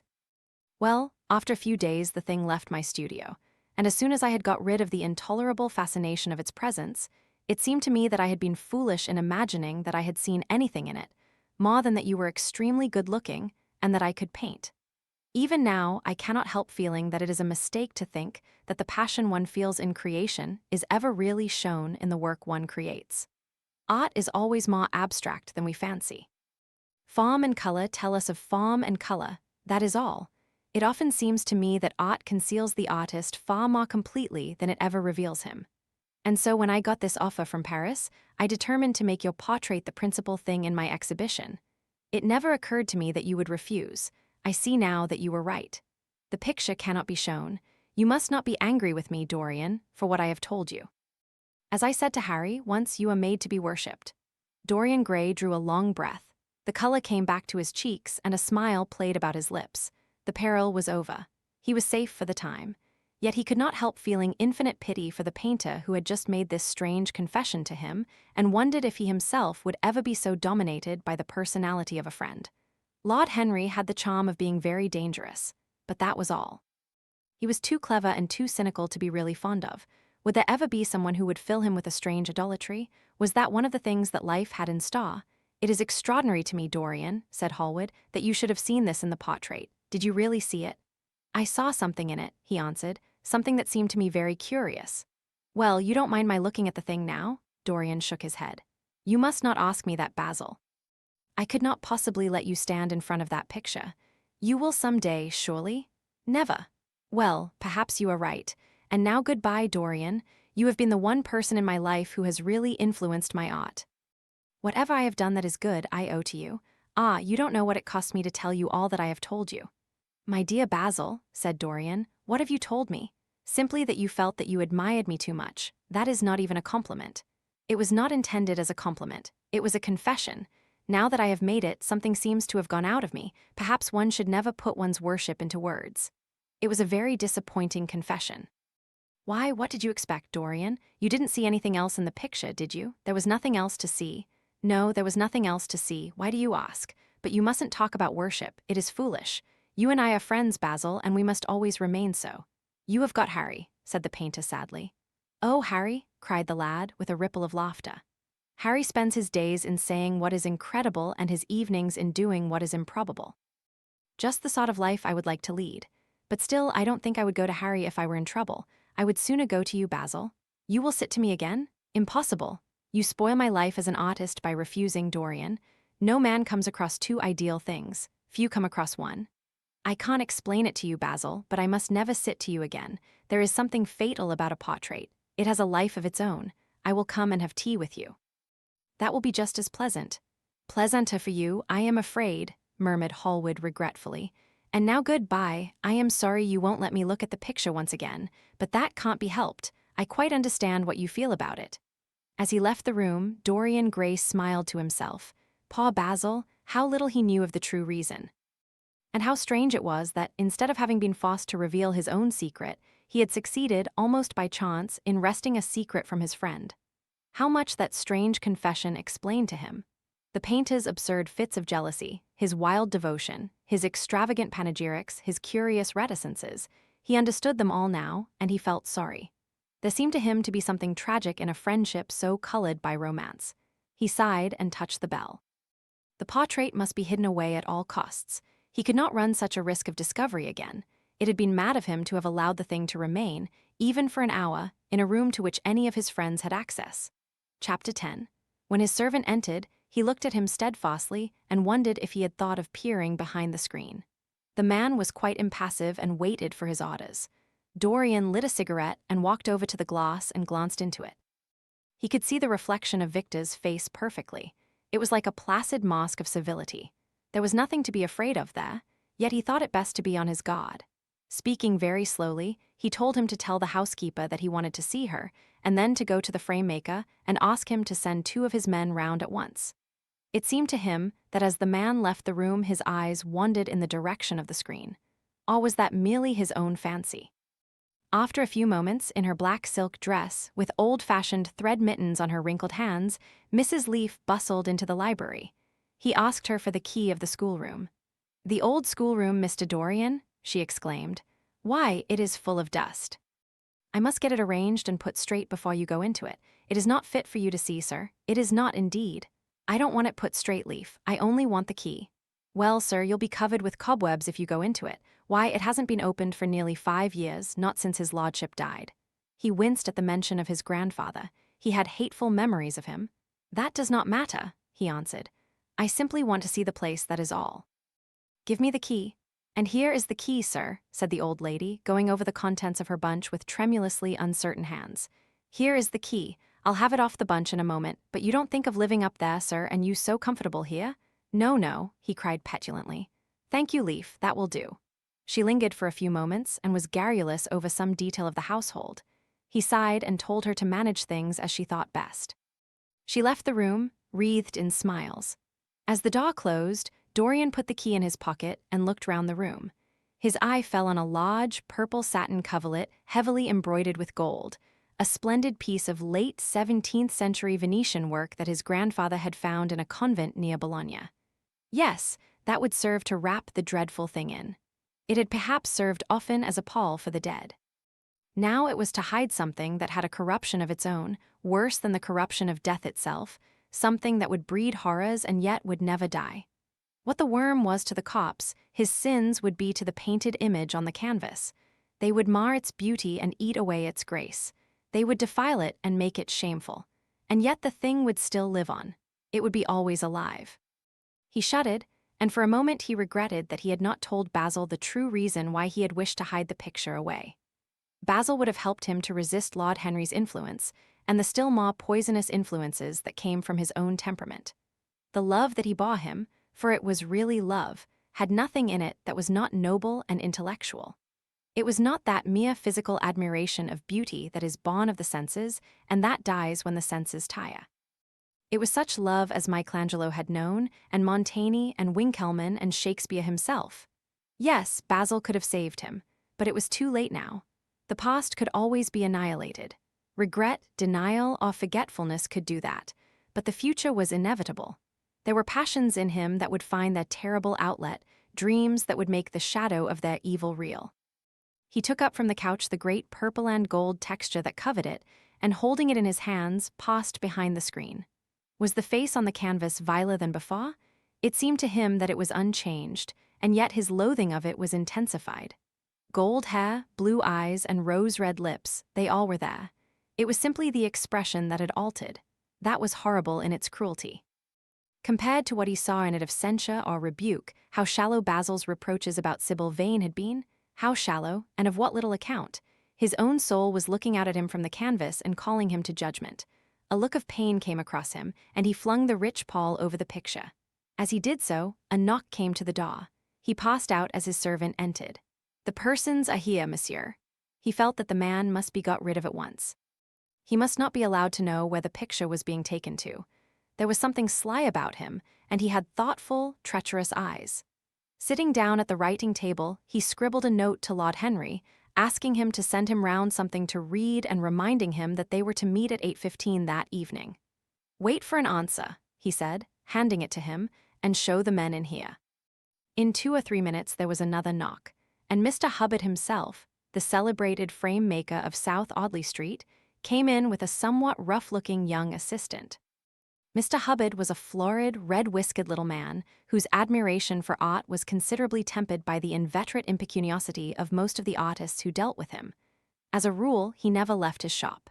He waited for people to come to him, but he always made an exception in favor of Dorian Gray. There was something about Dorian that charmed everybody. It was a pleasure even to see him. "What can I do for you, Mr. Gray?" he said, rubbing his fat, freckled hands. "I thought I would do myself the honor of coming round in person. I have just got a beauty of a frame, sir. Picked it up at a sale. Old Florentine. Came from Fonthill, I believe. Admirably suited for a religious subject, Mr. Gray. I am so sorry you have given yourself the trouble of coming round, Mr. Hubbard. I shall certainly drop in and look at the frame, though I don't go in much at present for religious art. But today I only want a picture carried to the top of the house for me. It is rather heavy, so I thought I would ask you to lend me a couple of your men." "No trouble at all, Mr. Gray. I am delighted to be of any service to you. Which is the work of art, sir?" "This," replied Dorian, moving the screen back. "Can you move it, covering and all, just as it is? I don't want it to get scratched going upstairs." "There will be no difficulty, sir," said the genial frame maker, beginning, with the aid of his assistant, to unhook the picture from the long brass chains by which it was suspended. "And now, where shall we carry it to, Mr. Gray?" "I will show you the way, Mr. Hubbard, if you will kindly follow me. Or perhaps you had better go in front. I am afraid it is right at the top of the house. We will go up by the front staircase, as it is wider."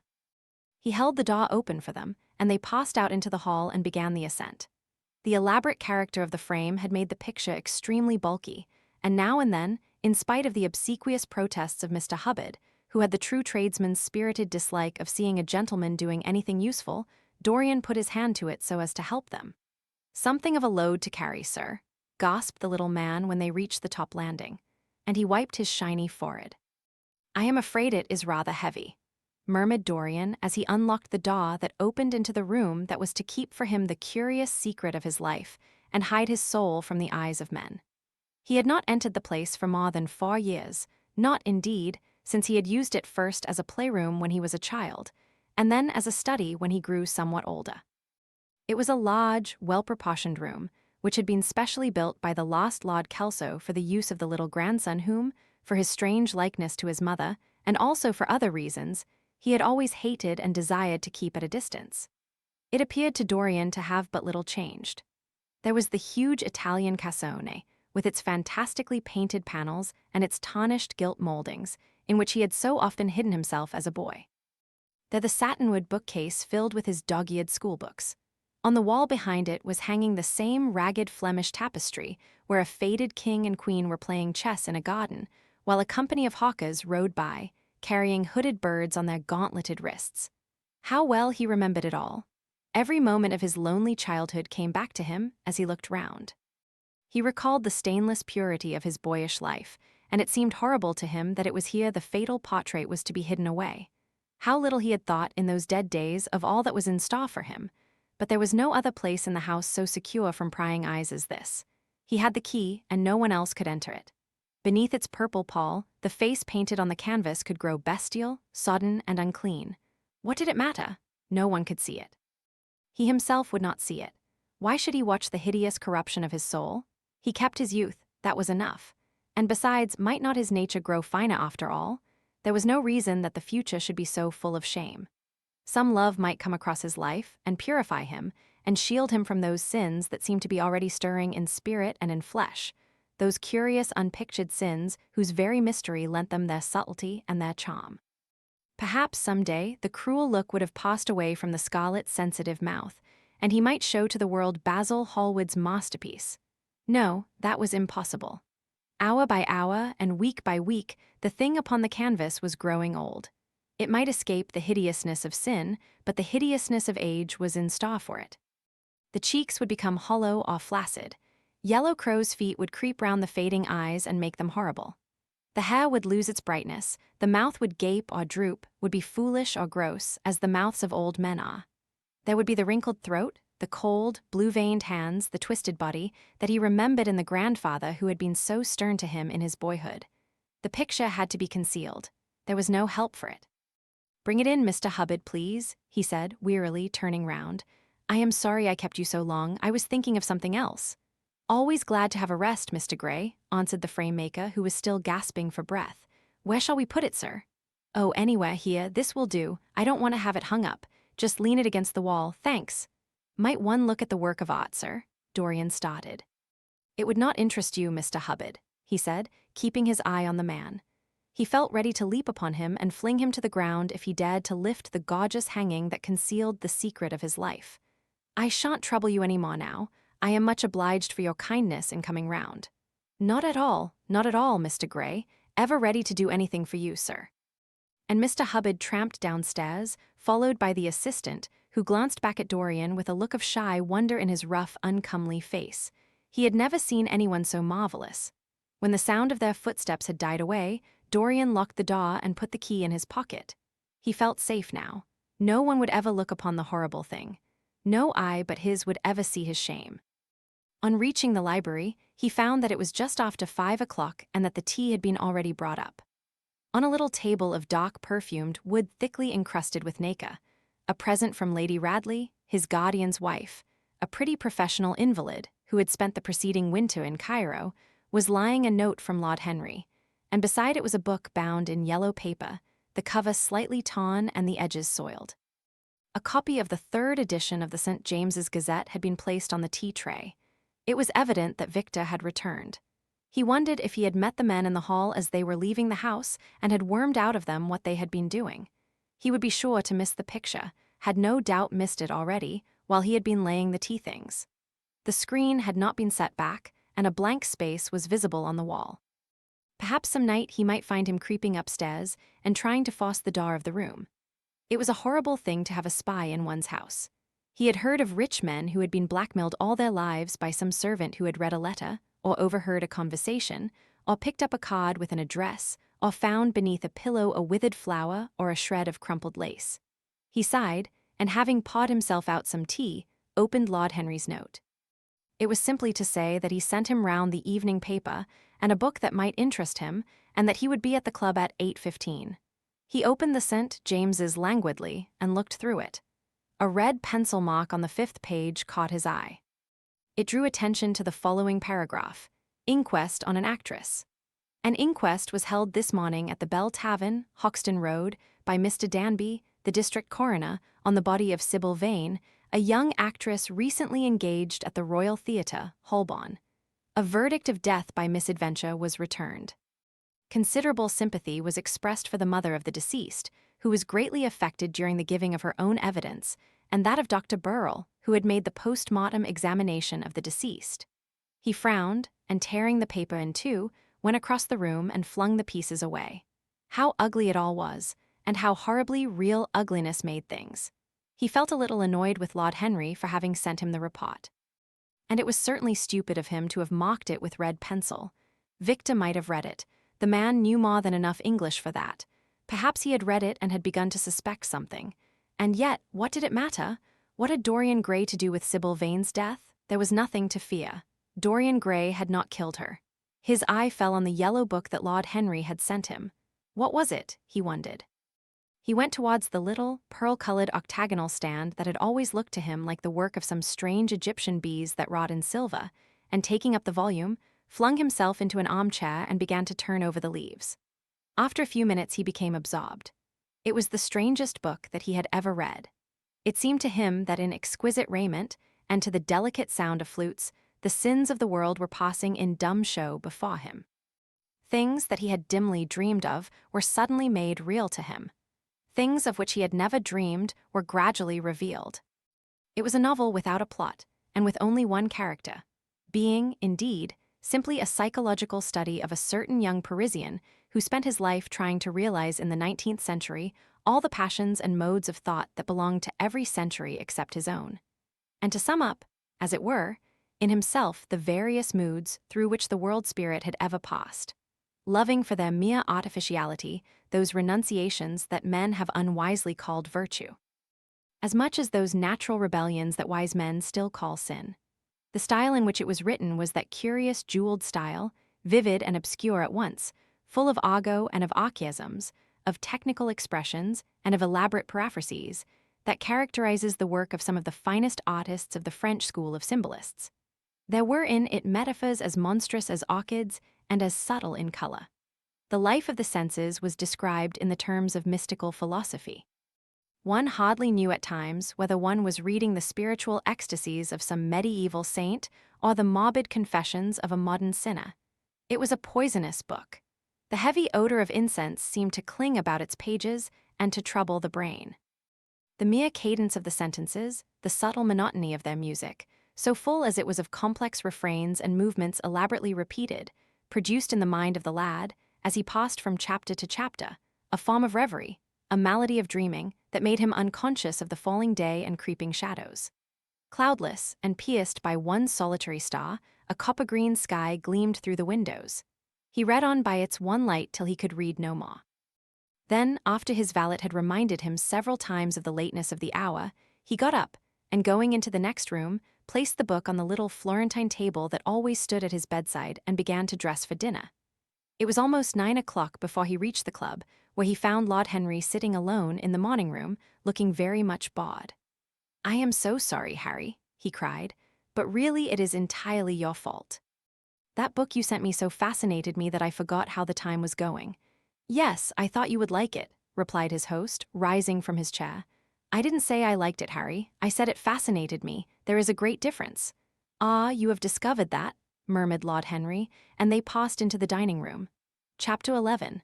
For years, Dorian Gray could not free himself from the influence of this book. Or perhaps it would be more accurate to say that he never sought to free himself from it. He procured from Paris no less than 9 large paper copies of the first edition, and had them bound in different colors, so that they might suit his various moods and the changing fancies of a nature over which he seemed, at times, to have almost entirely lost control. The hero, the wonderful young Parisian in whom the romantic and the scientific temperaments were so strangely blended, became to him a kind of prefiguring type of himself. And, indeed, the whole book seemed to him to contain the story of his own life, written before he had lived it. In one point, he was more fortunate than the novel's fantastic hero. He never knew, never indeed had any cause to know, that somewhat grotesque dread of mirrors and polished metal surfaces and still water which came upon the young Parisian so early in his life, and was occasioned by the sudden decay of a beau that had once, apparently, been so remarkable. It was with an almost cruel joy, and perhaps in nearly every joy, as certainly in every pleasure, cruelty has its place, that he used to read the latter part of the book, with its really tragic, if somewhat overemphasized, account of the sorrow and despair of one who had himself lost what in others, and the world, he had most dearly valued. For the wonderful beauty that had so fascinated Basil Hallward, and many others besides him, seemed never to leave him.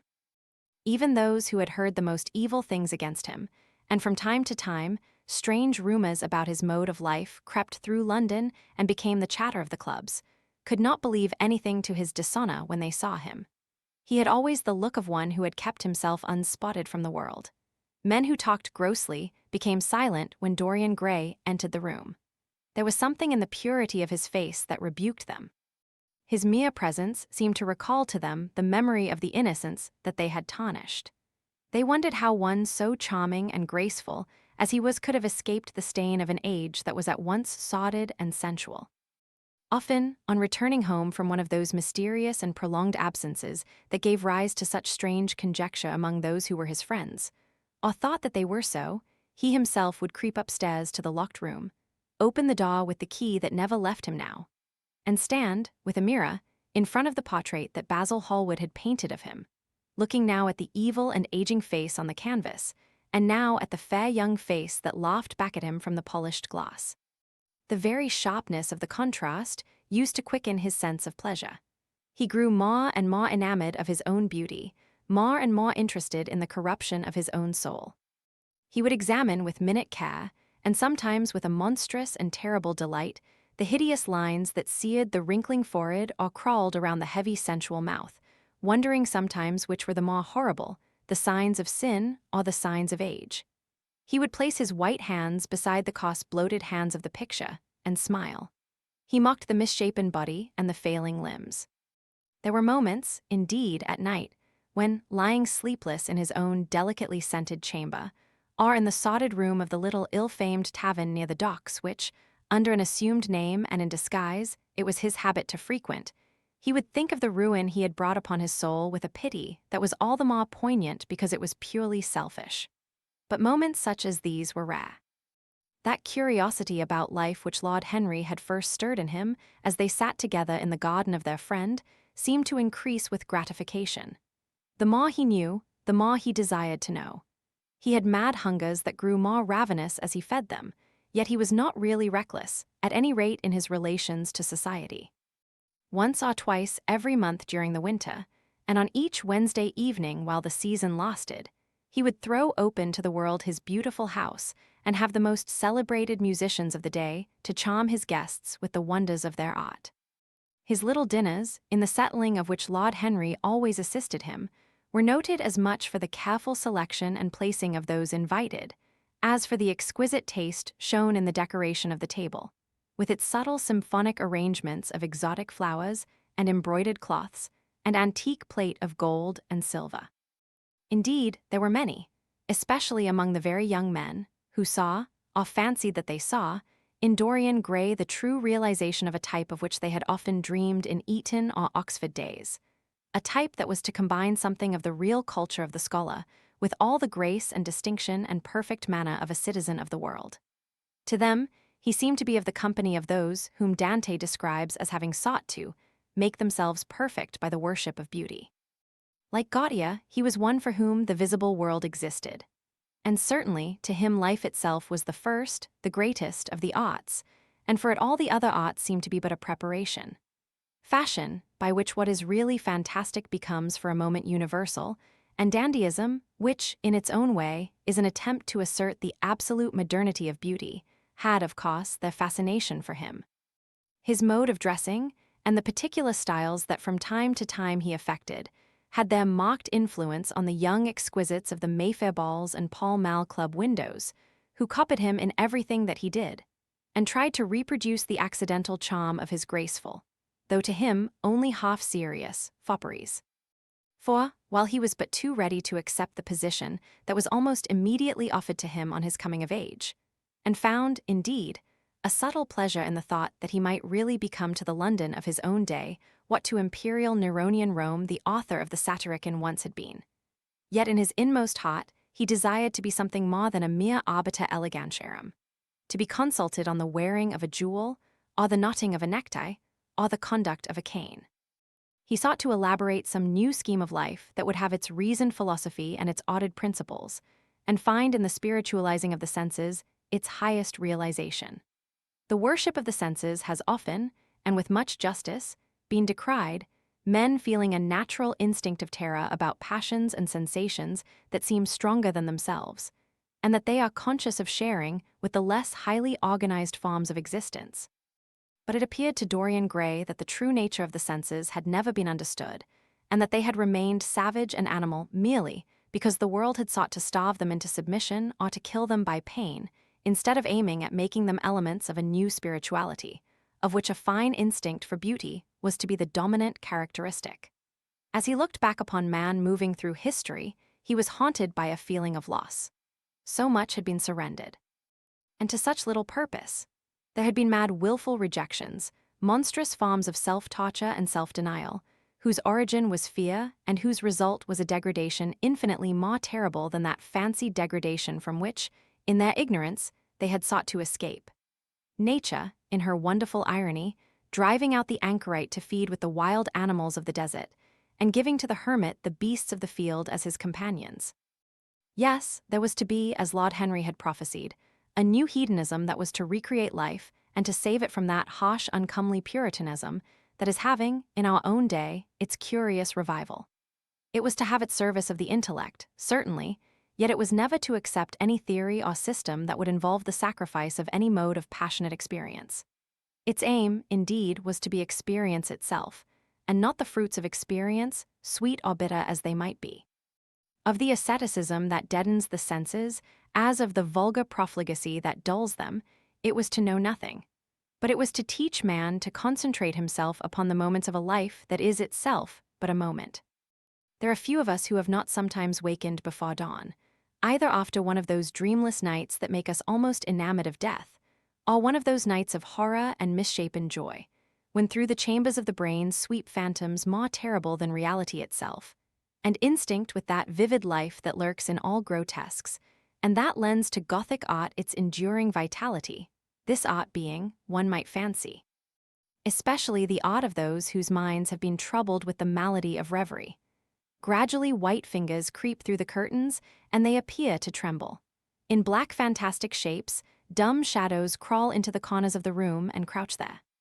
Outside, there is the stirring of birds among the leaves, or the sound of men going forth to their work, or the sigh and sob of the wind coming down from the hills and wandering round the silent house, as though it feared to wake the sleepers, and yet must needs call forth sleep from her purple cave.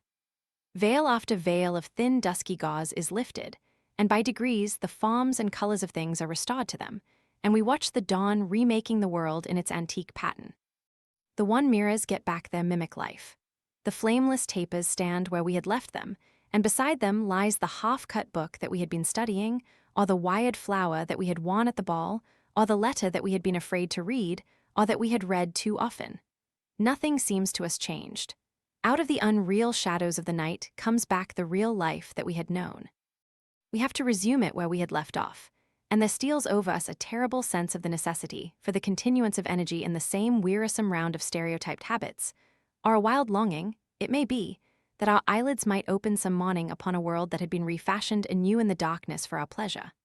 A world in which things would have fresh shapes and colors, and be changed, or have other secrets. A world in which the past would have little or no place, or survive, at any rate.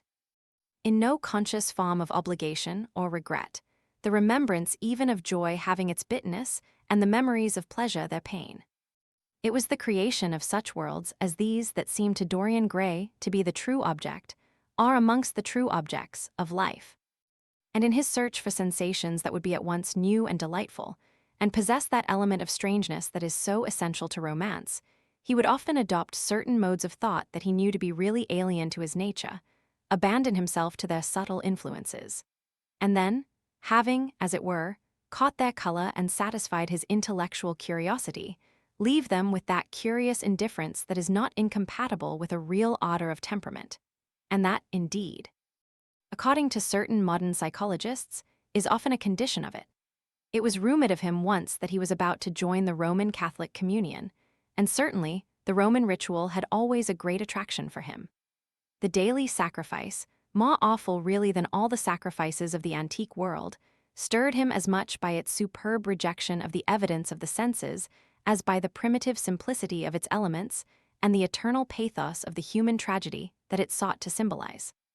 He loved to kneel down on the cold marble pavement and watch the priest, in his stiff flowered dalmatic, slowly and with white hands moving aside the veil of the tabernacle, or raising aloft the jeweled lantern-shaped monstrance with that pallid wafer that at times, one would fain think, is indeed the panis caelestis, the bread of angels, or, robed in the garments of the Passion of Christ, breaking the host into the chalice and smiting his breast for his sins. The fuming censers that the grave boys, in their lace and scarlet, tossed into the air like great gilt flowers, had their subtle fascination for him. As he passed out, he used to look with wonder at the black confessionals and long to sit in the dim shadow of one of them and listen to men and women whispering through the wan, grating the true story of their lives. But he never fell into the era of arresting his intellectual development by any formal acceptance of creed or system, or of mistaking, for a house in which to live, an inn that is but suitable for the sojourn of a night, or for a few hours of a night in which there are no stars and the moon is in travel. Mysticism, with its marvelous power of making common things strange to us, and the subtle antinomianism that always seems to accompany it, moved him for a season. And for a season, he inclined to the materialistic doctrines of the Darwinismus movement in Germany, and found a curious pleasure in tracing the thoughts and passions of men to some pearly cell in the brain, or some white nerve in the body, delighting in the conception of the absolute dependence of the spirit on certain physical conditions, morbid or healthy, normal or diseased. Yet, as has been said of him before, no theory of life seemed to him to be of any importance compared with life itself. He felt keenly conscious of how barren all intellectual speculation is when separated from action and experiment. He knew that the senses, no less than the soul, have their spiritual mysteries to reveal. And so he would now study perfumes and the secrets of their manufacture, distilling heavily scented oils and burning odorous gums from the East. He saw that there was no mood of the mind that had not its counterpart in the sensuous life, and set himself to discover their true relations, wondering what there was in frankincense that made one mystical, and in ambergris that stirred one's passions, and in violets that woke the memory of dead romances, and in musk that troubled the brain, and in champak that stained the imagination. And seeking often to elaborate a real psychology of perfumes, and to estimate the several influences of sweet-smelling roots and scented, pollen-laden flowers, of aromatic balms and of dark and fragrant woods, of spikenard that sickens, of hovenia that makes men mad, and of aloes that are said to be able to expel melancholy from the soul. At another time he devoted himself entirely to music, and in a long latticed room, with a vermilion and gold ceiling and walls of olive-green lacquer, he used to give curious concerts in which mad gypsies tore wild music from little zithers, or grave, yellow-shawled Tunisians plucked at the strained strings of monstrous lutes, while grinning Negroes beat monotonously upon copper drums, and crouching upon scarlet mats, slim turbaned Indians blew through long pipes of reed or brass and charmed. Or feigned to charm, great hooded snakes and horrible horned adders. The harsh intervals and shrill discords of barbaric music stirred him at times when Schubert's Grace, and Chopin's Beautiful Sorrows, and the mighty harmonies of Beethoven himself fell unheeded on his ear. He collected together from all parts of the world the strangest instruments that could be found, either in the tombs of dead nations or among the few savage tribes that have survived contact with Western civilizations, and loved to touch and try them. He had the mysterious Juru Paris of the Rio Negro Indians, that women are not allowed to look at, and that even youths may not see till they have been subjected to fasting and scourging.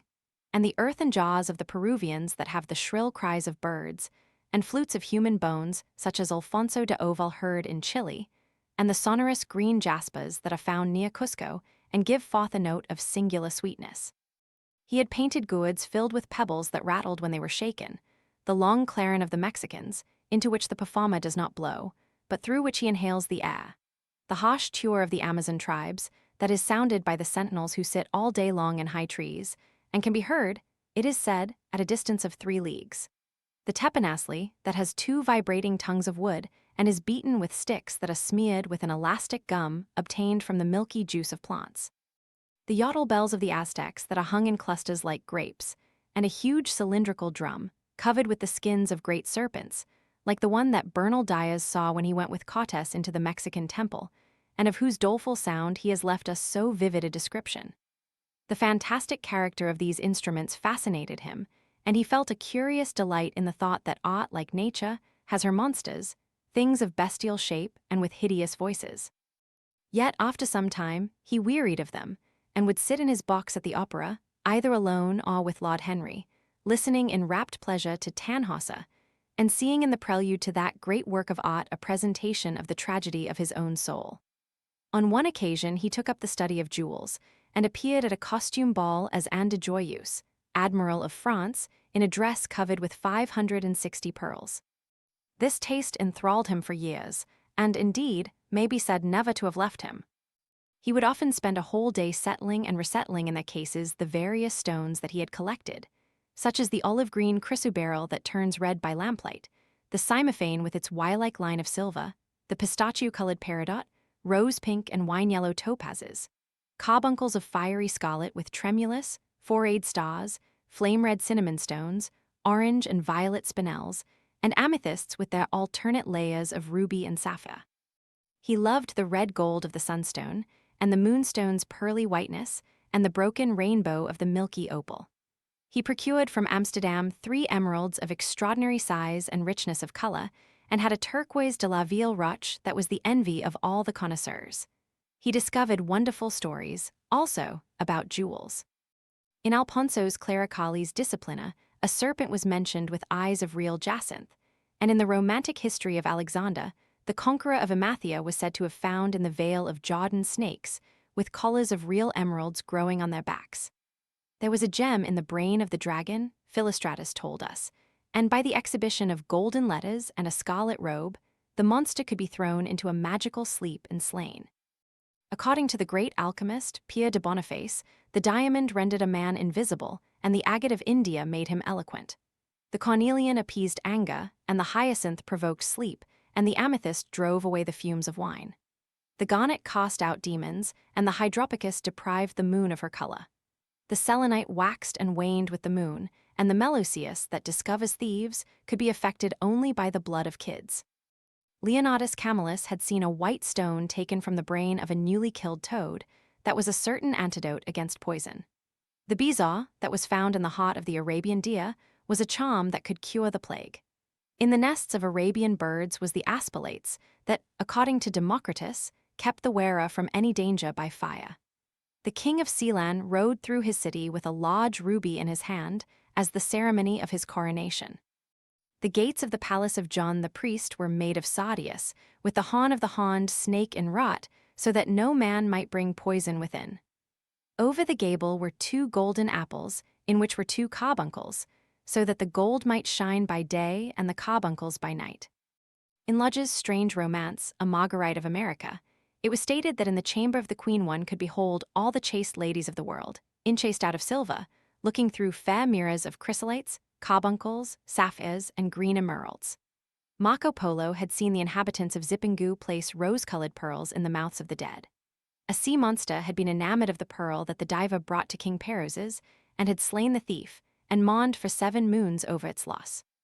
When the Huns lured the king into the great pit, he flung it away. Procopius tells the story, nor was it ever found again, though the Emperor Anastasius offered 500 weight of gold pieces for it. The king of Malabar had shown to a certain Venetian a rosary of 304 pearls, one for every god that he worshipped. When the Duke de Valentinois, son of Alexander VI, visited Louis XII. Of France, his house was loaded with gold leaves, according to Brantome, and his cap had double rows of rubies that threw out a great light. Charles of England had ridden in stirrups hung with 421 diamonds. Richard II had a coat, valued at 30,000 marks, which was covered with balas rubies. Hall described Henry VII, on his way to the Tower previous to his coronation, as wearing a jacket of raised gold, the placard embroidered with diamonds and other rich stones, and a great baldric about his neck of large balasses. The favorites of James I wore earrings of emeralds set in gold filigrane. Edward II gave to Piers Gaveston a suit of red gold armor studded with jacinths, a collar of gold roses set with turquoise stones, and a skullcap parsemé with pearls. Henry II wore jeweled gloves reaching to the elbow and had a hawk glove sewn with 12 rubies and 52 great orients.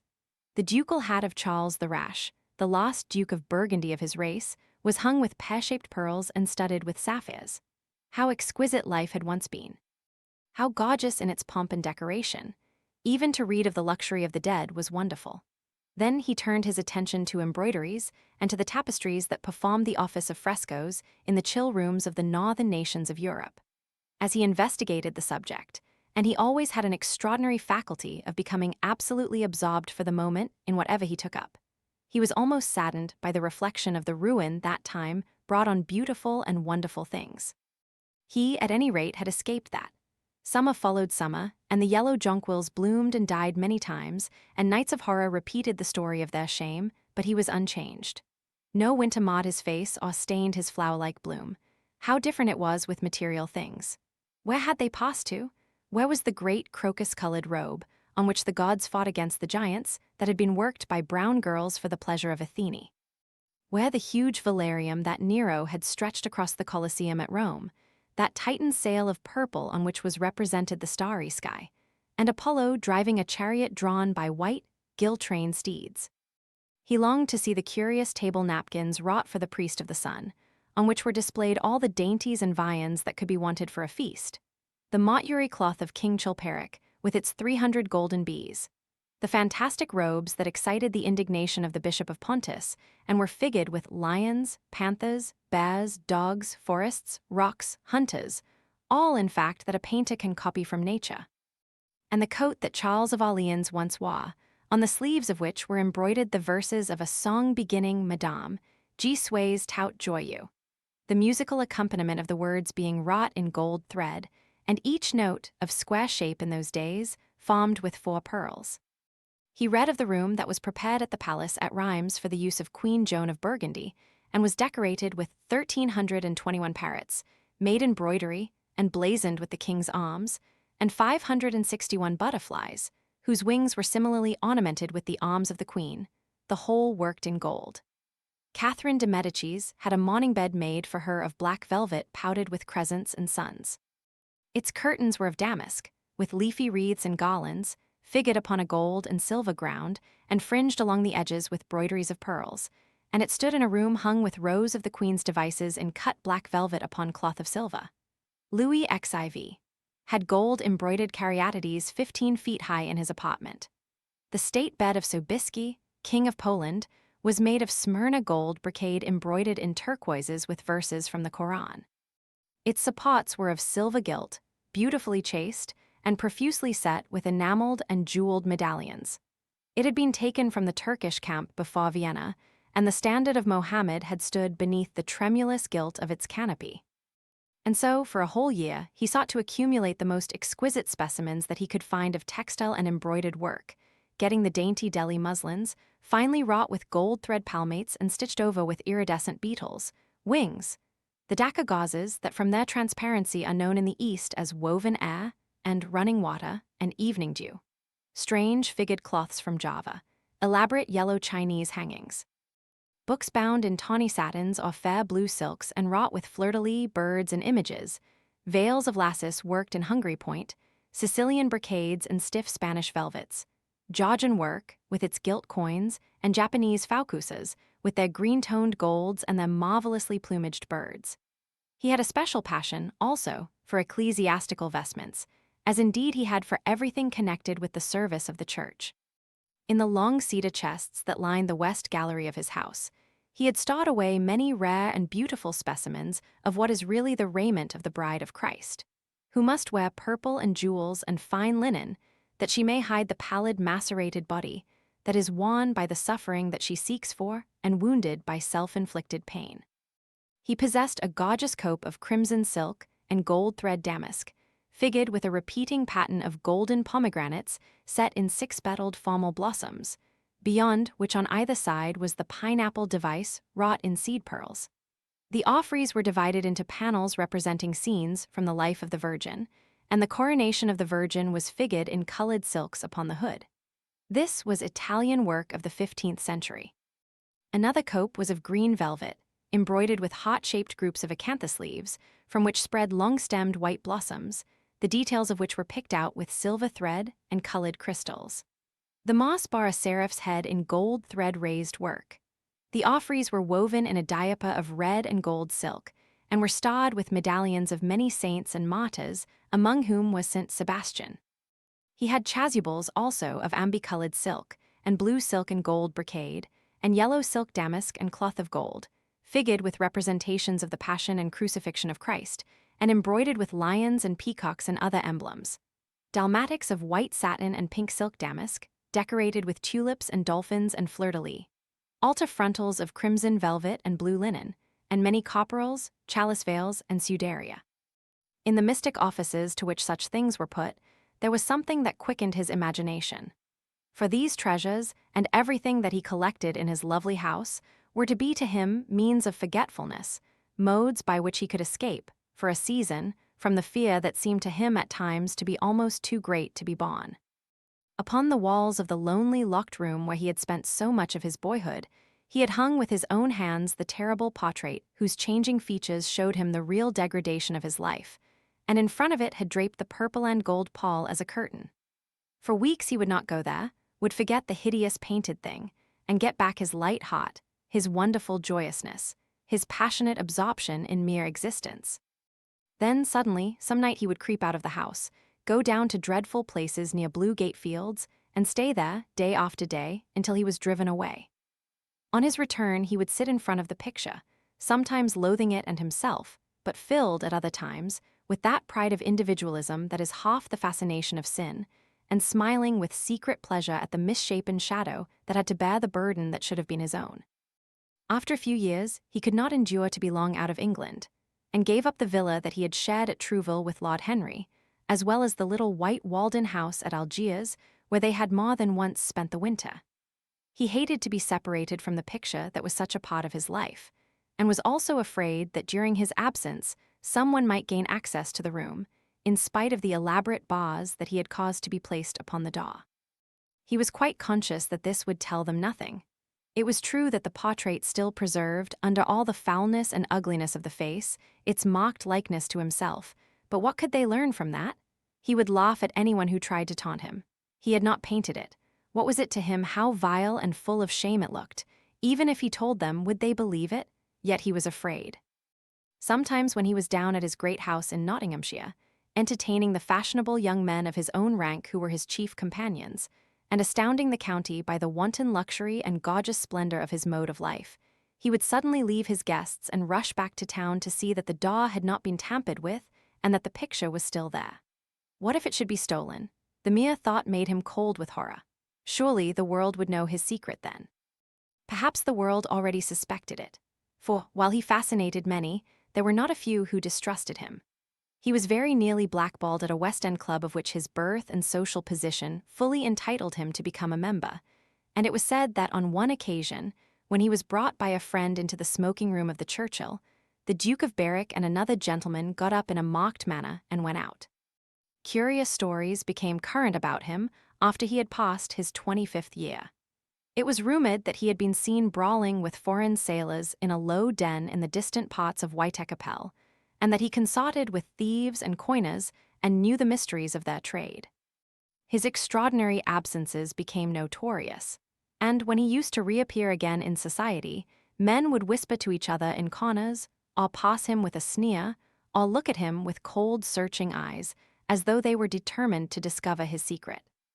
Of such insolences and attempted slights, he, of course, took no notice, and in the opinion of most people his frank debonair manner, his charming boyish smile, and the infinite grace of that wonderful youth that seemed never to leave him, were in themselves a sufficient answer to the calumnies, for so they termed them, that were circulated about him. It was remarked, however, that some of those who had been most intimate with him appeared, after a time, to shun him. Women who had wildly adored him, and for his sake had braved all social censure and set convention at defiance, were seen to grow pallid with shame or horror if Dorian Gray entered the room. Yet these whispered scandals only increased in the eyes of many his strange and dangerous charm. His great wealth was a certain element of security. Society, civilized society, at least, is never very ready to believe anything to the detriment of those who are both rich and fascinating. It feels instinctively that manners are of more importance than morals, and, in its opinion, the highest respectability is of much less value than the possession of a good chef. And, after all, it is a very poor consolation to be told that the man who has given one a bad dinner, or poor wine, is irreproachable in his private life. Even the cardinal virtues cannot atone for half-cold in trays, as Lord Henry remarked once in a discussion on the subject, and there is possibly a good deal to be said for his view. For the canons of good society are, or should be, the same as the canons of art.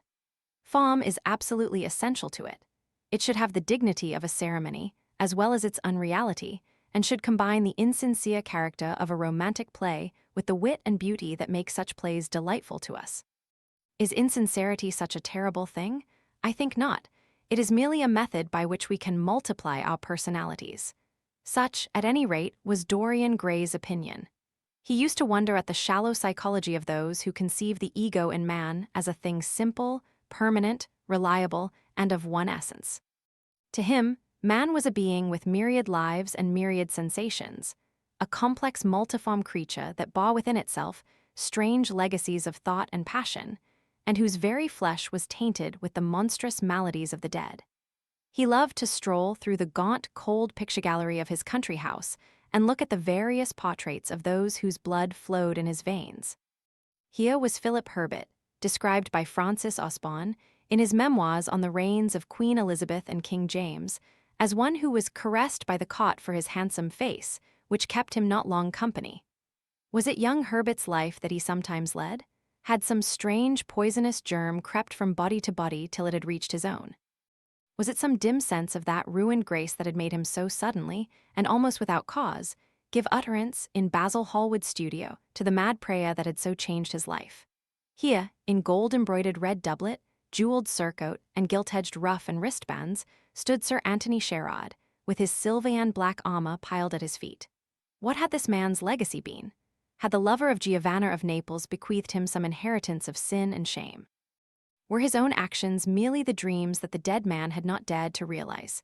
Here, from the fading canvas, smiled Lady Elizabeth de Veru in her gauze hood, pearl stomacher, and pink slash sleeves.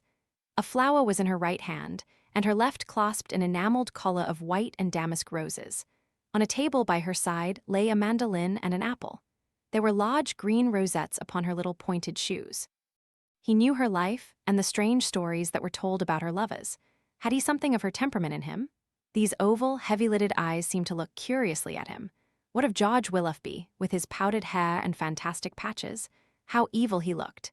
The face was saturnine and swarthy, and the sensual lips seemed to be twisted with disdain. Delicate lace ruffles fell over the lean yellow hands that were so overladen with rings. He had been a macaroni of the 18th century, and the friend in his youth of Lord Ferrars. What of the second Lord Beckenham, the companion of the Prince Regent in his wildest days, and one of the witnesses at the secret marriage with Mrs. Fitzherbert? How proud and handsome he was, with his chestnut curls and insolent pose. What passions had he bequeathed? The world had looked upon him as infamous. He had led the orgies at Carlton House. The star of the Garter glittered upon his breast. Beside him hung the portrait of his wife, a pallid, thin-lipped woman in black. Her blood also stirred within him. How curious it all seemed. And his mother with her Lady Hamilton face and her moist, wine-dashed lips, he knew what he had got from her. He had got from her his beauty and his passion for the beauty of others. She laughed at him in her loose bacchant dress. There were vine leaves in her hair. The purple spilled from the cup she was holding. The carnations of the painting had withered, but the eyes were still wonderful in their depth and brilliancy of color. They seemed to follow him wherever he went. Yet one had ancestors in literature as well as in one's own race, nearer perhaps in type and temperament, many of them, and certainly with an influence of which one was more absolutely conscious. There were times when it appeared to Dorian Gray that the whole of history was merely the record of his own life, not as he had lived it in act and circumstance, but as his imagination had created it for him, as it had been in his brain and in his passions. He felt that he had known them all, those strange, terrible figures that had passed across the stage of the world and made sin so marvelous and evil so full of subtlety. It seemed to him that in some mysterious way their lives had been his own. The hero of the wonderful novel that had so influenced his life had himself known this curious fancy. In the 7th chapter he tells how, crowned with laurel lest lightning might strike him, he had sat as Tiberius in a garden at Capri, reading the shameful books of Elephantes, while dwarfs and peacocks strutted round him and the flute player mocked the swinger of the censer.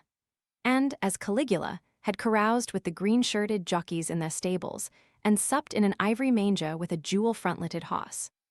And, as Domitian, had wandered through a corridor lined with marble mirrors, looking round with haggard eyes for the reflection of the dagger that was to end his days, and sick with that ennui, that terrible tedium vitae, that comes on those to whom life denies nothing, and had peered through a clear emerald at the red shambles of the circus, and then, in a litter of pearl and purple drawn by silver-shod mules, being carried through the street of pomegranates to a house of gold and heard men cry on Nero Caesar as he passed by. And, as Elagabalus, had painted his face with colors, and plied the distaff among the women, and brought the moon from Carthage and given her in mystic marriage to the sun. Over and over again, Dorian used to read this fantastic chapter, and the 2 chapters immediately following, in which, as in some curious tapestries or cunningly wrought enamels, were pictured the awful and beautiful forms of those whom vice and blood and weariness had made monstrous or mad. Filippo, Duke of Milan, who slew his wife and painted her lips with a scarlet poison that her lover might suck death from the dead thing he fondled. Pietro Barbi, the Venetian, known as Paul II, who sought in his vanity to assume the title of Formosus, and whose tiara, valued at 200,000 florins, was bought at the price of a terrible sin. Gian Maria Visconti, who used hounds to chase living men and whose murdered body was covered with roses by a harlot who had loved him. The Borgia on his white horse, with fratricide riding beside him and his mantle stained with the blood of Perotto. Pietro Riario, the young Cardinal Archbishop of Florence, child and minion of Sixtus IV, whose beauty was equaled only by his debauchery, and who received Leonora of Aragon in a pavilion of white and crimson silk, filled with nymphs and centaurs, and gilded a boy that he might serve at the feast as Ganymede or Hylas. Ezelin, whose melancholy could be cured only by the spectacle of death, and who had a passion for red blood, as other men have for red wine. The son of the fiend, as was reported, and one who had cheated his father at dice when gambling with him for his own soul. Giambattista Cibo, who in mockery took the name of Innocent and into whose topped veins the blood of 3 lads was infused by a Jewish doctor. Sigismondo Malatesta, the lover of Isotta and the Lord of Rimini, whose effigy was burned at Rome as the enemy of God and man, who strangled Polissena with a napkin, and gave poison to Ginevra d'Este in a cup of emerald, and in honor of a shameful passion built a pagan church for Christian worship. Charles VI, who had so wildly adored his brother's wife that Aleppa had warned him of the insanity that was coming on him, and who, when his brain had sickened and grown strange, could only be soothed by Saracen cards painted with the images of love and death and madness. And in his trimmed jerkin and jeweled cap and acanthus-like curls, Griffonto Baglioni, who slew Astora with his bride and Simonto with his page, and whose comeliness was such that, as he lay dying in the yellow piazza of Perugia, those who had hated him could not choose but weep, and Atalanta, who had cursed him, blessed him. There was a horrible fascination in them all. He saw them at night, and they troubled his imagination in the day. The Renaissance knew of strange manners of poisoning by a helmet and a lighted torch, by an embroidered glove and a jeweled fan, by a gilded pomander, and by an amber chain. Dorian Gray had been poisoned by a book. There were moments when he looked on evil simply as a mode through which he could realize his conception of the beautiful. Chapter 12. It was on the 9th of November, the eve of his own 38th birthday, as he often remembered afterwards. He was walking home about 11 o'clock from Lord Henry's, where he had been dining, and was wrapped in heavy furs as the night was cold and foggy. At the corner of Grosvenor Square and South Audley Street, a man passed him in the mist, walking very fast and with the collar of his grey ulster turned up. He had a bag in his hand. Dorian recognized him. It was Basil Hallward. A strange sense of fear, for which he could not account, came over him. He made no sign of recognition and went on quickly in the direction of his own house, but Hallward had seen him. Dorian heard him first stopping on the pavement and then hurrying after him. In a few moments, his hand was on his arm. "Dorian, what an extraordinary piece of luck. I have been waiting for you in your library ever since 9 o'clock. Finally, I took pity on your tired servant and told him to go to bed, as he let me out. I am off to Paris by the midnight train, and I particularly wanted to see you before I left. I thought it was you, or rather your fur coat, as you passed me, but I wasn't quite sure. Didn't you recognize me? In this fog, my dear Basil, why, I can't even recognize Grosvenor Square. I believe my house is somewhere about here, but I don't feel at all certain about it. I am sorry you are going away, as I have not seen you for ages, but I suppose you will be back soon." "No, I am going to be out of England for 6 months. I intend to take a studio in Paris and shut myself up till I have finished a great picture I have in my head. However, it wasn't about myself I wanted to talk. Here we are at your door. Let me come in for a moment. I have something to say to you." "I shall be charmed. But won't you miss your train?" said Dorian Gray languidly as he passed up the steps and opened the door with his latchkey. The lamplight struggled out through the fog, and Hallward looked at his watch. "I have heaps of time," he answered. "The train doesn't go till 12:15, and it is only just 11. In fact, I was on my way to the club to look for you when I met you. You see, I shan't have any delay about luggage, as I have sent on my heavy things. All I have with me is in this bag, and I can easily get to Victoria in 20 minutes. Dorian looked at him and smiled. What a way for a fashionable painter to travel! A Gladstone bag and an ulster. Come in, or the fog will get into the house. And mind you don't talk about anything serious. Nothing is serious nowadays. At least nothing should be." Hallward shook his head as he entered and followed Dorian into the library. There was a bright wood fire blazing in the large open hearth. The lamps were lit, and an open Dutch silver spirit case stood, with some siphons of soda water and large cut-glass tumblers on a little marqueterie table. "You see, your servant made me quite at home, Dorian. He gave me everything I wanted, including your best gold-tipped cigarettes. He is a most hospitable creature. I like him much better than the Frenchman you used to have. What has become of the Frenchman, by the by?" Dorian shrugged his shoulders. "I believe he married Lady Radley's maid and has established her in Paris as an English dressmaker. Anglomany is very fashionable over there now, I hear. It seems silly of the French, doesn't it? But do you know, he was not at all a bad servant. I never liked him, but I had nothing to complain about. One often imagines things that are quite absurd. He was really very devoted to me and seemed quite sorry when he went away. Have another brandy and soda? Or would you like hock and seltzer?" "I always take hock and seltzer myself. There is sure to be some in the next room." "Thanks, I won't have anything more," said the painter, taking his cap and coat off and throwing them on the bag that he had placed in the corner. "And now, my dear fellow, I want to speak to you seriously. Don't frown like that. You make it so much more difficult for me." "What is it all about?" cried Dorian in his petulant way, flinging himself down on the sofa. "I hope it is not about myself." "I am tired of myself tonight. I should like to be somebody else." "It is about yourself," answered Hallward in his grave, deep voice, "and I must say it to you, I shall only keep you half an hour." Dorian sighed and lit a cigarette. "Half an hour," he murmured. "It is not much to ask of you, Dorian, and it is entirely for your own sake that I am speaking. I think it right that you should know that the most dreadful things are being said against you in London. I don't wish to know anything about them. I love scandals about other people, but scandals about myself don't interest me. They have not got the charm of novelty. They must interest you, Dorian. Every gentleman is interested in his good name. You don't want people to talk of you as something vile and degraded. Of course, you have your position and your wealth and all that kind of thing, but position and wealth are not everything. Mind you, I don't believe these rumors at all. At least, I can't believe them when I see you. Sin is a thing that writes itself across a man's face. It cannot be concealed. People talk sometimes of secret vices. There are no such things. If a wretched man has a vice, it shows itself in the lines of his mouth, the droop of his eyelids, the molding of his hands even. Somebody, I won't mention his name, but you know him, came to me last year to have his portrait done. I had never seen him before and had never heard anything about him at the time, though I have heard a good deal since. He offered an extravagant price. I refused him. There was something in the shape of his fingers that I hated. I know now that I was quite right in what I fancied about him. His life is dreadful. But you, Dorian, with your pure, bright, innocent face and your marvelous, untroubled youth, I can't believe anything against you. And yet I see you very seldom, and you never come down to the studio now, and when I am away from you, and I hear all these hideous things that people are whispering about you, I don't know what to say. Why is it, Dorian, that a man like the Duke of Berwick leaves the room of a club when you enter it? Why is it that so many gentlemen in London will neither go to your house or invite you to theirs? You used to be a friend of Lord Staveley. I met him at dinner last week. Your name happened to come up in conversation, in connection with the miniatures you have lent to the exhibition at the Dudley. Staveley curled his lip and said that you might have the most artistic tastes, but that you were a man whom no pure-minded girl should be allowed to know, and whom no chaste woman should sit in the same room with. I reminded him that I was a friend of yours and asked him what he meant. He told me. He told me right out before everybody. It was horrible. Why is your friendship so fatal to young men? There was that wretched boy in the Guards who committed suicide. You were his great friend.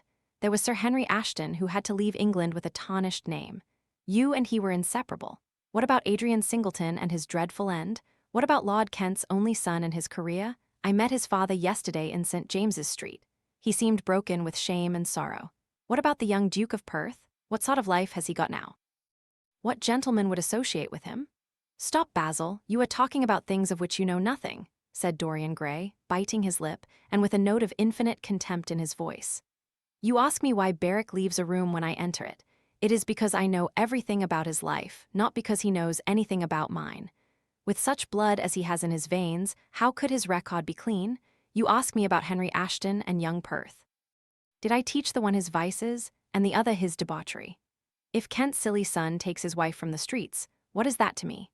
If Adrian Singleton writes his friend's name across a bill, am I his keeper? I know how people chatter in England. The middle classes air their moral prejudices over their gross dinner tables, and whisper about what they call the profligacies of their betters in order to try and pretend that they are in smart society and on intimate terms with the people they slander. In this country, it is enough for a man to have distinction and brains for every common tongue to wag against him. And what sort of lives do these people, who pose as being moral, lead themselves? My dear fellow, you forget that we are in the native land of the hypocrite. Dorian, cried Hallward, that is not the question. England is bad enough, I know, and English society is all wrong. That is the reason why I want you to be fine. You have not been fine. One has a right to judge of a man by the effect he has over his friends. Yours seem to lose all sense of honor, of goodness, of purity. You have filled them with a madness for pleasure. They have gone down into the depths. You led them there. Yes, you led them there, and yet you can smile as you are smiling now. And there is worse behind. I know you and Harry are inseparable. Surely for that reason, if for none other, you should not have made his sister's name a byword. Care, Basil, you go too far. I must speak and you must listen. You shall listen. When you met Lady Gwendolen, not a breath of scandal had ever touched her. Is there a single decent woman in London now who would drive with her in the park? Why, even her children are not allowed to live with her. Then there are other stories that you have been seen creeping at dawn out of dreadful houses and slinking in disguise into the foulest dens in London. Are they true? Can they be true? When I first heard them, I laughed. I hear them now, and they make me shudder. What about your country house and the life that is led there? Dorian, you don't know what is said about you. I won't tell you that I don't want to preach to you. I remember Harry saying once that every man who turned himself into an amateur curate for the moment always began by saying that, and then proceeded to break his word. I do want to preach to you. I want you to lead such a life as will make the world respect you. I want you to have a clean name and a fair record.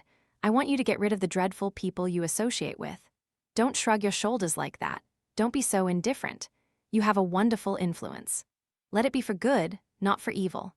They say that you corrupt everyone with whom you become intimate, and that it is quite sufficient for you to enter a house for shame of some kind to follow after. I don't know whether it is so or not. How should I know? But it is said of you. I am told things that it seems impossible to doubt. Lord Gloucester was one of my greatest friends at Oxford. He showed me a letter that his wife had written to him when she was dying alone in her villa at Mentone. Your name was implicated in the most terrible confession I ever read. I told him that it was absurd, that I knew you thoroughly, and that you were incapable of anything of the kind. Know you? I wonder do I know you? Before I could answer that, I should have to see your soul. To see my soul? muttered Dorian Gray, starting up from the sofa and turning almost white from fear. Yes, answered Hallward gravely and with deep-toned sorrow in his voice, to see your soul, but only God can do that. A bitter laugh of mockery broke from the lips of the younger man.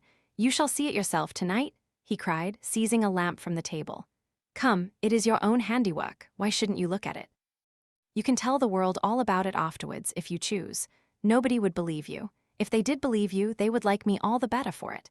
I know the age better than you do, though you will prate about it so tediously. Come, I tell you.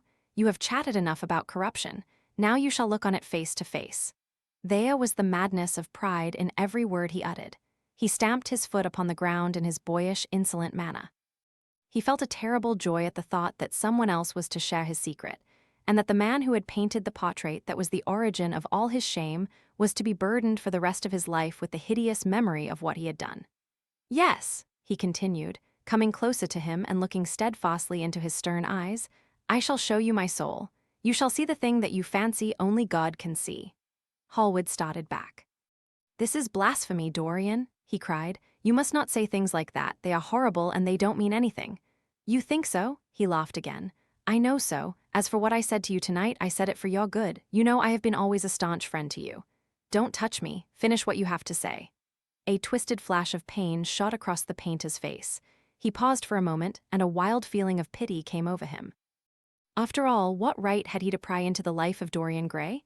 If he had done a tithe of what was rumored about him, how much he must have suffered. Then he straightened himself up and walked over to the fireplace and stood there, looking at the burning logs with their frost-like ashes and their throbbing cause of flame. I am waiting, Basil, said the young man in a hard, clear voice. He turned round. What I have to say is this, he cried. You must give me some answer to these horrible charges that are made against you. If you tell me that they are absolutely untrue from beginning to end, I shall believe you. Deny them, Dorian, deny them. Can't you see what I am going through? My God, don't tell me that you are bad and corrupt and shameful. Dorian Gray smiled. There was a curl of contempt in his lips. Come upstairs, Basil, he said quietly.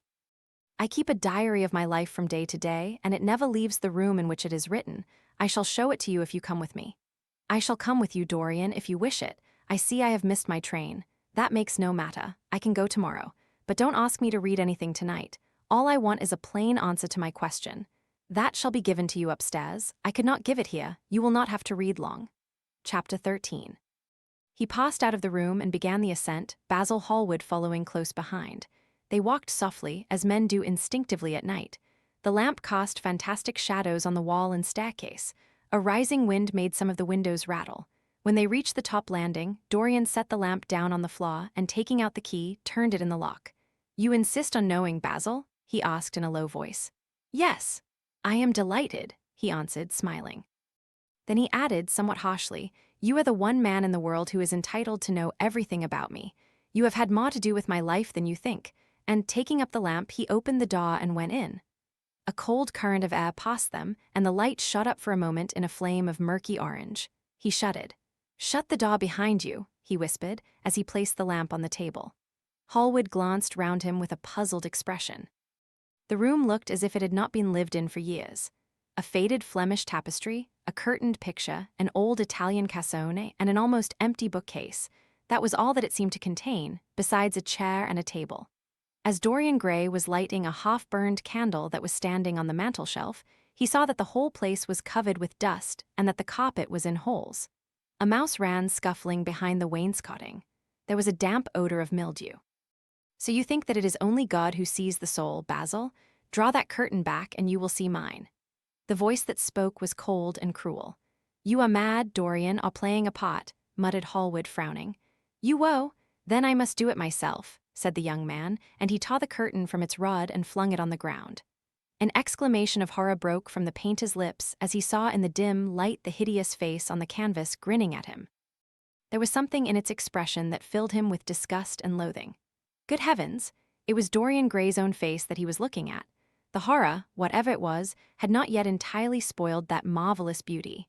There was still some gold in the thinning hair and some scarlet on the sensual mouth. The sodden eyes had kept something of the loveliness of their blue. The noble curves had not yet completely passed away from chiseled nostrils and from plastic throat. Yes, it was Dorian himself. But who had done it? He seemed to recognize his own brushwork, and the frame was his own design. The idea was monstrous, yet he felt afraid. He seized the lighted candle and held it to the picture. In the left hand, Connor was his own name, traced in long letters of bright vermilion. It was some foul parody, some infamous ignoble satire. He had never done that. Still, it was his own picture. He knew it, and he felt as if his blood had changed in a moment from fire to sluggish ice. His own picture? What did it mean? Why had it altered? He turned and looked at Dorian Gray with the eyes of a sick man. His mouth twitched, and his parched tongue seemed unable to articulate. He passed his hand across his forehead. It was dank with clammy sweat. The young man was leaning against the mantelshelf, watching him with that strange expression that one sees on the faces of those who are absorbed in a play when some great artist is acting. There was neither real sorrow in it nor real joy. There was simply the passion of the spectator, with perhaps a flicker of triumph in his eyes. He had taken the flower out of his coat and was smelling it, or pretending to do so. "What does this mean?" cried Hallward at last. His own voice sounded shrill and curious in his ears. "Years ago, when I was a boy," said Dorian Gray, crushing the flower in his hand, "you met me, flattered me, and taught me to be vain of my good looks. One day you introduced me to a friend of yours, who explained to me the wonder of youth, and you finished a portrait of me that revealed to me the wonder of beauty. In a mad moment that even now, I don't know whether I regret or not, I made a wish, perhaps you would call it a prayer. I remember it. Oh, how well I remember it. No, the thing is impossible. The room is damp. Mildew has got into the canvas. The paints I used had some wretched mineral poison in them. I tell you the thing is impossible." "Ah, what is impossible?" murmured the young man, going over to the window and leaning his forehead against the cold, mist-stained glass. "You told me you had destroyed it. I was wrong. It has destroyed me. I don't believe it is my picture." "Can't you see your ideal in it?" said Dorian bitterly. "My ideal, as you call it. As you called it. There was nothing evil in it, nothing shameful. You were to me such an ideal as I shall never meet again. This is the face of a satyr. It is the face of my soul. Christ, what a thing I must have worshipped. It has the eyes of a devil." "Each of us has heaven and hell in him, Basil," cried Dorian with a wild gesture of despair. Hallward turned again to the portrait and gazed at it. "My God, if it is true," he exclaimed, "and this is what you have done with your life, why, you must be worse even than those who talk against you fancy you to be." He held the light up again to the canvas and examined it. The surface seemed to be quite undisturbed and as he had left it. It was from within, apparently, that the foulness and horror had come. Through some strange quickening of inner life, the leprosies of sin were slowly eating the thing away. The rotting of a corpse in a watery grave was not so fearful. His hand shook, and the candle fell from its socket on the floor and lay there sputtering. He placed his foot on it and put it out. Then he flung himself into the rickety chair that was standing by the table and buried his face in his hands. "Good God, Dorian, what a lesson, what an awful lesson." There was no answer, but he could hear the young man sobbing at the window. "Pray, Dorian, pray," he murmured. "What is it that one was taught to say in one's boyhood? Lead us not into temptation. Forgive us our sins. Wash away our iniquities." Let us say that together. The prayer of your pride has been answered. The prayer of your repentance will be answered also. I worshipped you too much. I am punished for it. You worshipped yourself too much. We are both punished. Dorian Gray turned slowly around and looked at him with tear-dimmed eyes. "It is too late, Basil," he faltered. "It is never too late, Dorian. Let us kneel down and try if we cannot remember a prayer. Isn't there a verse somewhere? Though your sins be as scarlet, yet I will make them as white as snow. Those words mean nothing to me now." "Hush, don't say that. You have done enough evil in your life. My God, don't you see that accursed thing leering at us?" Dorian Gray glanced at the picture, and suddenly an uncontrollable feeling of hatred for Basil Hallward came over him, as though it had been suggested to him by the image on the canvas, whispered into his ear by those grinning lips. The mad passions of a hunted animal stirred within him, and he loathed the man who was seated at the table, more than in his whole life he had ever loathed anything. He glanced wildly around. Something glimmered on the top of the painted chest that faced him. His eye fell on it. He knew what it was. It was a knife that he had brought up some days before to cut a piece of cod and had forgotten to take away with him. He moved slowly towards it, passing Hallward as he did so. As soon as he got behind him, he seized it and turned round. Hallward stirred in his chair as if he was going to rise. He rushed at him and dug the knife into the great vein that is behind the ear, crushing the man's head down on the table and stabbing again and again. There was a stifled groan and the horrible sound of someone choking with blood. 3 times the outstretched arms shot up convulsively, waving grotesque, stiff-fingered hands in the air. He stabbed him twice more, but the man did not move. Something began to trickle on the floor. He waited for a moment, still pressing the head down. Then he threw the knife on the table and listened. He could hear nothing but the drip, drip on the threadbare carpet. He opened the door and went out on the landing. The house was absolutely quiet. No one was about. For a few seconds he stood bending over the balustrade and peering down into the black seething well of darkness. Then he took out the key and returned to the room, locking himself in as he did so. The thing was still seated in the chair, straining over the table with bowed head and humped back and long, fantastic arms. Had it not been for the red, jagged tear in the neck and the clotted black pool that was slowly widening on the table, one would have said that the man was simply asleep. How quickly it had all been done. He felt strangely calm, and walking over to the window, opened it and stepped out on the balcony. The wind had blown the fog away, and the sky was like a monstrous peacock's tail, starred with myriads of golden eyes. He looked down and saw the policeman going his rounds and flashing the long beam of his lantern on the doors of the silent houses. The crimson spot of a prowling hansom gleamed at the corner and then vanished. A woman in a fluttering shawl was creeping slowly by the railings, staggering as she went. Now and then she stopped and peered back. Once she began to sing in a hoarse voice. The policeman strolled over and said something to her. She stumbled away, laughing. A bitter blast swept across the square. The gas lamps flickered and became blue, and the leafless trees shook their black iron branches to and fro. He shivered and went back, closing the window behind him. Having reached the door, he turned the key and opened it. He did not even glance at the murdered man. He felt that the secret of the whole thing was not to realize the situation. The friend who had painted the fatal portrait to which all his misery had been due had gone out of his life. That was enough. Then he remembered the lamp. It was a rather curious one of Moorish workmanship, made of dull silver inlaid with arabesques of burnished steel and studded with cost turquoises. Perhaps it might be missed by his servant, and questions would be asked. He hesitated for a moment, then he turned back and took it from the table. He could not help seeing the dead thing. How still it was, how horribly white the long hands looked. It was like a dreadful wax image. Having locked the door behind him, he crept quietly downstairs. The woodwork creaked and seemed to cry out as if in pain. He stopped several times and waited. No, everything was still. It was merely the sound of his own footsteps. When he reached the library, he saw the bag and coat in the corner. They must be hidden away somewhere. He unlocked a secret press that was in the wainscoting, a press in which he kept his own curious disguises and put them into it. He could easily burn them afterwards. Then he pulled out his watch. It was 20 minutes to 2. He sat down and began to think. Every year, every month, almost, men were strangled in England for what he had done. There had been a madness of murder in the air. Some red star had come too close to the earth, and yet, what evidence was there against him? Basil Hallward had left the house at 11. No one had seen him come in again. Most of the servants were at Selby Royal. His valet had gone to bed. Paris? Yes. It was to Paris that Basil had gone, and by the midnight train, as he had intended.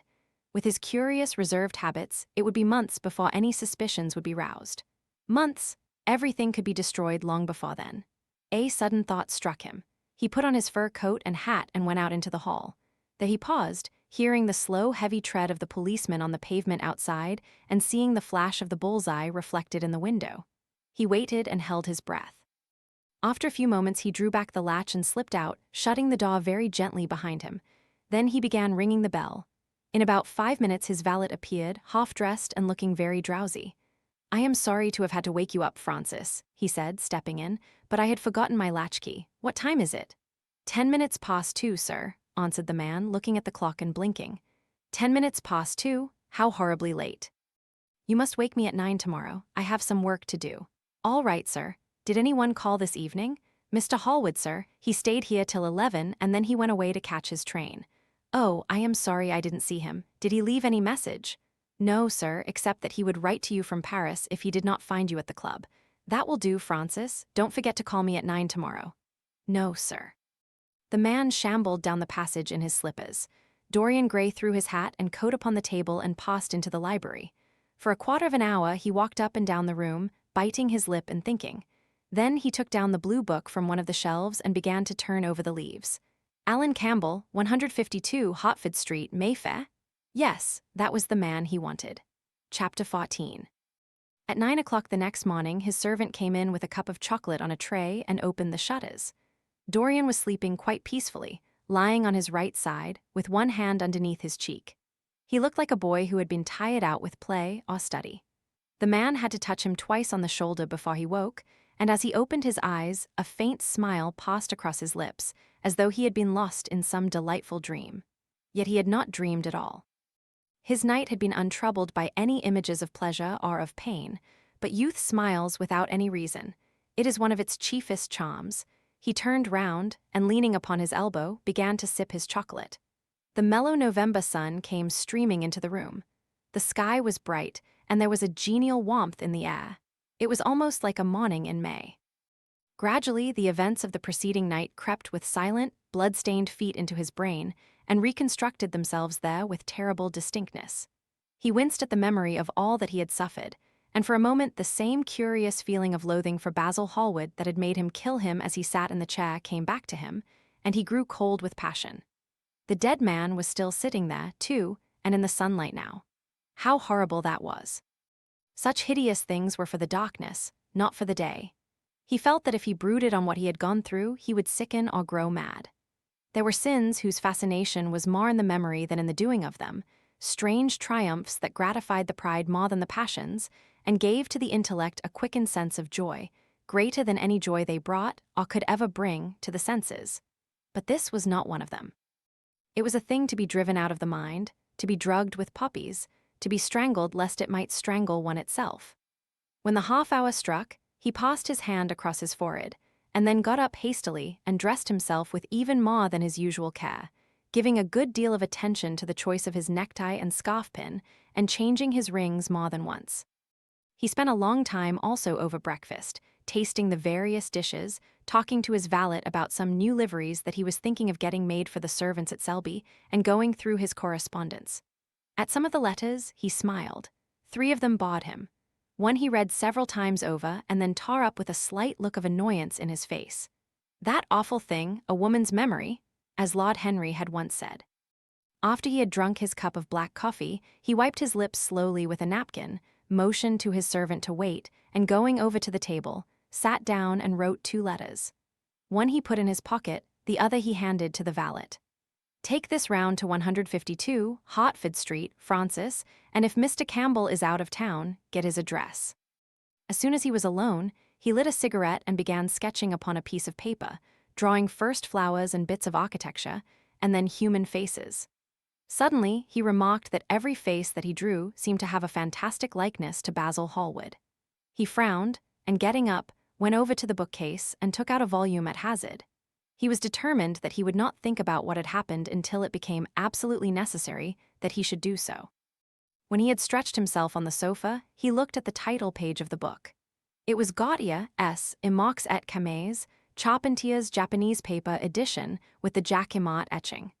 The binding was of citron green leather with a design of gilt trellis work and dotted pomegranates.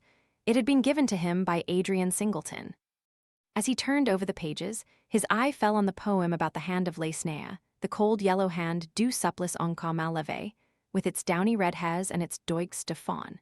He glanced at his own white taper fingers, shuddering slightly in spite of himself, and passed on, till he came to those lovely stanzas upon Venice. Sur une gamme chromatique, le sein de pearls ruisselant, la Venus de l'Adriatique saute de l'eau sun corrose et blanc. Les dames, sur l'azur en suivant la phrase au percontour, essenflint comme des gauges ronds que solev un soupir de moi. L'esquif abadet mi dépose, jetant son amaropilia, devant une façade rose, sur la marbre d'un escalier. How exquisite they were! As one read them, one seemed to be floating down the green waterways of the pink and pearl city, seated in a black gondola with silver prow and trailing curtains. The mere lines looked to him like those straight lines of turquoise blue that follow one as one pushes out to the Lido. The sudden flashes of color reminded him of the gleam of the opaline dirus-throated birds that flutter round the tall honeycombed campanile, or stalk, with such stately grace, through the dim, dust-stained arcades. Leaning back with half-closed eyes, he kept saying over and over to himself, Devant une façade rose sur la marbre d'un escalier. The whole of Venice was in those 2 lines. He remembered the autumn that he had passed there, and a wonderful love that had stirred him to mad, delightful follies. There was romance in every place. But Venice, like Oxford, had kept the background for romance, and to the true romantic, background was everything or almost everything. Basil had been with him part of the time and had gone wild over Tintoret. Poor Basil, what a horrible way for a man to die. He sighed and took up the volume again and tried to forget. He read of the swallows that fly in and out of the little cafe at Smyrna, where the Hajis sit counting their amber beads, and the turbaned merchants smoke their long tasseled pipes and talk gravely to each other. He read of the obelisk in the Place de la Concorde that weeps tears of granite in its lonely sunless exile and longs to be back by the hot, lotus-covered Nile, where there are sphinxes and rose-red ibises and white vultures with gilded claws, and crocodiles with small beryl eyes that crawl over the green steaming mud. He began to brood over those verses which, drawing music from Castaigne marble, tell of that curious statue that Gautier compares to a contralto voice, the monster charmant that couches in the porphyry room of the Louvre. But after a time the book fell from his hand. He grew nervous, and a horrible fit of terror came over him. What if Alan Campbell should be out of England? Days would elapse before he could come back. Perhaps he might refuse to come. What could he do then? Every moment was of vital importance. They had been great friends once, 5 years before, almost inseparable indeed. Then the intimacy had come suddenly to an end. When they met in society now, it was only Dorian Gray who smiled. Alan Campbell never did. He was an extremely clever young man, though he had no real appreciation of the visible arts, and whatever little sense of the beauty of poetry he possessed he had gained entirely from Dorian. His dominant intellectual passion was for science. At Cambridge, he had spent a great deal of his time working in the laboratory and had taken a good class in the natural science tripos of his year. Indeed, he was still devoted to the study of chemistry and had a laboratory of his own in which he used to shut himself up all day long, greatly to the annoyance of his mother, who had set her heart on his standing for Parliament and had a vague idea that a chemist was a person who made up prescriptions. He was an excellent musician, however, as well, and played both the violin and the piano better than most amateurs. In fact, it was music that had first brought him and Dorian Gray together, music and that indefinable attraction that Dorian seemed to be able to exercise whenever he wished, and, indeed, exercised often without being conscious of it. They had met at Lady Berkshire's the night that Rubinstein played there, and after that used to be always seen together at the opera and wherever good music was going on. For 18 months their intimacy lasted. Campbell was always either at Selby Royal or in Grosvenor Square. To him, as to many others, Dorian Gray was the type of everything that is wonderful and fascinating in life. Whether or not a quarrel had taken place between them, no one ever knew. But suddenly people remarked that they scarcely spoke when they met, and that Campbell seemed always to go away early from any party at which Dorian Gray was present. He had changed, too, was strangely melancholy at times, appeared almost to dislike hearing music, and would never himself play, giving as his excuse, when he was called upon, that he was so absorbed in science that he had no time left in which to practice. And this was certainly true. Every day he seemed to become more interested in biology, and his name appeared once or twice in some of the scientific reviews in connection with certain curious experiments. This was the man Dorian Gray was waiting for. Every second he kept glancing at the clock. As the minutes went by he became horribly agitated. At last he got up and began to pace up and down the room, looking like a beautiful caged thing. He took long stealthy strides. His hands were curiously cold. The suspense became unbearable. Time seemed to him to be crawling with feet of lead, while he by monstrous winds was being swept towards the jagged edge of some black cleft of precipice. He knew what was waiting for him there, saw it indeed, and shuddering, crushed with dank hands his burning lids as though he would have rubbed the very brain of sight and driven the eyeballs back into their cave. It was useless. The brain had its own food on which it battened, and the imagination, made grotesque by terror, twisted and distorted as a living thing by pain, danced like some foul puppet on a stand and grinned through moving mosques. Then, suddenly, time stopped for him. Yes, that blind, slow-breathing thing crawled no more, and horrible thoughts, time being dead, raced nimbly on in front and dragged a hideous future from its grave and showed it to him. He stared at it. Its very horror made him stone. At last the door opened and his servant entered. He turned glazed eyes upon him. "Mr. Campbell, sir," said the man. A sigh of relief broke from his parched lips, and the color came back to his cheeks.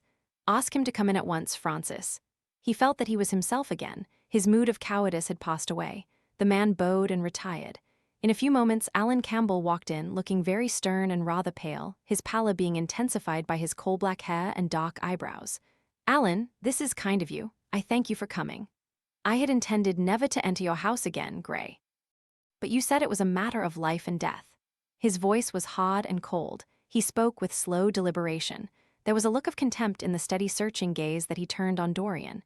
He kept his hands in the pockets of his astrakhan coat and seemed not to have noticed the gesture with which he had been greeted. "Yes, it is a matter of life and death, Alan, and to more than one person. Sit down." Campbell took a chair by the table, and Dorian sat opposite to him. The two men's eyes met. In Dorian's there was infinite pity. He knew that what he was going to do was dreadful. After a strained moment of silence, he leaned across and said, very quietly, but watching the effect of each word upon the face of him he had sent for, "Alan, in a locked room at the top of this house, a room to which nobody but myself has access, a dead man is seated at a table. He has been dead 10 hours now. Don't stir, and don't look at me like that. Who the man is, why he died, how he died, are matters that do not concern you. What you have to do is this. Stop, Gray, I don't want to know anything further. Whether what you have told me is true or not true doesn't concern me. I entirely decline to be mixed up in your life. Keep your horrible secrets to yourself. They don't interest me anymore. Alan, they will have to interest you. This one will have to interest you. I am awfully sorry for you, Alan, but I can't help myself. You are the one man who is able to save me. I am forced to bring you into the matter. I have no option. Alan, you are scientific. You know about chemistry and things of that kind. You have made experiments. What you have got to do is to destroy the thing that is upstairs, to destroy it so that not a vestige of it will be left. Nobody saw this person come into the house. Indeed, at the present moment, he is supposed to be in Paris. He will not be missed for months. When he is missed, there must be no trace of him found here. You, Alan, you must change him and everything that belongs to him into a handful of ashes that I may scatter in the air. You are mad, Dorian. Ah, I was waiting for you to call me Dorian. You are mad, I tell you, mad to imagine that I would raise a finger to help you, mad to make this monstrous confession. I will have nothing to do with this matter, whatever it is. Do you think I am going to peril my reputation for you? What is it to me what devil's work you are up to? It was suicide, Alan. I am glad of that, but who drove him to it? You, I should fancy. Do you still refuse to do this for me? Of course I refuse. I will have absolutely nothing to do with it. I don't care what shame comes on you. You deserve it all. I should not be sorry to see you disgraced, publicly disgraced. How dare you ask me, of all men in the world, to mix myself up in this horror? I should have thought you knew more about people's characters. Your friend Lord Henry Wotton can't have taught you much about psychology, whatever else he has taught you. Nothing will induce me to stir a step to help you. You have come to the wrong man. Go to some of your friends. Don't come to me. Alan, it was murder. I killed him. You don't know what he had made me suffer. Whatever my life is, he had more to do with the making or the marring of it than poor Harry has had. He may not have intended it, the result was the same. Murder! Good God, Dorian, is that what you have come to? I shall not inform upon you. It is not my business. Besides, without my stirring in the matter, you are certain to be arrested. Nobody ever commits a crime without doing something stupid, but I will have nothing to do with it. You must have something to do with it. Wait a moment. Listen to me. Only listen, Alan. All I ask of you is to perform a certain scientific experiment. You go to hospitals and dead houses, and the horrors that you do there don't affect you. If in some hideous dissecting room or fetid laboratory you found this man lying on a leaden table with red gutters scooped out in it for the blood to flow through, you would simply look upon him as an admirable subject. You would not turn a hair. You would not believe that you were doing anything wrong. On the contrary, you would probably feel that you were benefiting the human race, or increasing the sum of knowledge in the world, or gratifying intellectual curiosity, or something of that kind. What I want you to do is merely what you have often done before. Indeed, to destroy a body must be far less horrible than what you are accustomed to work at. And remember, it is the only piece of evidence against me. If it is discovered, I am lost, and it is sure to be discovered unless you help me. I have no desire to help you. You forget that. I am simply indifferent to the whole thing. It has nothing to do with me. Alan, I entreat you. Think of the position I am in. Just before you came, I almost fainted with terror. You may know terror yourself someday. No, don't think of that. Look at the matter purely from the scientific point of view. You don't inquire where the dead things on which you experiment come from. Don't inquire now. I have told you too much as it is, but I beg of you to do this. We were friends once, Alan. Don't speak about those days, Dorian, they are dead. The dead linger sometimes. The man upstairs will not go away. He is sitting at the table with bowed head and outstretched arms. Alan, if you don't come to my assistance, I am ruined. Why, they will hang me, Alan, don't you understand? They will hang me for what I have done. There is no good in prolonging this scene. I absolutely refuse to do anything in the matter. It is insane of you to ask me. You refuse? Yes. I entreat you, Alan. It is useless. The same look of pity came into Dorian Gray's eyes. Then he stretched out his hand, took a piece of paper, and wrote something on it. He read it over twice, folded it carefully, and pushed it across the table. Having done this, he got up and went over to the window. Campbell looked at him in surprise and then took up the paper and opened it. As he read it, his face became ghastly pale and he fell back in his chair. A horrible sense of sickness came over him. He felt as if his heart was beating itself to death in some empty hollow. After 2 or 3 minutes of terrible silence, Dorian turned round and came and stood behind him, putting his hand upon his shoulder. I am so sorry for you, Alan, he murmured, but you leave me no alternative. I have a letter written already. Here it is. You see the address. If you don't help me, I must send it. If you don't help me, I will send it. You know what the result will be. But you are going to help me. It is impossible for you to refuse now. I tried to spare you. You will do me the justice to admit that. You were stern, harsh, offensive. You treated me as no man has ever dared to treat me, no living man at any rate. I bore it all. Now it is for me to dictate terms. Campbell buried his face in his hands and a shudder passed through him. Yes, it is my turn to dictate terms, Alan. You know what they are. The thing is quite simple.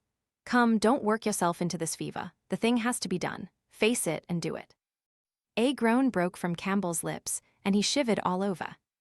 The ticking of the clock on the mantelpiece seemed to him to be dividing time into separate atoms of agony, each of which was too terrible to be borne.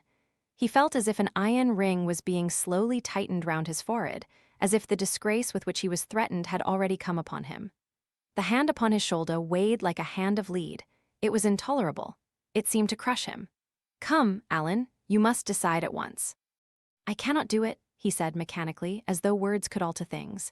You must, you have no choice, don't delay. He hesitated a moment. Is there a fire in the room upstairs? Yes, there is a gas fire with asbestos. I shall have to go home and get some things from the laboratory. No, Alan, you must not leave the house. Write out on a sheet of notepaper what you want and my servant will take a cab and bring the things back to you. Campbell scrawled a few lines, blotted them, and addressed an envelope to his assistant. Dorian took the note up and read it carefully. Then he rang the bell and gave it to his valet, with orders to return as soon as possible and to bring the things with him. As the hall door shut, Campbell started nervously, and having got up from the chair, went over to the chimney-piece. He was shivering with a kind of ague. For nearly 20 minutes, neither of the men spoke. A fly buzzed noisily about the room, and the ticking of the clock was like the beat of a hammer. As the chime struck 1, Campbell turned round and, looking at Dorian Gray, saw that his eyes were filled with tears. There was something in the purity and refinement of that sad face that seemed to enrage him. You are infamous, absolutely infamous, he muttered. Hush, Alan, you have saved my life, said Dorian. Your life? Good heavens, what a life that is. You have gone from corruption to corruption, and now you have culminated in crime. In doing what I am going to do, what you force me to do, it is not of your life that I am thinking. Ah, Alan, murmured Dorian with a sigh, I wish you had 1,000th part of the pity for me that I have for you. He turned away as he spoke and stood looking out at the garden. Campbell made no answer. After about 10 minutes, a knock came to the door, and the servant entered, carrying a large mahogany chest of chemicals with a long coil of steel and platinum wire and 2 rather curiously shaped iron clamps. Shall I leave the things here, sir? He asked Campbell. Yes, said Dorian. And I am afraid, Francis, that I have another errand for you. What is the name of the man at Richmond who supplies Selby with orchids? Hawdon, sir. Yes, Hawdon. You must go down to Richmond at once, see Hawdon personally, and tell him to send twice as many orchids as I ordered, and to have as few white ones as possible. In fact, I don't want any white ones. It is a lovely day, Francis, and Richmond is a very pretty place, otherwise I wouldn't bother you about it. No trouble, sir. At what time shall I be back? Dorian looked at Campbell. How long will your experiment take, Alan? He said in a calm, indifferent voice. The presence of a third person in the room seemed to give him extraordinary courage. Campbell frowned and bit his lip. It will take about 5 hours, he answered. It will be time enough then if you are back at 7:30, Francis, or stay, just leave my things out for dressing. You can have the evening to yourself. I am not dining at home, so I shall not want you. "Thank you, sir," said the man, leaving the room. "Now, Alan, there is not a moment to be lost. How heavy this chest is." "I'll take it for you, you bring the other things." He spoke rapidly and in an authoritative manner. Campbell felt dominated by him. They left the room together. When they reached the top landing, Dorian took out the key and turned it in the lock. Then he stopped, and a troubled look came into his eyes. He shuddered. "I don't think I can go in, Alan," he murmured. "It is nothing to me. I don't require you," said Campbell coldly.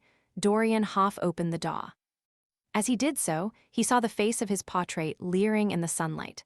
On the floor in front of it, the torn curtain was lying. He remembered that the night before he had forgotten, for the first time in his life, to hide the fatal canvas, and was about to rush forward when he drew back with a shudder. What was that loathsome red dew that gleamed, wet and glistening, on one of the hands, as though the canvas had sweated blood? How horrible it was! More horrible, it seemed to him for the moment, than the silent thing that he knew was stretched across the table. The thing whose grotesque misshapen shadow on the spotted carpet showed him that it had not stirred, but was still there as he had left it. He heaved a deep breath, opened the door a little wider, and with half-closed eyes and averted head, walked quickly in, determined that he would not look even once upon the dead man.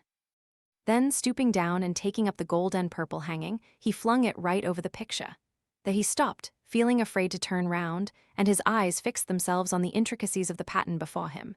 He heard Campbell bringing in the heavy chest and the irons and the other things that he had required for his dreadful work. He began to wonder if he and Basil Hallward had ever met, and if so, what they had thought of each other. "Leave me now," said a stern voice behind him. He turned and hurried out, just conscious that the dead man had been thrust back into the chair and that Campbell was gazing into a glistening yellow face. As he was going downstairs, he heard the key being turned in the lock. It was long after 7 when Campbell came back into the library. He was pale, but absolutely calm. "I have done what you asked me to do," he muttered. "And now, goodbye, let us never see each other again. You have saved me from ruin, Alan." "I cannot forget that," said Dorian simply. As soon as Campbell had left, he went upstairs. There was a horrible smell of nitric acid in the room, but the thing that had been sitting at the table was gone. Chapter 15. That evening, at 8:30, exquisitely dressed and wearing a large buttonhole of Parma violets, Dorian Gray was ushered into Lady Narborough's drawing room by bowing servants. His forehead was throbbing with maddened nerves, and he felt wildly excited, but his manner as he bent over his hostess's hand was as easy and graceful as ever. Perhaps one never seems so much at one's ease as when one has to play a part.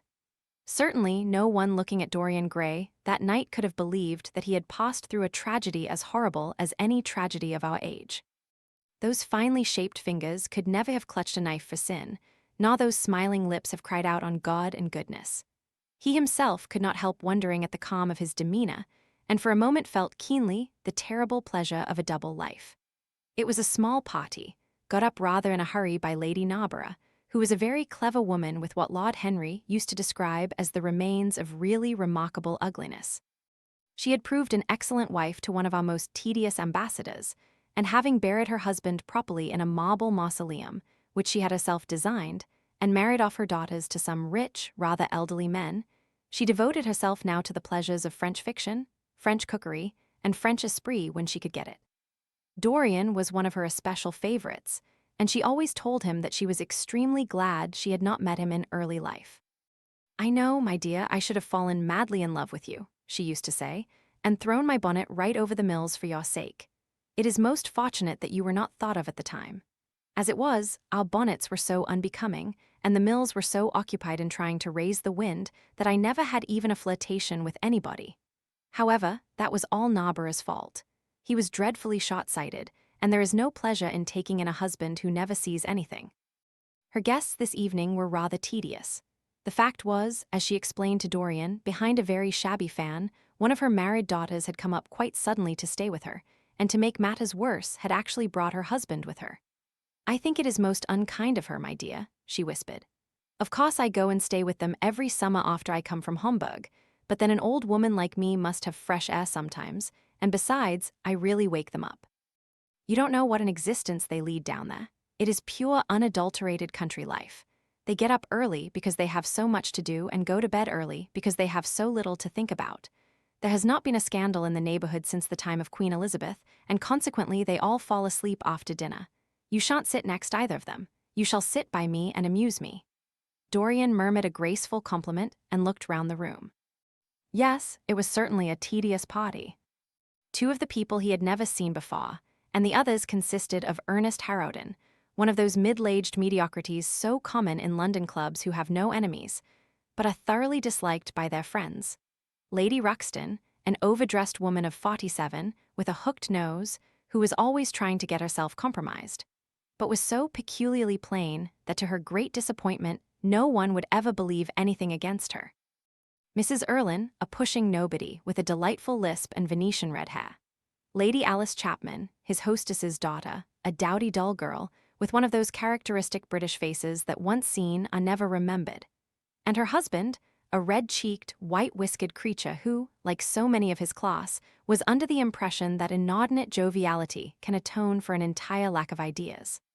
He was rather sorry he had come, till Lady Narborough, looking at the great ormolu gilt clock that sprawled in gaudy curves on the mauve-draped mantel-shelf, exclaimed, "How horrid of Henry Wotton to be so late. I sent round to him this morning on chance, and he promised faithfully not to disappoint me." It was some consolation that Harry was to be there, and when the door opened and he heard his slow, musical voice lending charm to some insincere apology, he ceased to feel bored. But at dinner he could not eat anything. Plate after plate went away untasted. Lady Narborough kept scolding him for what she called an insult to Pa Adolf, who invented the menu specially for you, and now and then Lord Henry looked across at him, wondering at his silence and abstracted manner. From time to time, the butler filled his glass with champagne. He drank eagerly, and his thirst seemed to increase. "Dorian," said Lord Henry at last, as the chaufroid was being handed round, "what is the matter with you tonight? You are quite out of sorts." "I believe he is in love," cried Lady Narborough, "and that he is afraid to tell me for fear I should be jealous. He is quite right. I certainly should." "Dear Lady Narborough," murmured Dorian, smiling, "I have not been in love for a whole week, not, in fact, since Madame de Ferrol left town." "How you men can fall in love with that woman!" exclaimed the old lady. "I really cannot understand it." "It is simply because she remembers you when you were a little girl, Lady Narborough," said Lord Henry. "She is the one link between us and your shot frocks." "She does not remember my shot frocks at all, Lord Henry, but I remember her very well at Vienna 30 years ago, and how décolletée she was then." "She is still décolletée," he answered, taking an olive in his long fingers, "and when she is in a very smart gown she looks like an edition de luxe of a bad French novel. She is really wonderful and full of surprises. Her capacity for family affection is extraordinary. When her third husband died, her hair turned quite gold from grief." "How can you, Harry?" cried Dorian. "It is a most romantic explanation," laughed the hostess. "But her third husband, Lord Henry." "You don't mean to say Farrell is the fourth?" "Certainly, Lady Narborough. I don't believe a word of it." "Well, ask Mr. Gray. He is one of her most intimate friends." "Is it true, Mr. Gray?" "She assures me so, Lady Narborough," said Dorian. "I asked her whether, like Marguerite de Navarre, she had their hearts embalmed and hung at her girdle. She told me she didn't because none of them had had any hearts at all." "4 husbands. Upon my word, that is trop de zèle." "Trop d'audace, I tell her," said Dorian. "Oh, she is audacious enough for anything, my dear, and what is Farrell like? I don't know him." "The husbands of very beautiful women belong to the criminal classes," said Lord Henry, sipping his wine. Lady Narborough hit him with her fan. "Lord Henry, I am not at all surprised that the world says that you are extremely wicked." "But what world says that?" asked Lord Henry, elevating his eyebrows. "It can only be the next world. This world and I are on excellent terms." "Everybody I know says you are very wicked," cried the old lady, shaking her head. Lord Henry looked serious for some moments. "It is perfectly monstrous," he said at last, "the way people go about nowadays saying things against one behind one's back that are absolutely and entirely true." "Isn't he incorrigible?" cried Dorian, leaning forward in his chair. "I hope so," said his hostess, laughing. "But really, if you all worship Madame de Ferrol in this ridiculous way, I shall have to marry again so as to be in the fashion." "You will never marry again, Lady Narborough," broke in Lord Henry. "You were far too happy. When a woman marries again, it is because she detested her first husband. When a man marries again, it is because he adored his first wife. Women try their luck, men risk theirs." "Narborough wasn't perfect," cried the old lady. "If he had been, you would not have loved him, my dear lady," was the rejoinder. "Women love us for our defects. If we have enough of them, they will forgive us everything, even our intellects. You will never ask me to dinner again after saying this, I am afraid, Lady Narborough, but it is quite true." "Of course it is true, Lord Henry. If we women did not love you for your defects, where would you all be? Not one of you would ever be married. You would be a set of unfortunate bachelors. Not, however, that would alter you much. Nowadays all the married men live like bachelors, and all the bachelors like married men. Fin de cycle, murmured Lord Henry. Fin du globe, answered his hostess. I wish it were fin du globe, said Dorian with a sigh. Life is a great disappointment. Ah, my dear, cried Lady Narborough, putting on her gloves, don't tell me that you have exhausted life. When a man says that, one knows that life has exhausted him. Lord Henry is very wicked, and I sometimes wish that I had been, but you are made to be good, you look so good. I must find you a nice wife. Lord Henry, don't you think that Mr. Gray should get married? I am always telling him so, Lady Narborough, said Lord Henry with a bow. Well, we must look out for a suitable match for him. I shall go through Debrett carefully tonight and draw out a list of all the eligible young ladies. With their ages, Lady Narborough? Asked Dorian. Of course, with their ages, slightly edited, but nothing must be done in a hurry. I want it to be what the Morning Post calls a suitable alliance, and I want you both to be happy. What nonsense people talk about happy marriages, exclaimed Lord Henry. A man can be happy with any woman as long as he does not love her. Ah, what a cynic you are, cried the old lady, pushing back her chair and nodding to Lady Ruxton. You must come and dine with me soon again. You are really an admirable tonic, much better than what Sir Andrew prescribes for me. You must tell me what people you would like to meet, though. I want it to be a delightful gathering. I like men who have a future and women who have a past, he answered. Or do you think that would make it a petticoat party? I fear so, she said, laughing, as she stood up. 1,000 pardons, my dear Lady Ruxton, she added. I didn't see you hadn't finished your cigarette. Never mind, Lady Narborough, I smoke a great deal too much. I am going to limit myself for the future. Pray don't, Lady Ruxton, said Lord Henry. Moderation is a fatal thing. Enough is as bad as a meal. More than enough is as good as a feast. Lady Ruxton glanced at him curiously. You must come and explain that to me some afternoon, Lord Henry.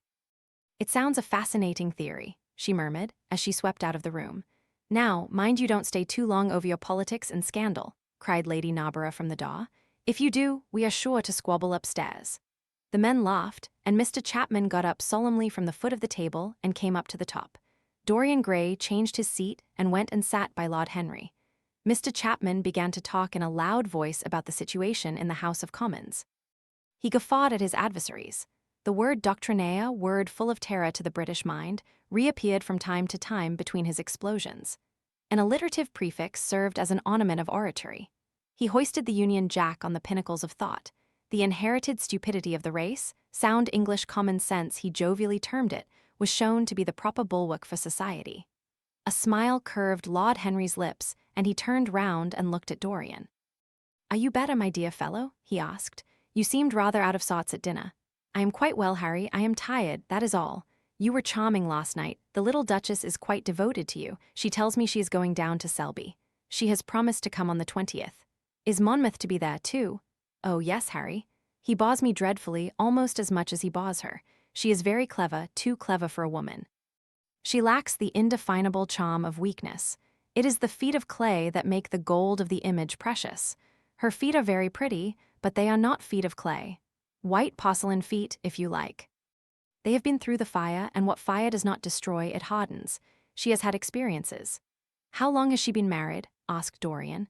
An eternity, she tells me. I believe, according to the peerage, it is 10 years, but 10 years with Monmouth must have been like eternity, with time thrown in. Who else is coming? Oh, the Willoughbys, Lord Rugby and his wife, our hostess, Geoffrey Clouston, the usual set. I have asked Lord Grotrian. I like him, said Lord Henry. A great many people don't, but I find him charming. He atones for being occasionally somewhat overdressed by being always absolutely overeducated. He is a very modern type. I don't know if he will be able to come, Harry. He may have to go to Monte Carlo with his father. Ah, what a nuisance people's people are. Try and make him come. By the way, Dorian, you ran off very early last night. You left before 11. What did you do afterwards? Did you go straight home? Dorian glanced at him hurriedly and frowned. No, Harry, he said at last. I did not get home till nearly 3. Did you go to the club? Yes, he answered. Then he bit his lip. No, I don't mean that. I didn't go to the club. I walked about. I forget what I did. How inquisitive you are, Harry. You always want to know what one has been doing. I always want to forget what I have been doing. I came in at 2:30, if you wish to know the exact time. I had left my latchkey at home, and my servant had to let me in.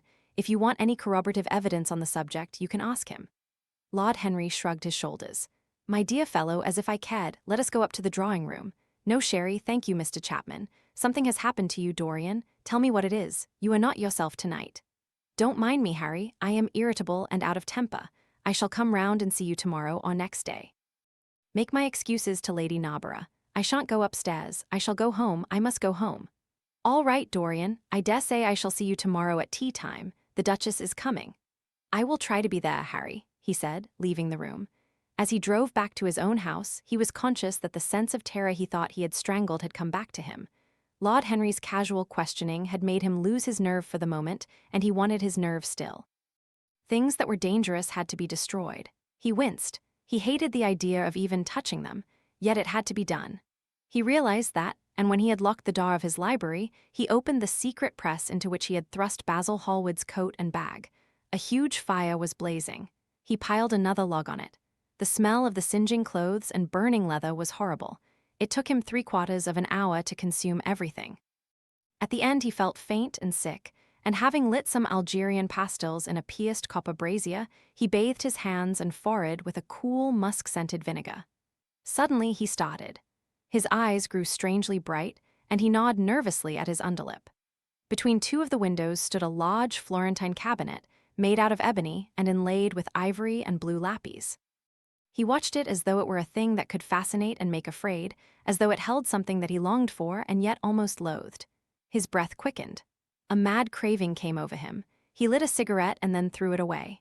His eyelids drooped till the long fringed lashes almost touched his cheek, but he still watched the cabinet. At last he got up from the sofa on which he had been lying, went over to it, and having unlocked it, touched some hidden spring. A triangular drawer passed slowly out. His fingers moved instinctively towards it, dipped in, and closed on something. It was a small Chinese box of black and gold dust lacquer, elaborately wrought, the sides patterned with curved waves, and the silken cords hung with round crystals and tasseled in plaited metal threads. He opened it. Inside was a green paste, waxy in luster, the odor curiously heavy and persistent. He hesitated for some moments with a strangely immobile smile upon his face. Then, shivering, though the atmosphere of the room was terribly hot, he drew himself up and glanced at the clock. It was 20 minutes to 12. He put the box back, shutting the cabinet doors as he did so, and went into his bedroom. As midnight was striking bronze blows upon the dusky air, Dorian Gray, dressed commonly, and with a muffler wrapped round his throat, crept quietly out of his house. In Bond Street he found a hansom with a good horse. He hailed it and in a low voice gave the driver an address. The man shook his head. "It is too far for me," he muttered. "Here is a sovereign for you," said Dorian. "You shall have another if you drive fast." "All right, sir," answered the man. "You will be there in an hour." And after his fare had got in, he turned his horse round and drove rapidly towards the river. Chapter 16. A cold rain began to fall, and the blurred street lamps looked ghastly in the dripping mist. The public houses were just closing, and dim men and women were clustering in broken groups round their doors. From some of the bars came the sound of horrible laughter. In others, drunkards brawled and screamed. Lying back in the hansom, with his hat pulled over his forehead, Dorian Gray watched with listless eyes the sordid shame of the great city, and now and then he repeated to himself the words that Lord Henry had said to him on the first day they had met, to cure the soul by means of the senses, and the senses by means of the soul. Yes, that was the secret. He had often tried it, and would try it again now. There were opium dens where one could buy oblivion, dens of horror where the memory of old sins could be destroyed by the madness of sins that were new. The moon hung low in the sky like a yellow skull. From time to time, a huge misshapen cloud stretched a long arm across and hid it. The gas lamps grew fewer, and the streets more narrow and gloomy. Once the man lost his way and had to drive back 1/2 mile. A steam rose from the horse as it splashed up the puddles. The side windows of the hansom were clogged with a gray flannel mist. To cure the soul by means of the senses, and the senses by means of the soul, how the words rang in his ears. His soul, certainly, was sick to death. Was it true that the senses could cure it? Innocent blood had been spilled.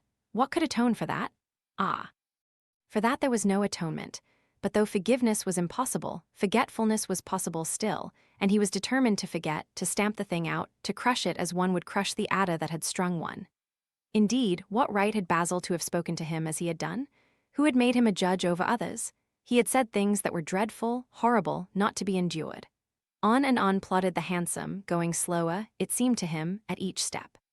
He thrust up the trap and called to the man to drive faster. The hideous hunger for opium began to gnaw at him. His throat burned and his delicate hands twitched nervously together. He struck at the horse madly with his stick. The driver laughed and whipped up. He laughed in answer, and the man was silent. The way seemed interminable, and the streets like the black web of some sprawling spider. The monotony became unbearable, and as the mist thickened, he felt afraid. Then they passed by lonely brickfields. The fog was lighter here, and he could see the strange, bottle-shaped kilns with their orange, fan-like tongues of fire. A dog barked as they went by, and far away in the darkness, some wandering seagull screamed. The horse stumbled in a rut, then swerved aside and broke into a gallop. After some time, they left the clay road and rattled again over rough-paven streets. Most of the windows were dark, but now and then fantastic shadows were silhouetted against some lamplit blind. He watched them curiously. They moved like monstrous marionettes and made gestures like live things. He hated them. A dull rage was in his heart. As they turned a corner, a woman yelled something at them from an open door, and two men ran after the hansom for about 100 yards. The driver beat at them with his whip. It is said that passion makes one think in a circle. Certainly with hideous iteration, the bitten lips of Dorian Gray shaped and reshaped those subtle words that dealt with soul and sense, till he had found in them the full expression, as it were, of his mood, and justified by intellectual approval, passions that without such justification would still have dominated his temper. From cell to cell of his brain crept the one thought, and the wild desire to live, most terrible of all man's appetites, quickened into force each trembling nerve and fiber. Ugliness that had once been hateful to him because it made things real became dear to him now for that very reason. Ugliness was the one reality. The coarse brawl, the loathsome den, the crude violence of disordered life, the very vileness of thief and outcast were more vivid in their intense actuality of impression than all the gracious shapes of art, the dreamy shadows of song. They were what he needed for forgetfulness. In 3 days he would be free. Suddenly the man drew up with a jerk at the top of a dock lane. Over the low roofs and jagged chimney stacks of the houses rose the black masts of ships. Wreaths of white mist clung like ghostly sails to the yards. "Somewhere about here, sir, ain't it?" he asked huskily through the trap. Dorian started and peered round. "This will do," he answered, and having got out hastily and given the driver the extra fare he had promised him, he walked quickly in the direction of the quay. Here and there a lantern gleamed at the stern of some huge merchantman. The light shook and splinted in the puddles. A red glare came from an outward-bound steamer that was coaling. The slimy pavement looked like a wet mackintosh. He hurried on towards the left, glancing back now and then to see if he was being followed. In about 7 or 8 minutes, he reached a small shabby house that was wedged in between two gaunt factories. In one of the top windows stood a lamp. He stopped and gave a peculiar knock. After a little time, he heard steps in the passage and the chain being unhooked. The door opened quietly, and he went in without saying a word to the squat misshapen figure that flattened itself into the shadow as he passed. At the end of the hall hung a tattered green curtain that swayed and shook in the gusty wind which had followed him in from the street. He dragged it aside and entered a long, low room which looked as if it had once been a third-rate dancing saloon.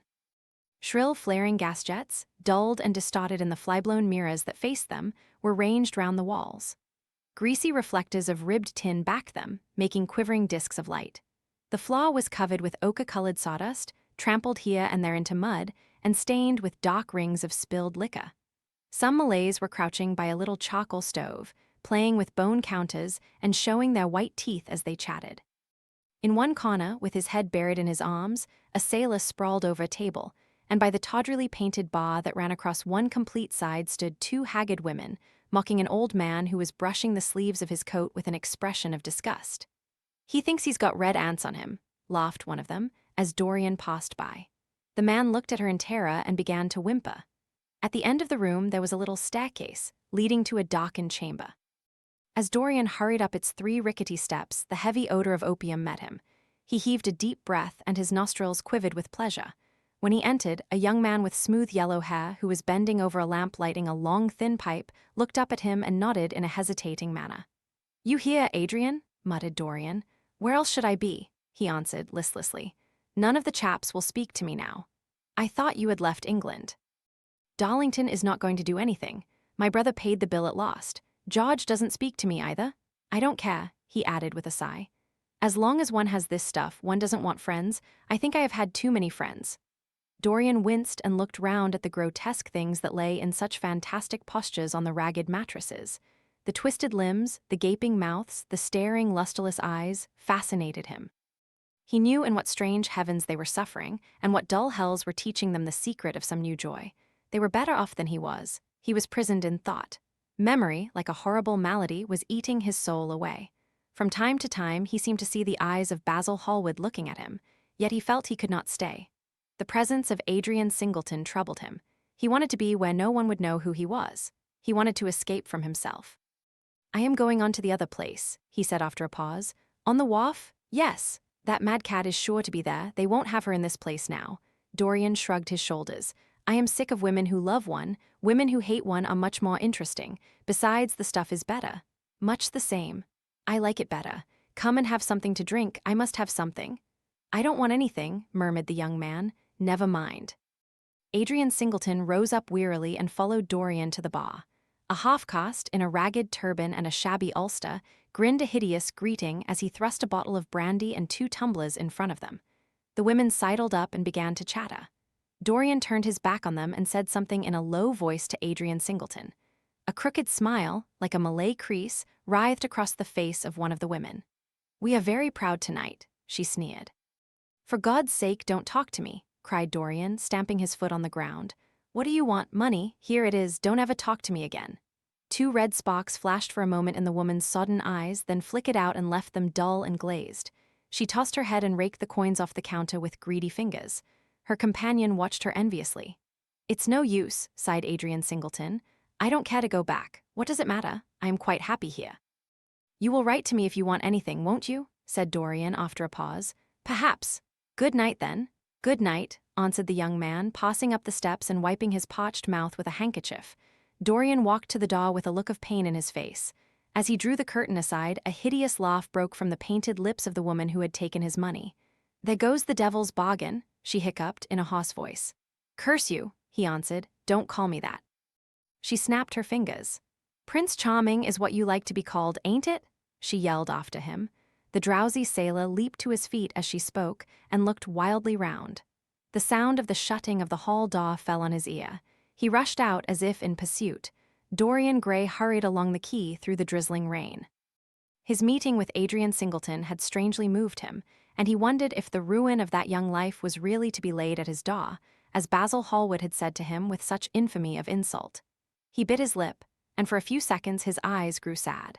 Yet, after all, what did it matter to him? One's days were too brief to take the burden of another's errors on one's shoulders. Each man lived his own life and paid his own price for living it. The only pity was one had to pay so often for a single fault. One had to pay over and over again, indeed. In her dealings with man, destiny never closed her accounts. There are moments, psychologists tell us, when the passion for sin, or for what the world calls sin, so dominates a nature that every fiber of the body, as every cell of the brain, seems to be instinct with fearful impulses. Men and women at such moments lose the freedom of their will. They move to their terrible end as automatons move. Choice is taken from them, and conscience is either killed, or, if it lives at all, lives but to give rebellion its fascination and disobedience its charm. For all sins, as theologians weary not of reminding us, are sins of disobedience. When that high spirit, that morning star of evil, fell from heaven, it was as a rebel that he fell. Callous, concentrated on evil, with stained mind and soul hungry for rebellion, Dorian Gray hastened on, quickening his step as he went. But as he darted aside into a dim archway that had served him often as a short cut to the ill-famed place where he was going, he felt himself suddenly seized from behind, and before he had time to defend himself, he was thrust back against the wall, with a brutal hand round his throat. He struggled madly for life, and by a terrible effort wrenched the tightening fingers away. In a second he heard the click of a revolver and saw the gleam of a polished barrel, pointing straight at his head, and the dusky form of a short, thick-set man facing him. What do you want? He gasped. Keep quiet, said the man. If you stir, I shoot you. You are mad. What have I done to you? You wrecked the life of Sibyl Vane, was the answer, and Sibyl Vane was my sister. She killed herself. I know it, Her death is at your door. I swore I would kill you in return. For years I have sought you. I had no clue, no trace. The two people who could have described you were dead. I knew nothing of you but the pet name she used to call you. I heard it tonight by chance. Make your peace with God, for tonight you are going to die." Dorian Gray grew sick with fear. "I never knew her," he stammered. "I never heard of her. You are mad." "You had better confess your sin, for as sure as I am James Vane, you are going to die." There was a horrible moment. Dorian did not know what to say or do. "Down on your knees," growled the man. "I give you 1 minute to make your peace, no more. I go on board tonight for India and I must do my job first. 1 minute, that's all." Dorian's arms fell to his side. Paralyzed with terror, he did not know what to do. Suddenly, a wild hope flashed across his brain. "Stop," he cried. "How long ago is it since your sister died? Quick, tell me." 18 years, said the man. "Why do you ask me? What do years matter?" 18 years, laughed Dorian Gray, with a touch of triumph in his voice. 18 years, set me under the lamp and look at my face. James Vane hesitated for a moment, not understanding what was meant. Then he seized Dorian Gray and dragged him from the archway. Dim and wavering as was the wind-blown light, yet it served to show him the hideous era, as it seemed, into which he had fallen, for the face of the man he had sought to kill had all the bloom of boyhood, all the unstained purity of youth. He seemed little more than a lad of 20 summers, hardly older, if older indeed at all, than his sister had been when they had parted so many years ago. It was obvious that this was not the man who had destroyed her life. He loosened his hold and reeled back. My God, he cried, and I would have murdered you." Dorian Gray drew a long breath. "You have been on the brink of committing a terrible crime, my man," he said, looking at him sternly. "Let this be a warning to you not to take vengeance into your own hands." "Forgive me, sir," muttered James Vane. "I was deceived. A chance word I heard in that damned den set me on the wrong track." "You had better go home and put that pistol away, or you may get into trouble," said Dorian, turning on his heel and going slowly down the street. James Vane stood on the pavement in horror. He was trembling from head to foot. After a little while, a black shadow that had been creeping along the dripping wall moved out into the light and came close to him with stealthy footsteps. He felt a hand laid on his arm and looked round with a start. It was one of the women who had been drinking at the bar. "Why didn't you kill him?" she hissed out, putting haggard face quite close to his. "I knew you were following him when you rushed out from Dolly's. You fool, you should have killed him. He has lots of money and he's as bad as bad." "He is not the man I am looking for," he answered, "and I want no man's money. I want a man's life. The man whose life I want must be nearly 40 now. This one is little more than a boy. Thank God I have not got his blood upon my hands." The woman gave a bitter laugh. "Little more than a boy," she sneered. "Why, man, it's nigh on 18 years since Prince Charming made me what I am." "You lie," cried James Vane. She raised her hand up to heaven.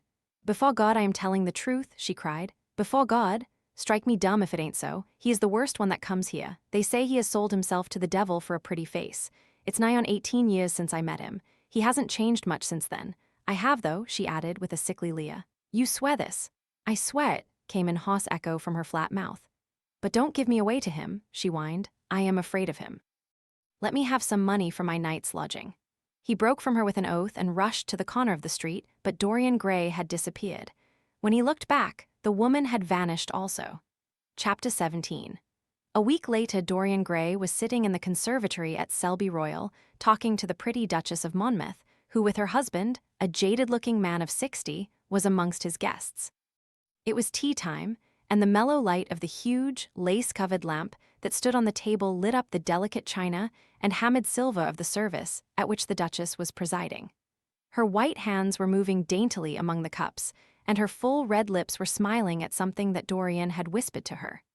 Lord Henry was lying back in a silk-draped wicker chair, looking at them. On a peach-colored divan sat Lady Narborough, pretending to listen to the Duke's description of the lost Brazilian beetle that he had added to his collection. 3 young men in elaborate smoking suits were handing tea cakes to some of the women. The house party consisted of 12 people, and there were more expected to arrive on the next day. "What are you two talking about?" said Lord Henry, strolling over to the table and putting his cup down. "I hope Dorian has told you about my plan for rechristening everything, Gladys. It is a delightful idea." "But I don't want to be rechristened, Harry," rejoined the Duchess, looking up at him with her wonderful eyes. "I am quite satisfied with my own name, and I am sure Mr. Gray should be satisfied with his." "My dear Gladys, I would not alter either name for the world. They are both perfect. I was thinking chiefly of flowers. Yesterday I cut an orchid from my buttonhole. It was a marvelous spotted thing, as effective as the 7 deadly sins. In a thoughtless moment, I asked one of the gardeners what it was called. He told me it was a fine specimen of Robinsoniana or something dreadful of that kind. It is a sad truth, but we have lost the faculty of giving lovely names to things. Names are everything. I never quarrel with actions. My one quarrel is with words. That is the reason I hate vulgar realism in literature. The man who could call a spade should be compelled to use one. It is the only thing he is fit for. Then what should we call you, Harry? She asked. His name is Prince Paradox, said Dorian. I recognize him in a flash, exclaimed the Duchess. I won't hear of it, laughed Lord Henry, sinking into a chair. From a label there is no escape. I refuse the title. Royalties may not abdicate, fell as a warning from pretty lips. You wish me to defend my throne, then? Yes. I give the truths of tomorrow. I prefer the mistakes of today, she answered. You disarm me, Gladys, he cried, catching the willfulness of her mood. Of your shield, Harry, not of your spear. I never tilt against beauty, he said with a wave of his hand. That is your error, Harry, believe me. You value beauty far too much. How can you say that? I admit that I think that it is better to be beautiful than to be good. But on the other hand, no one is more ready than I am to acknowledge that it is better to be good than to be ugly. Ugliness is one of the 7 deadly sins, then, cried the Duchess. What becomes of your simile about the orchid? Ugliness is one of the 7 deadly virtues, Gladys. You, as a good Tory, must not underrate them. Beer, the Bible, and the 7 deadly virtues have made our England what she is. You don't like your country, then? She asked. I live in it, that you may censure it the better. Would you have me take the verdict of Europe on it? He inquired. What do they say of us? That Tartuffe has emigrated to England and opened a shop. Is that yours, Harry? I give it to you. I could not use it, it is too true. You need not be afraid, our countrymen never recognize a description. They are practical. They are more cunning than practical. When they make up their ledger, they balance stupidity by wealth and vice by hypocrisy. Still, we have done great things. Great things have been thrust on us, Gladys. We have carried their burden, only as far as the stock exchange. She shook her head. I believe in the race, she cried. It represents the survival of the pushing. It has development. Decay fascinates me, Ma. What of art? She asked. It is a malady. Love, an illusion. Religion. The fashionable substitute for belief. You are a skeptic. Never. Skepticism is the beginning of faith.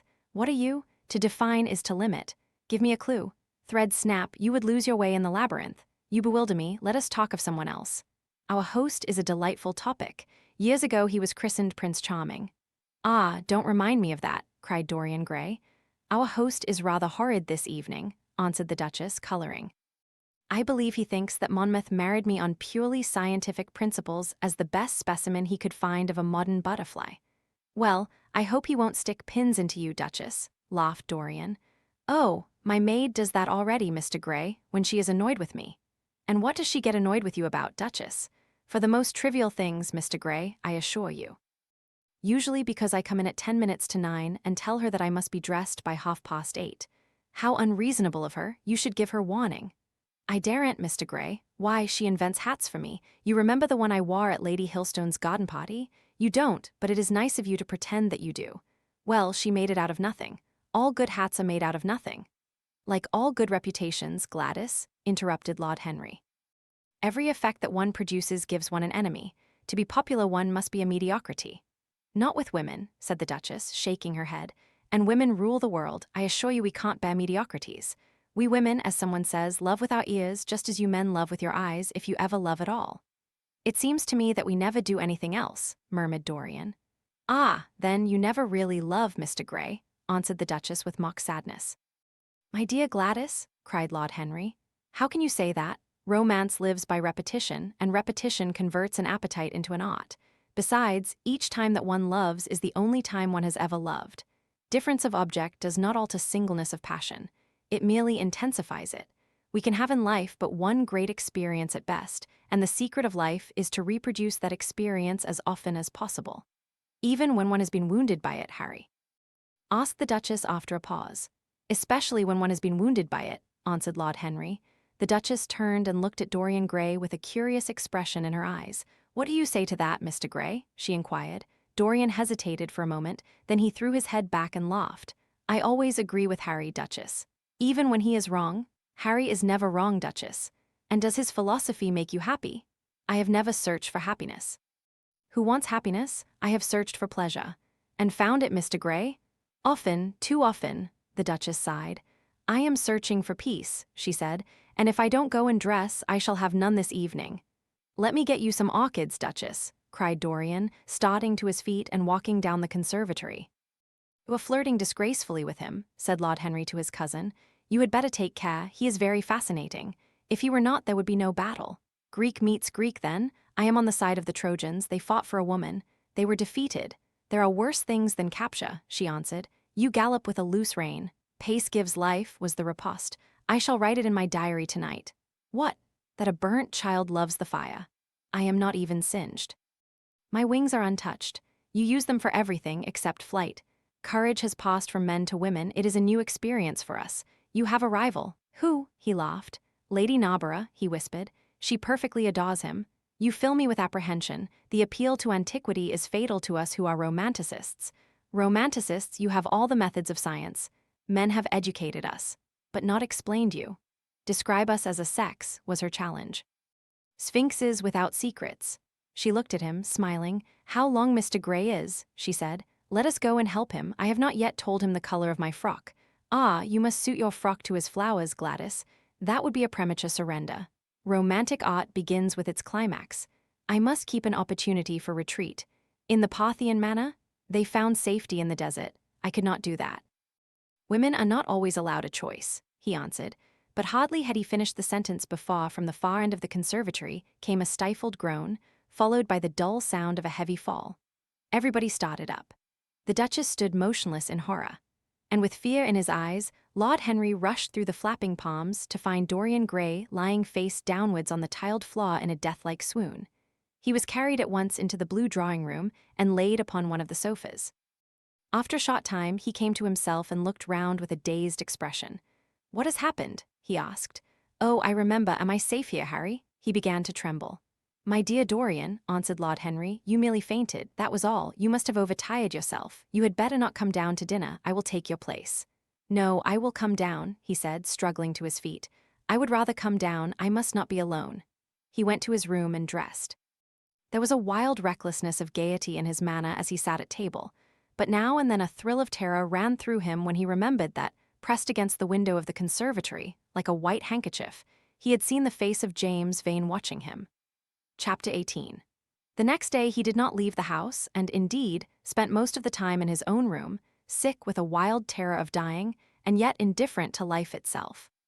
The consciousness of being hunted, snared, tracked down, had begun to dominate him. If the tapestry did but tremble in the wind, he shook. The dead leaves that were blown against the leaded panes seemed to him like his own wasted resolutions and wild regrets. When he closed his eyes, he saw again the sailor's face peering through the mist-stained glass, and horror seemed once more to lay its hand upon his heart. But perhaps it had been only his fancy that had called vengeance out of the night and set the hideous shapes of punishment before him. Actual life was chaos, but there was something terribly logical in the imagination. It was the imagination that set remorse to dog the feet of sin. It was the imagination that made each crime bear its misshapen brood. In the common world of fact, the wicked were not punished, nor the good rewarded. Success was given to the strong, failure thrust upon the weak. That was all. Besides, had any stranger been prowling round the house, he would have been seen by the servants or the keepers. Had any footmarks been found on the flower-beds, the gardeners would have reported it. Yes, it had been merely fancy. Sibyl Vane's brother had not come back to kill him. He had sailed away in his ship to founder in some winter sea. From him, at any rate, he was safe. Why, the man did not know who he was, could not know who he was. The mask of youth had saved him. And yet if it had been merely an illusion, how terrible it was to think that conscience could raise such fearful phantoms, and give them visible form, and make them move before one. What sort of life would his be if, day and night, shadows of his crime were to peer at him from silent corners, to mock him from secret places, to whisper in his ear as he sat at the feast, to wake him with icy fingers as he lay asleep? As the thought crept through his brain, he grew pale with terror, and the air seemed to him to have become suddenly colder. Oh, in what a wild hour of madness he had killed his friend, how ghastly the mere memory of the scene. He saw it all again. Each hideous detail came back to him with added horror. Out of the black cave of time, terrible and swathed in scarlet, rose the image of his sin. When Lord Henry came in at 6 o'clock, he found him crying as one whose heart will break. It was not till the third day that he ventured to go out. There was something in the clear, pine-scented air of that winter morning that seemed to bring him back his joyousness and his ardor for life. But it was not merely the physical conditions of environment that had caused the change. His own nature had revolted against the excessive anguish that had sought to maim and mar the perfection of its calm. With subtle and finely wrought temperaments, it is always so. The strong passions must either bruise or bend. They either slay the man or themselves die. Shallow sorrows and shallow loves live on. The loves and sorrows that are great are destroyed by their own plenitude. Besides, he had convinced himself that he had been the victim of a terror-stricken imagination, and looked back now on his fears with something of pity and not a little of contempt. After breakfast, he walked with the Duchess for an hour in the garden and then drove across the park to join the shooting party. The crisp frost lay like salt upon the grass. The sky was an inverted cup of blue metal. A thin film of ice bordered the flat, reed-grown lake. At the corner of the pine wood, he caught sight of Sir Geoffrey Clouston, the Duchess's brother, jerking 2 spent cartridges out of his gun. He jumped from the cot, and having told the groom to take the mare home, made his way towards his guest through the withered bracken and rough undergrowth. "Have you had good sport, Geoffrey?" he asked. "Not very good, Dorian. I think most of the birds have gone to the open. I dare say it will be better after lunch when we get to new ground." Dorian strolled along by his side. The keen aromatic air, the brown and red lights that glimmered in the wood, the hoarse cries of the beaters ringing out from time to time, and the sharp snaps of the guns that followed, fascinated him and filled him with a sense of delightful freedom. He was dominated by the carelessness of happiness, by the high indifference of joy. Suddenly, from a lumpy tussock of old grass some 20 yards in front of them, with black-tipped ears erect and long hinder limbs throwing it forward, started a hare. It bolted for a thicket of alders. Sir Geoffrey put his gun to his shoulder, but there was something in the animal's grace of movement that strangely charmed Dorian Gray, and he cried out at once, "Don't shoot it, Geoffrey. Let it live." "What nonsense, Dorian," laughed his companion, and as the hare bounded into the thicket, he fired. There were 2 cries heard, the cry of a hare in pain, which is dreadful, the cry of a man in agony, which is worse. "Good heavens, I have hit a beater," exclaimed Sir Geoffrey. What an ass the man was to get in front of the guns. "Stop shooting there," he called out at the top of his voice. "A man is hurt." The headkeeper came running up with a stick in his hand. "Where, sir, where is he?" he shouted. At the same time, the firing ceased along the line. "Here," answered Sir Geoffrey angrily, hurrying towards the thicket. "Why on earth don't you keep your men back? Spoiled my shooting for the day." Dorian watched them as they plunged into the alder clump, brushing the lithe, swinging branches aside. In a few moments they emerged, dragging a body after them into the sunlight. He turned away in horror. It seemed to him that misfortune followed wherever he went. He heard Sir Geoffrey ask if the man was really dead, and the affirmative answer of the keeper. The wood seemed to him to have become suddenly alive with faces. There was the trampling of myriad feet and the low buzz of voices. A great copper-breasted pheasant came beating through the boughs overhead.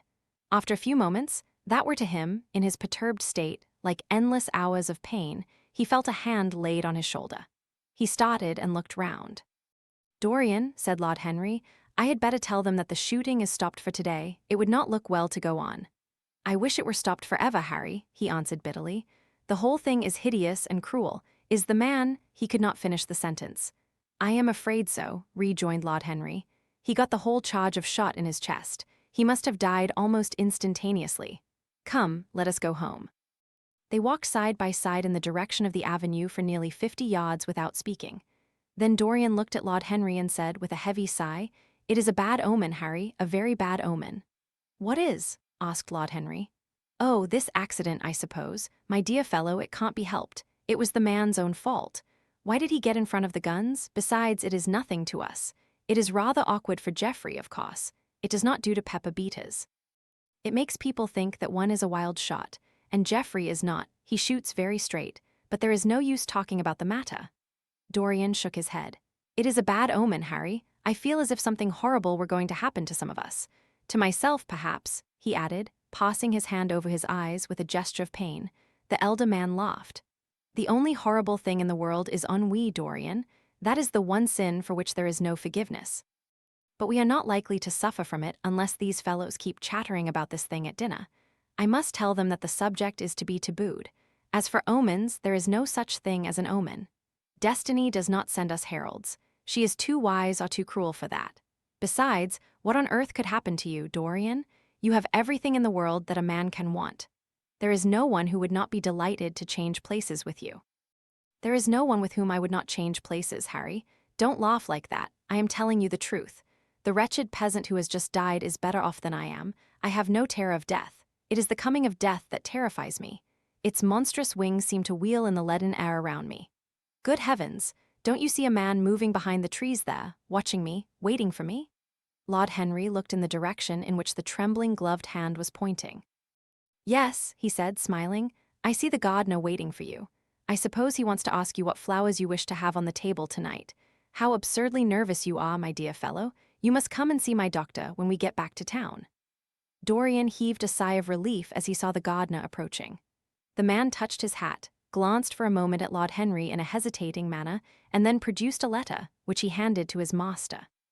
Her Grace told me to wait for an answer, he murmured. Dorian put the letter into his pocket. Tell Her Grace that I am coming in, he said coldly. The man turned round and went rapidly in the direction of the house. How fond women are of doing dangerous things, laughed Lord Henry. It is one of the qualities in them that I admire most. A woman will flirt with anybody in the world as long as other people are looking on. How fond you are of saying dangerous things, Harry. In the present instance, you are quite astray. I like the Duchess very much, but I don't love her. And the Duchess loves you very much, but she likes you less, so you are excellently matched. You are talking scandal, Harry, and there is never any basis for scandal. The basis of every scandal is an immoral certainty, said Lord Henry, lighting a cigarette. You would sacrifice anybody, Harry, for the sake of an epigram. The world goes to the altar of its own accord, was the answer. I wish I could love, cried Dorian Gray with a deep note of pathos in his voice, but I seem to have lost the passion and forgotten the desire. I am too much concentrated on myself. My own personality has become a burden to me. I want to escape, to go away, to forget. It was silly of me to come down here at all. I think I shall send a wire to Harvey to have the yacht got ready. On a yacht one is safe. Safe from what, Dorian? You are in some trouble. Why not tell me what it is? You know I would help you. I can't tell you, Harry, he answered sadly. And I dare say it is only a fancy of mine. This unfortunate accident has upset me. I have a horrible presentiment that something of the kind may happen to me. What nonsense! I hope it is, but I can't help feeling it. Ah. Here is the Duchess, looking like Artemis in a tailor-made gown. You see we have come back, Duchess. I have heard all about it, Mr. Gray, she answered. Poor Geoffrey is terribly upset, and it seems that you asked him not to shoot the hare. How curious. Yes, it was very curious. I don't know what made me say it. Some whim, I suppose. It looked the loveliest of little live things. But I am sorry they told you about the man. It is a hideous subject. It is an annoying subject, broke in Lord Henry. It has no psychological value at all. Now if Geoffrey had done the thing on purpose, how interesting he would be. I should like to know someone who had committed a real murder. How horrid of you, Harry, cried the Duchess. Isn't it, Mr. Gray? Harry, Mr. Gray is ill again. He's going to faint. Dorian drew himself up with an effort and smiled. It is nothing, Duchess, he murmured. My nerves are dreadfully out of order, that is all. I am afraid I walked too far this morning. I didn't hear what Harry said. Was it very bad? You must tell me some other time. I think I must go and lie down. You will excuse me, won't you? They had reached the great flight of steps that led from the conservatory on to the terrace. As the glass door closed behind Dorian, Lord Henry turned and looked at the Duchess with his slumberous eyes. Are you very much in love with him? He asked. She did not answer for some time, but stood gazing at the landscape. I wish I knew, she said at last. He shook his head. Knowledge would be fatal. It is the uncertainty that charms one. A mist makes things wonderful. One may lose one's way. Always end at the same point, my dear Gladys. What is that? Disillusion. It was my debut in life, she sighed. It came to you crowned. I am tired of strawberry leaves. They become you. Only in public. You would miss them, said Lord Henry. I will not part with a petal. Monmouth has ears. Old age is dull of hearing. Has he never been jealous? I wish he had been. He glanced about as if in search of something. What are you looking for? She inquired. The button from your foil, he answered. You have dropped it. She laughed. I have still the mask. It makes your eyes lovelier, was his reply. She laughed again. Her teeth showed like white seeds in a scarlet fruit. Upstairs, in his own room, Dorian Gray was lying on a sofa, with terror in every tingling fiber of his body. Life had suddenly become too hideous a burden for him to bear. The dreadful death of the unlucky beta, shot in the thicket like a wild animal, had seemed to him to prefigure death for himself also. He had nearly swooned at what Lord Henry had said in a chance mood of cynical jesting. At 5 o'clock, he rang his bell for his servant and gave him orders to pack his things for the night express to town, and to have the brougham at the door by 8:30. He was determined not to sleep another night at Selby Royal. It was an ill-omened place. Death walked there in the sunlight. The grass of the forest had been spotted with blood.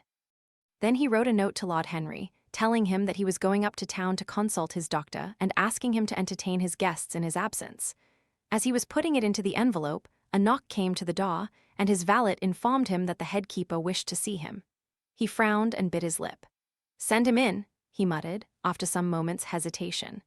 As soon as the man entered, Dorian pulled his checkbook out of a drawer and spread it out before him. "I suppose you have come about the unfortunate accident of this morning, Thornton?" he said, taking up a pen. "Yes, sir," answered the gamekeeper. "Was the poor fellow married? Had he any people dependent on him?" asked Dorian, looking bored. "If so, I should not like them to be left in want, and will send them any sum of money you may think necessary." "We don't know who he is, sir. That is what I took the liberty of coming to you about." "Don't know who he is," said Dorian listlessly. "What do you mean, wasn't he one of your men?" "No, sir, never saw him before. Seems like a sailor, sir." The pen dropped from Dorian Gray's hand, and he felt as if his heart had suddenly stopped beating. "A sailor?" he cried out. "Did you say a sailor?" "Yes, sir. He looks as if he had been a sort of sailor, tattooed on both arms and that kind of thing." "Was there anything found on him?" said Dorian, leaning forward and looking at the man with startled eyes. "Anything that would tell his name?"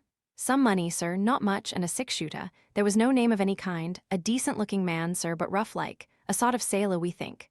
Dorian started to his feet. A terrible hope fluttered past him. He clutched at it madly. "Where is the body?" he exclaimed. "Quick, I must see it at once." "It is in an empty stable in the home farm, sir. The folk don't like to have that sort of thing in their houses. They say a corpse brings bad luck." "The home farm? Go there at once and meet me. Tell one of the grooms to bring my horse round." "No, never mind. I'll go to the stables myself. It will save time." In less than a quarter of an hour, Dorian Gray was galloping down the long avenue as hard as he could go. The trees seemed to sweep past him in spectral procession, and wild shadows to fling themselves across his path. Once the mare swerved at a white gate-post and nearly threw him. He lashed her across the neck with his crop. She cleft the dusky air like an arrow. The stones flew from her hoofs. At last he reached the home farm. 2 men were loitering in the yard. He leaped from the saddle and threw the reins to one of them. In the farthest stable, a light was glimmering. Something seemed to tell him that the body was there, and he hurried to the door and put his hand upon the latch. There he paused for a moment, feeling that he was on the brink of a discovery that would either make or mar his life. Then he thrust the door open and entered. On a heap of sacking in the far corner was lying the dead body of a man dressed in a coarse shirt and a pair of blue trousers. A spotted handkerchief had been placed over the face. A coarse candle, stuck in a bottle, sputtered beside it. Dorian Gray shuddered. He felt that his could not be the hand to take the handkerchief away, and called out to one of the farm servants to come to him. "Take that thing off the face." "I wish to see it," he said, clutching at the door-post for support. When the farm servant had done so, he stepped forward. A cry of joy broke from his lips. The man who had been shot in the thicket was James Vane. He stood there for some minutes looking at the dead body. As he rode home, his eyes were full of tears, for he knew he was safe. Chapter 19. "There is no use your telling me that you are going to be good," cried Lord Henry, dipping his white fingers into a red copper bowl filled with rose water. "You are quite perfect. Pray, don't change." Dorian Gray shook his head. "No, Harry, I have done too many dreadful things in my life. I am not going to do any more. I began my good actions yesterday." "Where were you yesterday?" "In the country, Harry. I was staying at a little inn by myself." "My dear boy," said Lord Henry, smiling, "anybody can be good in the country. There are no temptations there. That is the reason why people who live out of town are so absolutely uncivilized. Civilization is not by any means an easy thing to attain to. There are only 2 ways by which man can reach it. One is by being cultured, the other by being corrupt. Country people have no opportunity of being either, so they stagnate." "Culture and corruption," echoed Dorian. "I have known something of both. It seems terrible to me now that they should ever be found together. For I have a new ideal, Harry. I am going to alter. I think I have altered." "You have not yet told me what your good action was. Or did you say you had done more than one?" asked his companion as he spilled into his plate a little crimson pyramid of seeded strawberries and threw a perforated, shell-shaped spoon, snowed white sugar upon them. I can tell you, Harry, it is not a story I could tell to anyone else. I spared somebody. It sounds vain, but you understand what I mean. She was quite beautiful and wonderfully like Sibyl Vane. I think it was that which first attracted me to her. You remember Sibyl, don't you? How long ago that seems. Well, Hetty was not one of our own class, of course. She was simply a girl in a village, but I really loved her. I am quite sure that I loved her. All during this wonderful May that we have been having, I used to run down and see her 2 or 3 times a week. Yesterday she met me in a little orchard. The apple blossoms kept tumbling down on her hair, and she was laughing. We were to have gone away together this morning at dawn. Suddenly I determined to leave her as flower-like as I had found her. I should think the novelty of the emotion must have given you a thrill of real pleasure, Dorian, interrupted Lord Henry. But I can finish your idyll for you. You gave her good advice and broke her heart. That was the beginning of your reformation. Harry, you are horrible. You mustn't say these dreadful things. Hetty's heart is not broken. Of course, she cried and all that, but there is no disgrace upon her. She can live like Perdita in her garden of mint and marigold. And weep over a faithless Florizel, said Lord Henry, laughing, as he leaned back in his chair. My dear Dorian, you have the most curiously boyish moods. Do you think this girl will ever be really content now with anyone of her own rank? I suppose she will be married some day to a rough carter or a grinning ploughman. Well, the fact of having met you and loved you will teach her to despise her husband, and she will be wretched. From a moral point of view, I cannot say that I think much of your great renunciation. Even as a beginning, it is paw. Besides, how do you know that Hetty isn't floating at the present moment in some starlit mill pond, with lovely water lilies round her like Ophelia? I can't bear this, Harry. You mock at everything and then suggest the most serious tragedies. I am sorry I told you now. I don't care what you say to me. I know I was right in acting as I did. Paw Hetty. As I rode past the farm this morning, I saw her white face at the window, like a spray of jasmine. Don't let us talk about it any more, and don't try to persuade me that the first good action I have done for years, the first little bit of self-sacrifice I have ever known, is really a sort of sin. I want to be better. I am going to be better. Tell me something about yourself. What is going on in town? I have not been to the club for days. The people are still discussing Paw Basil's disappearance. I should have thought they had got tired of that by this time, said Dorian, pouring himself out some wine and frowning slightly. My dear boy, they have only been talking about it for 6 weeks, and the British public are really not equal to the mental strain of having more than one topic every 3 months. They have been very fortunate lately, however. They have had my own divorce case and Alan Campbell's suicide. Now they have got the mysterious disappearance of an artist.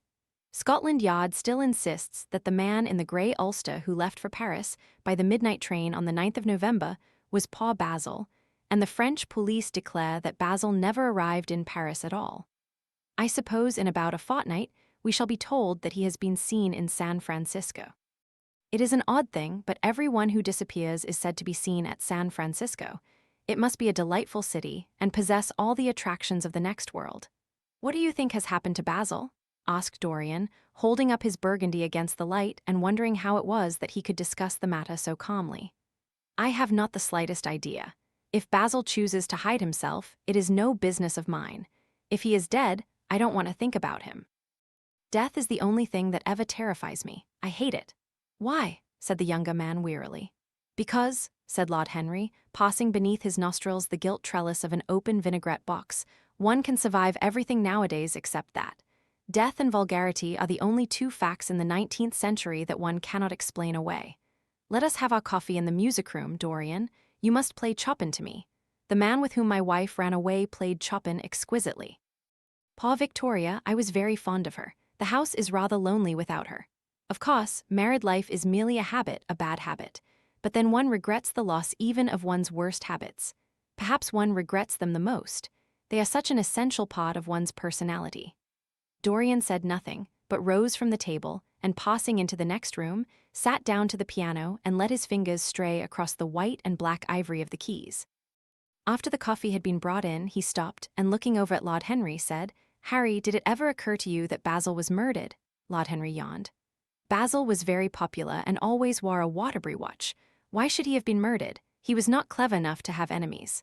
Of course, he had a wonderful genius for painting, but a man can paint like Velázquez and yet be as dull as possible. Basil was really rather dull. He only interested me once, and that was when he told me years ago that he had a wild adoration for you and that you were the dominant motive of his art. I was very fond of Basil, said Dorian with a note of sadness in his voice. But don't people say that he was murdered?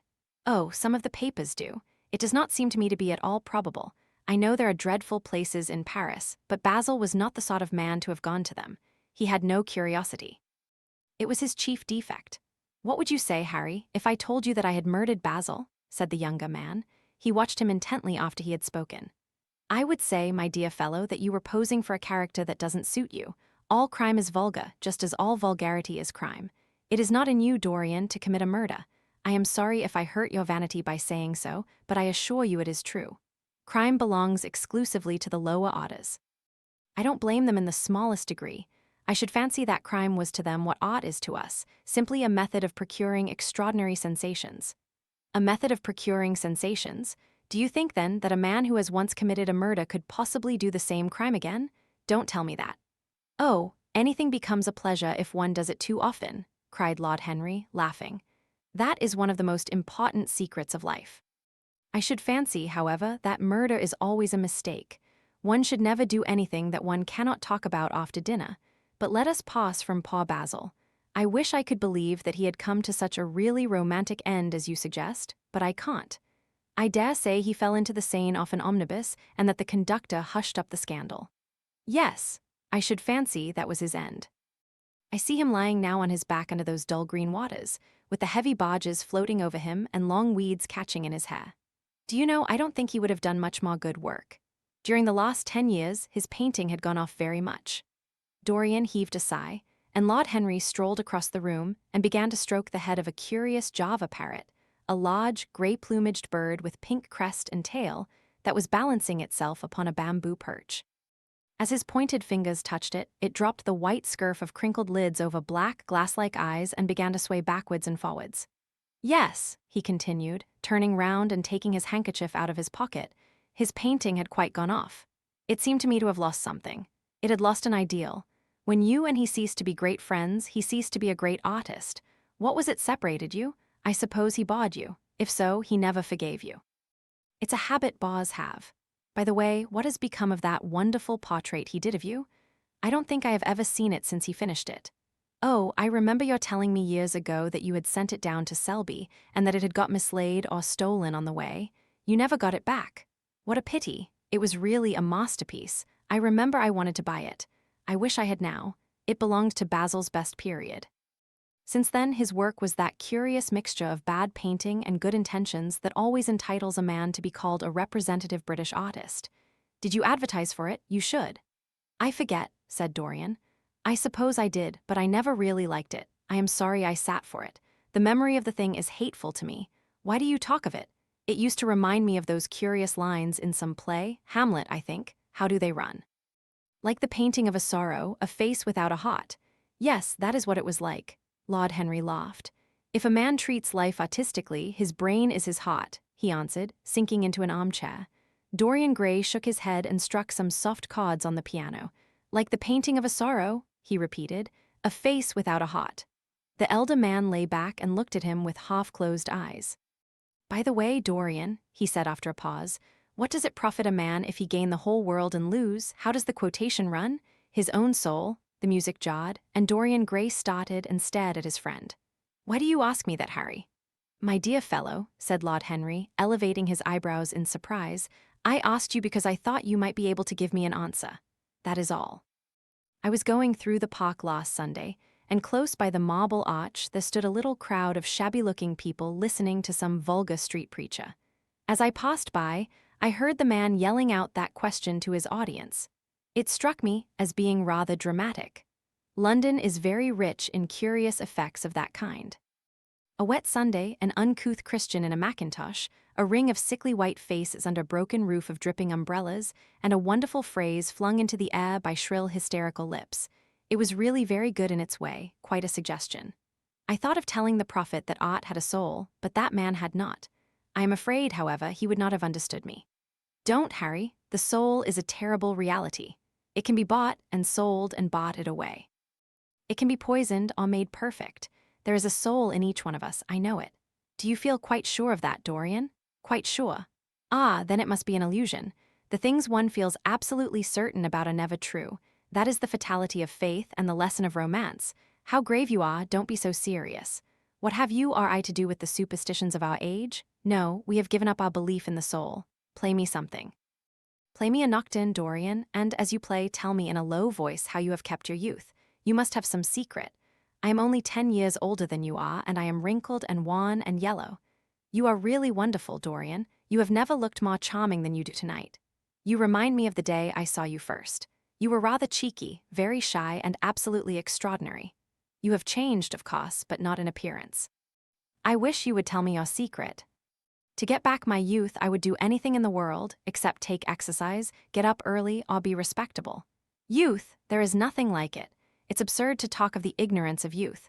The only people to whose opinions I listen now with any respect are people much younger than myself. They seem in front of me. Life has revealed to them her latest wonder.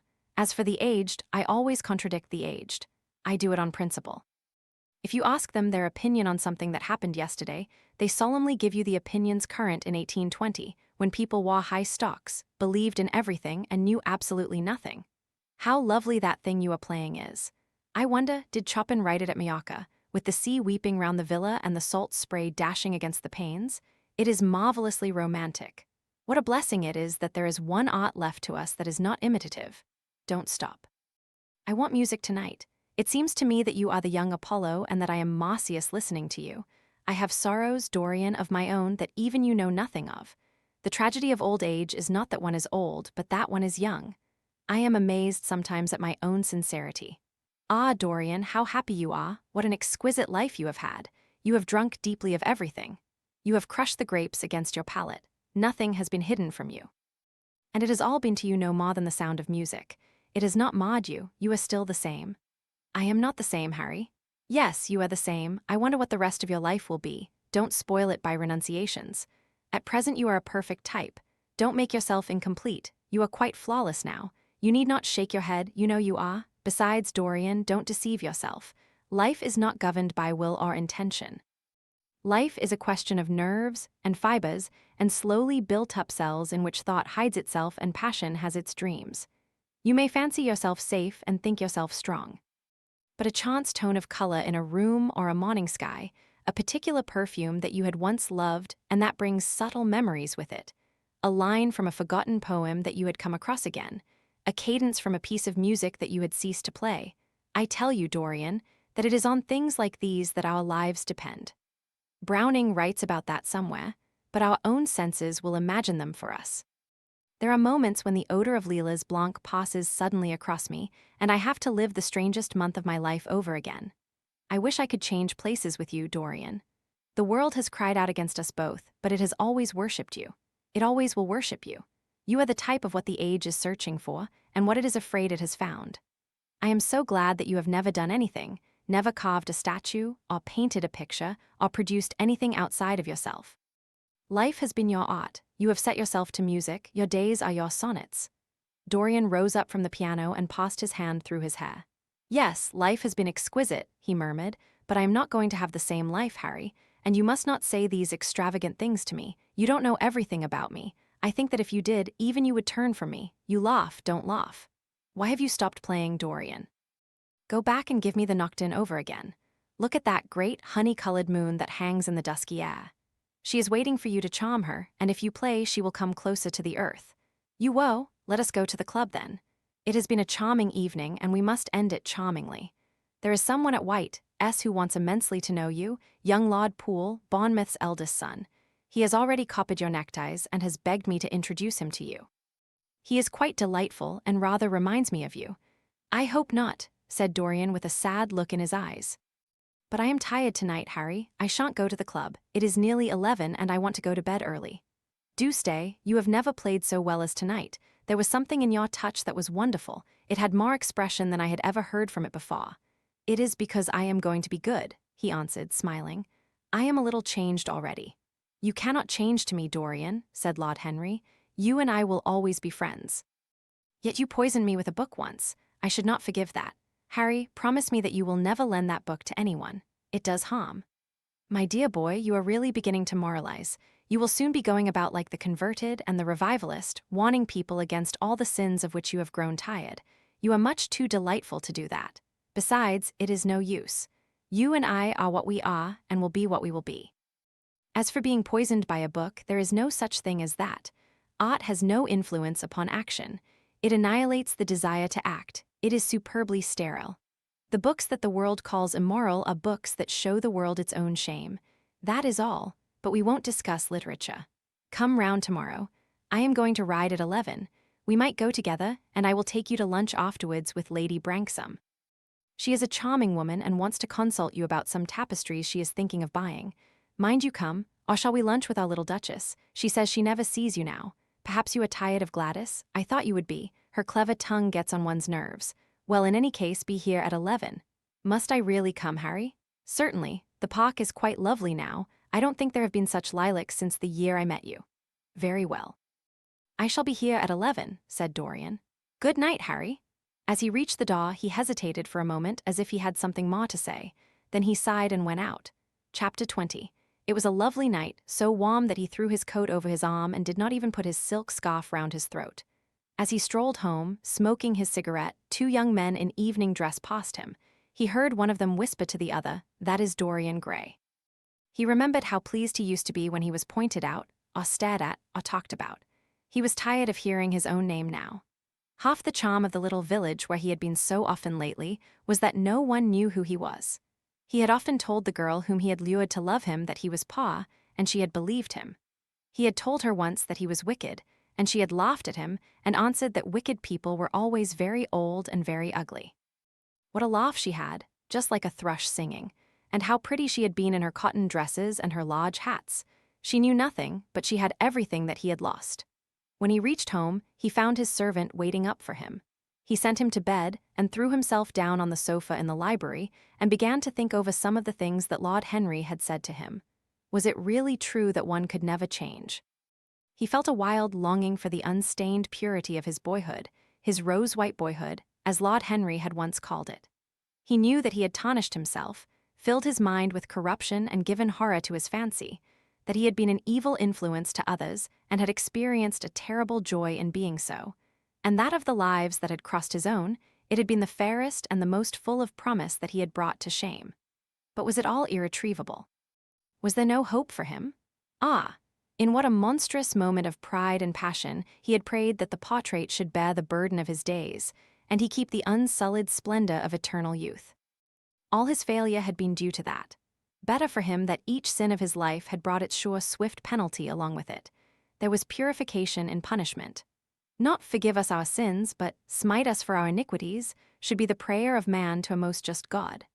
The curiously carved mirror that Lord Henry had given to him, so many years ago now, was standing on the table, and the white-limbed cupids laughed round it as of old. He took it up, as he had done on that night of horror when he had first noted the change in the fatal picture, and with wild, tear-dimmed eyes looked into its polished shield. Once, someone who had terribly loved him had written to him a mad letter, ending with these idolatrous words: "The world is changed because you are made of ivory and gold. The curves of your lips rewrite history." The phrases came back to his memory, and he repeated them over and over to himself. Then he loathed his own beauty, and flinging the mirror on the floor, crushed it into silver splinters beneath his heel. It was his beauty that had ruined him, his beauty and the youth that he had prayed for. But for those two things, his life might have been free from stain. His beauty had been to him but a mask, his youth but a mockery. What was youth at best? A green and unripe time, a time of shallow moods and sickly thoughts. Why had he worn its livery? Youth had spoiled him. It was better not to think of the past. Nothing could alter that. It was of himself and of his own future that he had to think. James Vane was hidden in a nameless grave in Selby churchyard. Alan Campbell had shot himself one night in his laboratory, but had not revealed the secret that he had been forced to know.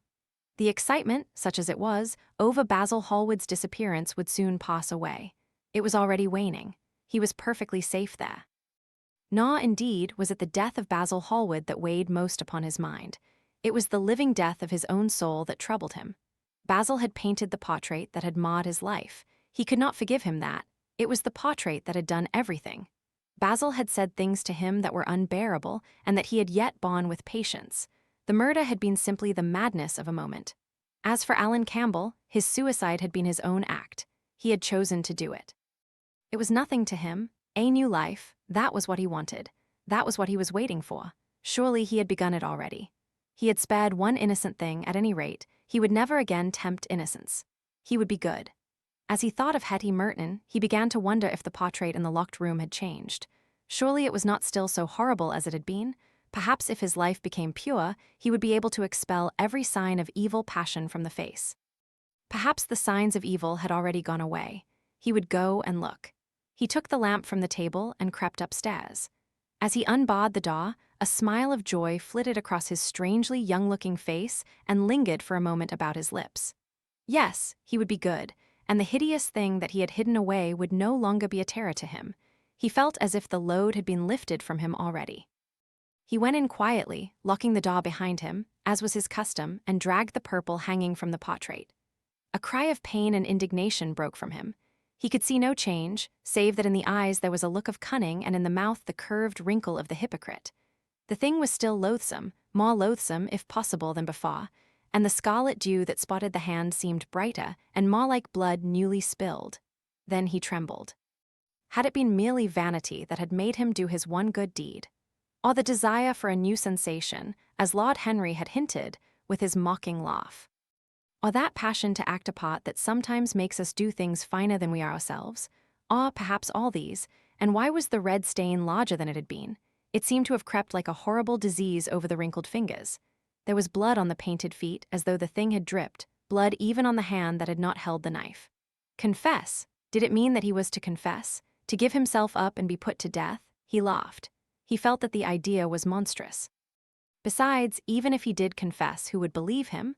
There was no trace of the murdered man anywhere. Everything belonging to him had been destroyed. He himself had burned what had been below stairs. The world would simply say that he was mad. They would shut him up if he persisted in his story. Yet it was his duty to confess, to suffer public shame, and to make public atonement. There was a God who called upon men to tell their sins to earth as well as to heaven. Nothing that he could do would cleanse him till he had told his own sin. His sin, he shrugged his shoulders. The death of Basil Hallward seemed very little to him. He was thinking of Hetty Merton, for it was an unjust mirror, this mirror of his soul that he was looking at. Vanity, curiosity, hypocrisy, had there been nothing more in his renunciation than that? There had been something more, at least he thought so. But who could tell? No, there had been nothing more. Through vanity he had spared her. In hypocrisy he had worn the mask of goodness. For curiosity's sake he had tried the denial of self. He recognized that now. But this murder, was it to dog him all his life? Was he always to be burdened by his past? Was he really to confess? Never. There was only one bit of evidence left against him. The picture itself, that was evidence. He would destroy it. Why had he kept it so long? Once it had given him pleasure to watch it changing and growing old. Of late he had felt no such pleasure. It had kept him awake at night. When he had been away, he had been filled with terror lest other eyes should look upon it. It had brought melancholy across his passions. Its mere memory had marred many moments of joy. It had been like conscience to him. Yes, it had been conscience. He would destroy it. He looked round and saw the knife that had stabbed Basil Hallward. He had cleaned it many times till there was no stain left upon it. It was bright and glistened. As it had killed the painter, so it would kill the painter's work and all that meant. It would kill the past, and when that was dead, he would be free. It would kill this monstrous soul life, and without its hideous warnings, he would be at peace. He seized the thing and stabbed the picture with it. There was a cry heard and a crash. The cry was so horrible in its agony that the frightened servants woke and crept out of their rooms. Two gentlemen who were passing in the square below stopped and looked up at the great house. They walked on till they met a policeman and brought him back. The man rang the bell several times, but there was no answer. Except for a light in one of the top windows, the house was all dark. After a time, he went away and stood in an adjoining portico and watched. "Whose house is that, constable?" asked the elder of the two gentlemen. "Mr. Dorian Gray, sir," answered the policeman. They looked at each other as they walked away and sneered. One of them was Sir Henry Ashton's uncle. Inside, in the servants' part of the house, the half-clad domestics were talking in low whispers to each other. Old Mrs. Leaf was crying and wringing her hands. Frances was as pale as death. After about a quarter of an hour, he got the coachman and one of the footmen and crept upstairs. They knocked, but there was no reply. They called out. Everything was still.